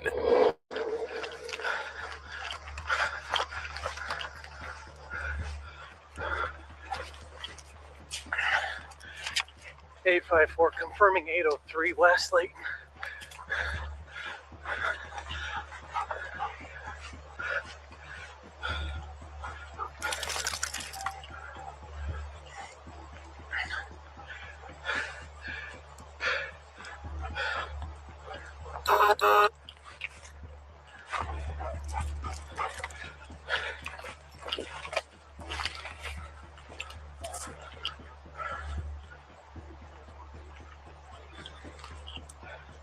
So we're on Layton, it goes 801 and 805.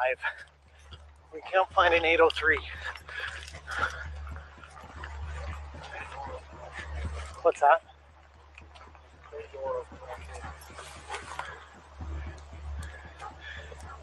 Do we know how they gain entry?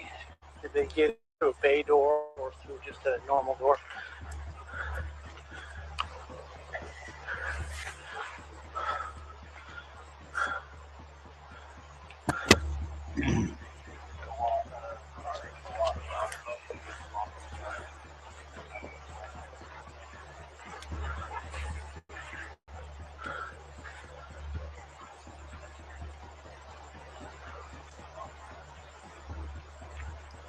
I also agree with giving your dog treatment.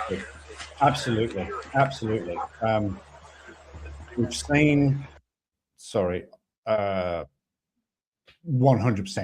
100%. Well, at the end of the day, they're a member of the police. So if I had a good arrest, then my sergeant should come to me and give me a little treat and rub me on the top of my head and say, "Good boy, good." No, I'm just kidding. You know, my sergeant should come to me and go, "Great arrest. You've cleared up some crime figures. You had a good arrest. You've taken a bad man off the street." But it's the same with the dog. At the end of the day, she's doing what they're paid for. And when I say paid for, I mean in biscuits, water, milk, doggy milk, and lots of hugs and cuddles and playtime. And that's what they get when they do a good job. They get recognition. I've got recognition, as I've said before. My folder's over there. I've got about 30 letters of recommendation and not all commendations, just what we call thumbs ups. If I do a good job, I get one of those, and it makes me feel good. And it's the same with a dog. If he gets his bone, if he gets his toy, if he gets his ball,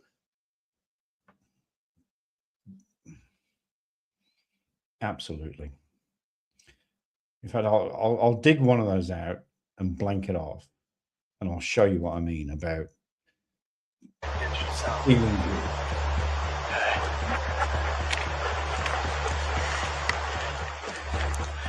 If If we can get a description of the building, what the front of it would look like, that'd be great, because log says 803 and it goes 801 and 805.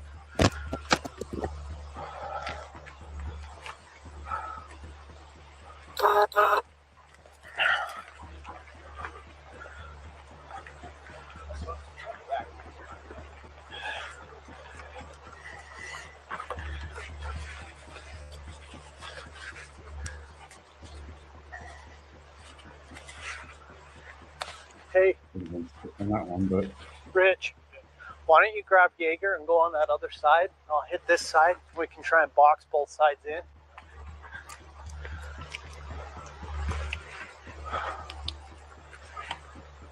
Ah, found it. 803. The entrance to 803 is on the east side of the building of 805. nice.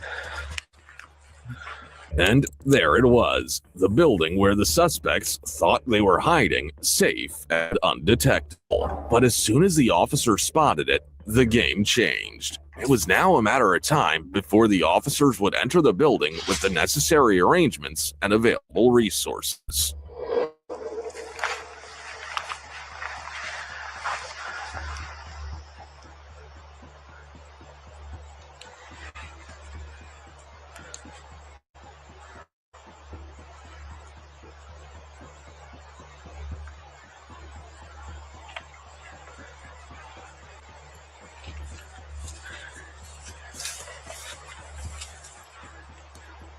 Yeah, we're at the right building.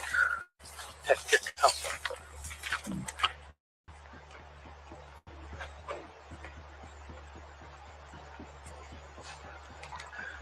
Hey, come with me.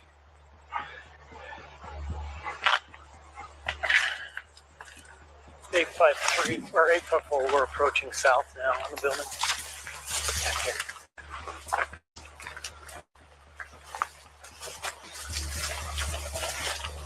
That's the fun. That was all good. I didn't mention that.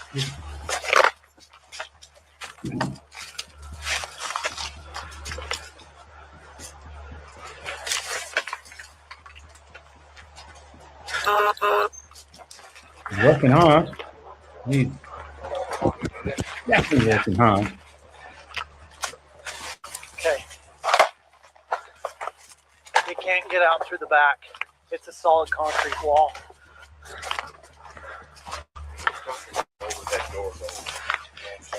Yeah. So there's an overhead door here and a side door. There's an overhead door there.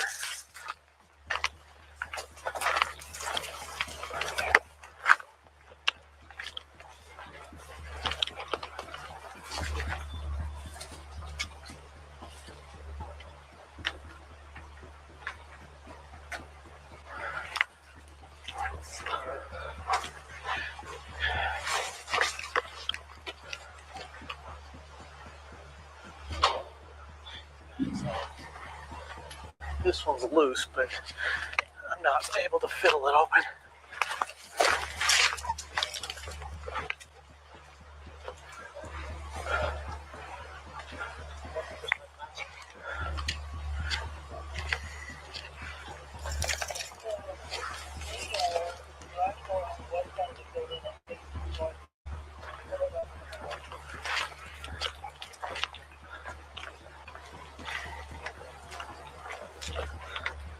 They entered on the west side.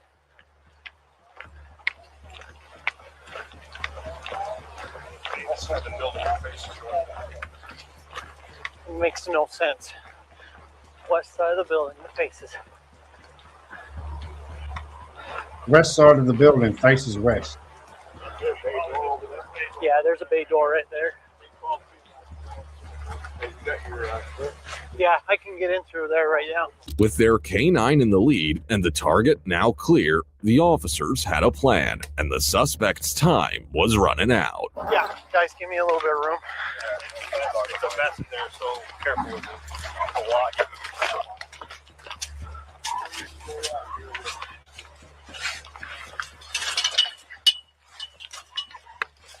That's.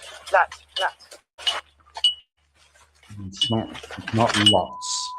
It's lats.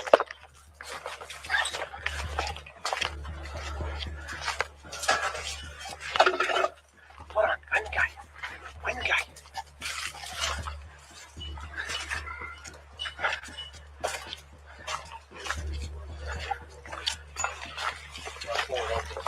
Yep.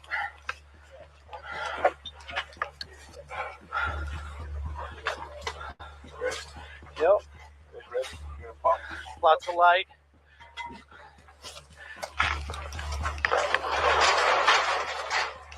Salt Lake City Police Department can be searching the building with a police canine. Go on now, identify yourself and the dog will not be used.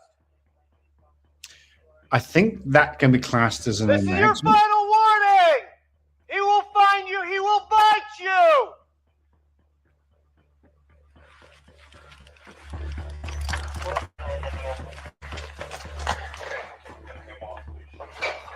Okay, guys, stay back here.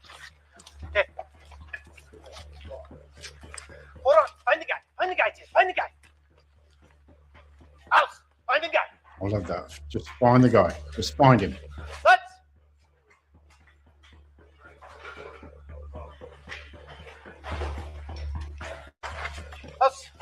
Us. Oh, there we go. I like this pillow. Hold on. Yeah.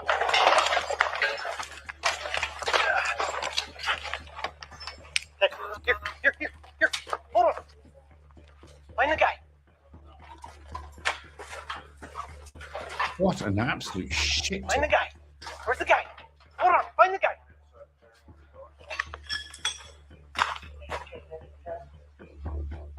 Here.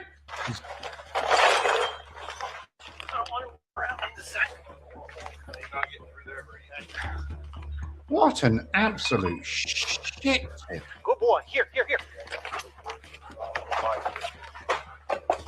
Holy moly. Hold on. Find the guy.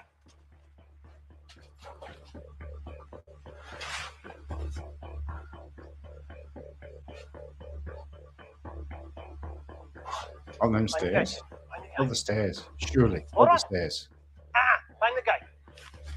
It was a tense game of cat and mouse. The brave canine was doing its job, but no one knew what the burglars would do next. In their panic, they could make a reckless move, putting everyone at risk. Sit upstairs. Bill, I'm thinking there's something here. Here.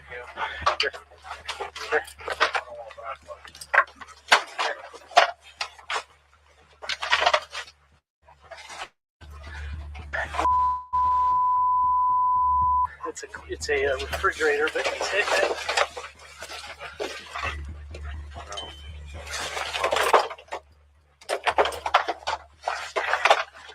Yep. Hold on. Find the guy. Hey, hold on.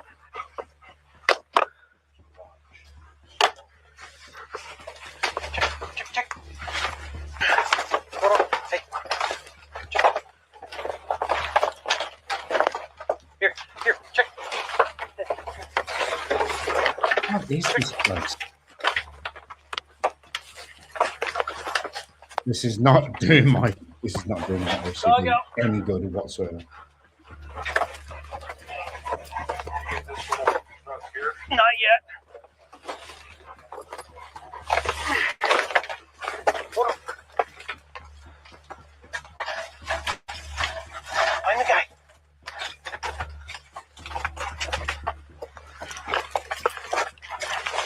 So how many odors are in over that here. room?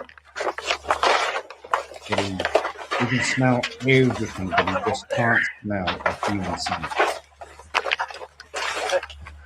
Hold on. I saw some flour. And there are banana boxes, but banana boxes still have banana smell on them. There. Yes.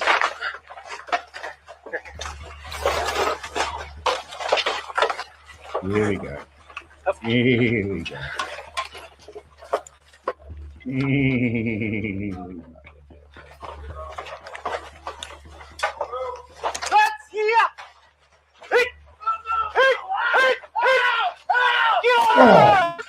Got him. Get on the ground! Stop it! Get on the ground! Got him. Stop it! Stop it! Oh, my God! Oh! Oh! Oh! Oh! Oh! Stop it! Oh, please! Please stop it! No, Oh, my God! absolutely not. Not until you comply.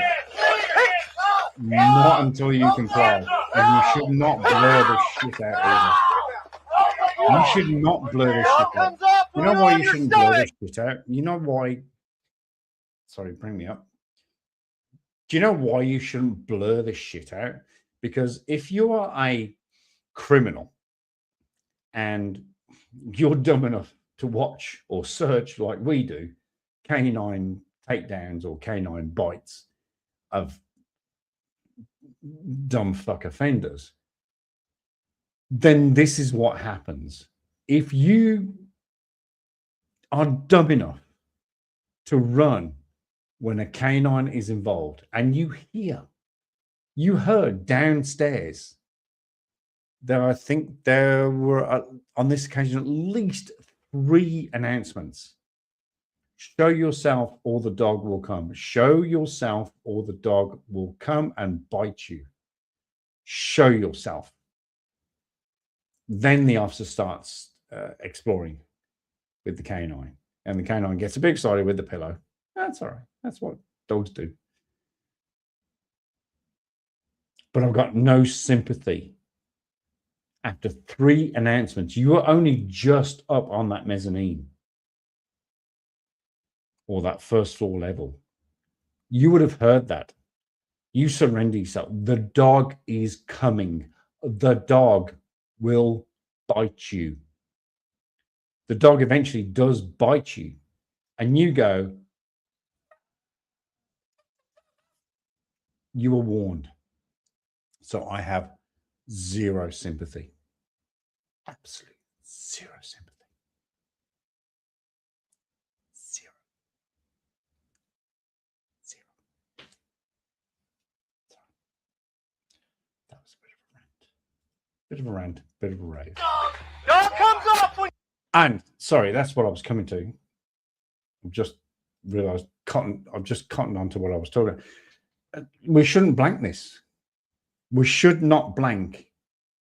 You should not have to fuzz out dog bites because criminals should watch these and criminals should think about it, that if you get into a situation where a dog will come and bite you, the dog will bite you.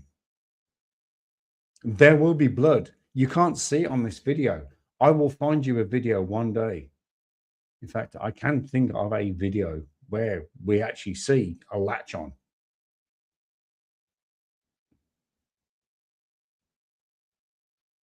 Videos like this should not be blurred out because it should be a stark reminder to criminals that watch YouTube that if you're going to get bit, you're going to get bit. It ain't pleasant. I did it once with a arm protector, and even that wasn't pleasant. I had the full protector on. The dog chased me, put my arm up, it bit on the Kevlar. I think it's Kevlar. It bit on, and I literally tried my best to just shake it off. Once that dog latches on, it ain't going. Not until the handler comes and pulls it off. So don't be a dumb fuck all your life.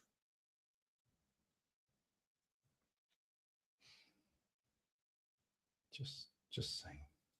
Just don't be a dumb fuck. Adam, you got to go to bed. You got to spend some time with your 20-year-old stepson. You mentioned 2 or 3 times. Have you mentioned the stepson before? I think you have. Good on you, my friend. Have a great weekend as well. Have a great holiday weekend or whatever you call it.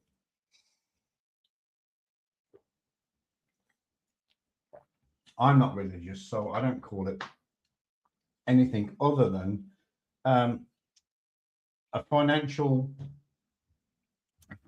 piss ball because I could have been working today, earning time and a half and a day off in lieu. But that's okay. I'll do it on Monday instead.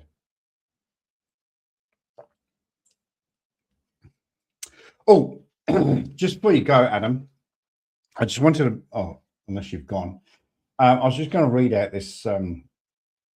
We were talking about, or somebody mentioned about, oh, no, you did. I agree about giving your dog a treat. So I got this treat, and I was saying about giving dogs treats, giving people treats, giving humans treats. This here is a what we call an OCU commander's commendation. This is the highest level, apart from the chief constable of West Midlands Police. This is the highest level of commendation that I can receive, and it says, "Are you still here, Adam? Because if you're not here, I won't read it."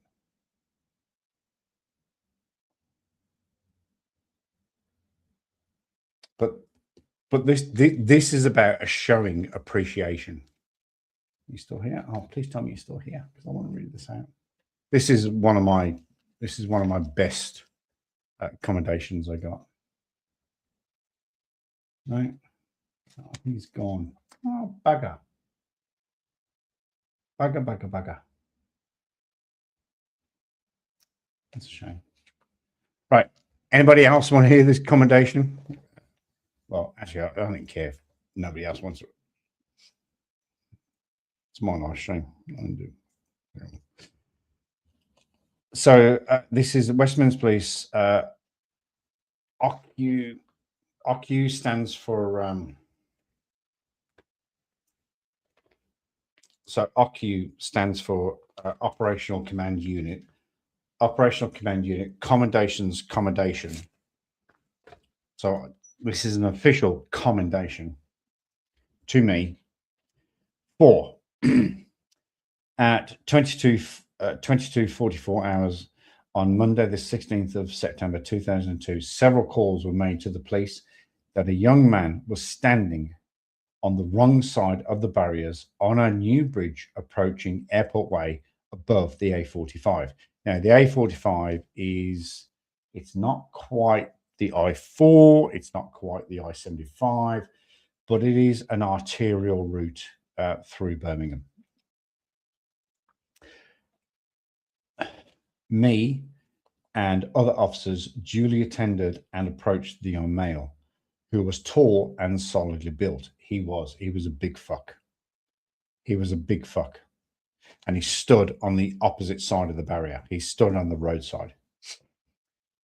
It was clear the male was distressed and disturbed, and his demeanor was such that officers believed he was capable of jumping at any time. We did indeed. One of the officers began talking to him in order to try and gain his confidence, whilst also moving closer to him. He was able to take hold of his left arm, while other officers assisted by pulling him to his feet and back over the barrier to safety. The actions of all officers saved the life of a young man without thought to their own safety.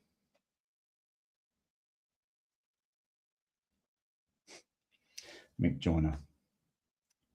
Mick Joyner is sadly no longer with us.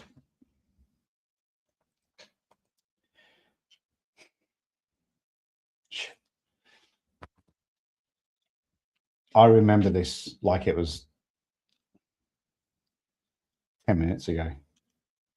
I can't remember who had comms, but there were 4 of us. He was on the other side of the barrier, and there was 2 on either side. I was. Who had comms? I don't think I ever knew who had comms. I think he came from Coventry. But there was the lead officer, there was me, there was a backup, and then my backup. And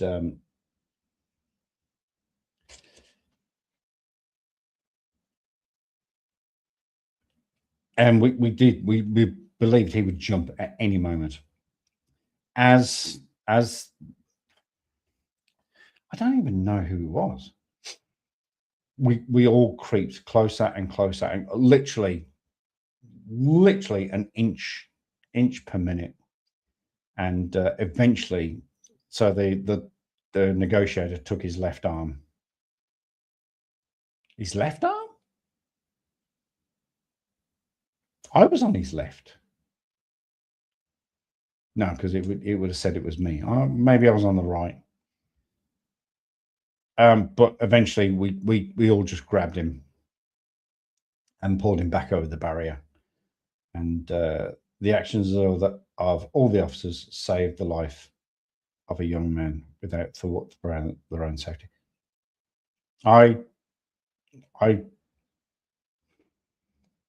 Kate said to me,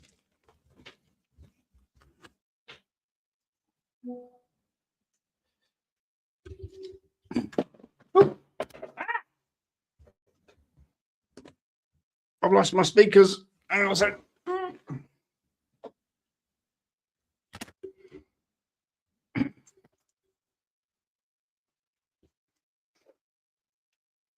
All righty. Well, that's probably going to do us. Nobody else is watching. Thank you, Paracord, for being here. Thank you for waking up. So,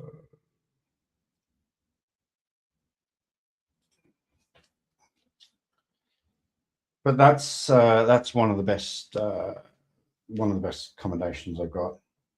I've got lots of commendations. I could read them. I could read them all day. I could tell you stories about every single one of them.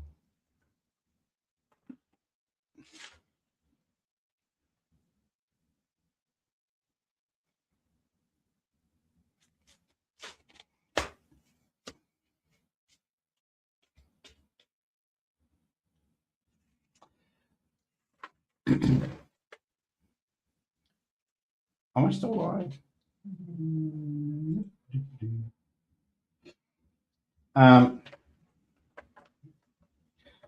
It's this one.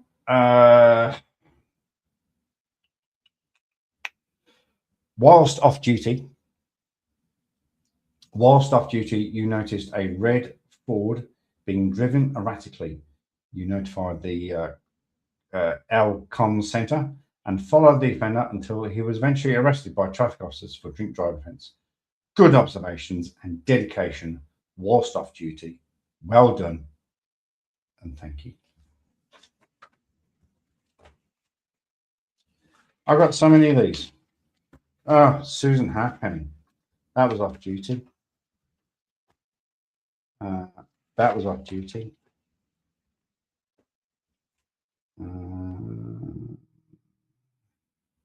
Oh, Lena and Alan. Well, that was a good one. Yeah.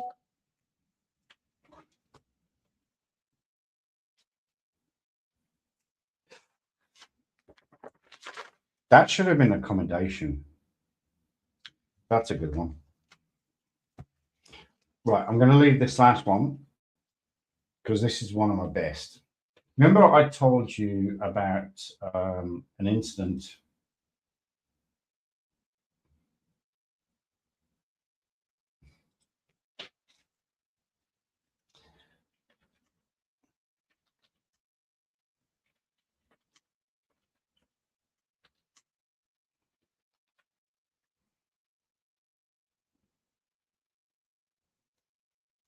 Do you remember I told you about an incident, about like riot shield incident where we had to go in?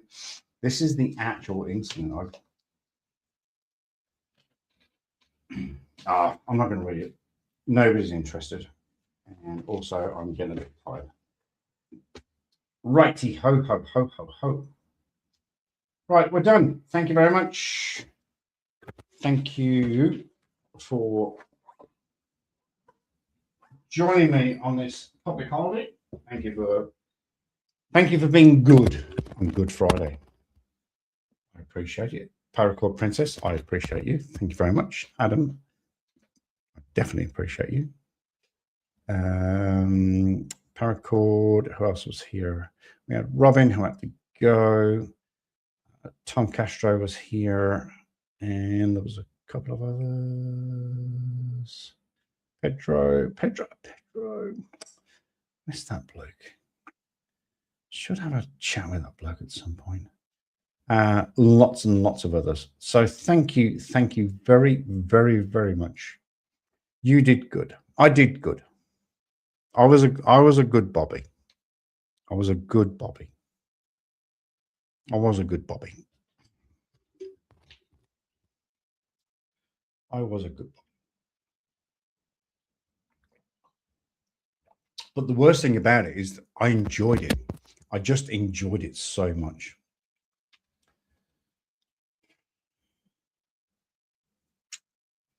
Alrighty, everyone. Take care. You have a good Easter. I will probably not see you for a few days. Working, not working, not working. Hopefully, I'm going to talk to Tiffany and I are going to have a wee chat. You never know. Watch this space. Everyone, please take care. I love you all. You are all amazing people. Take care. Chuck out.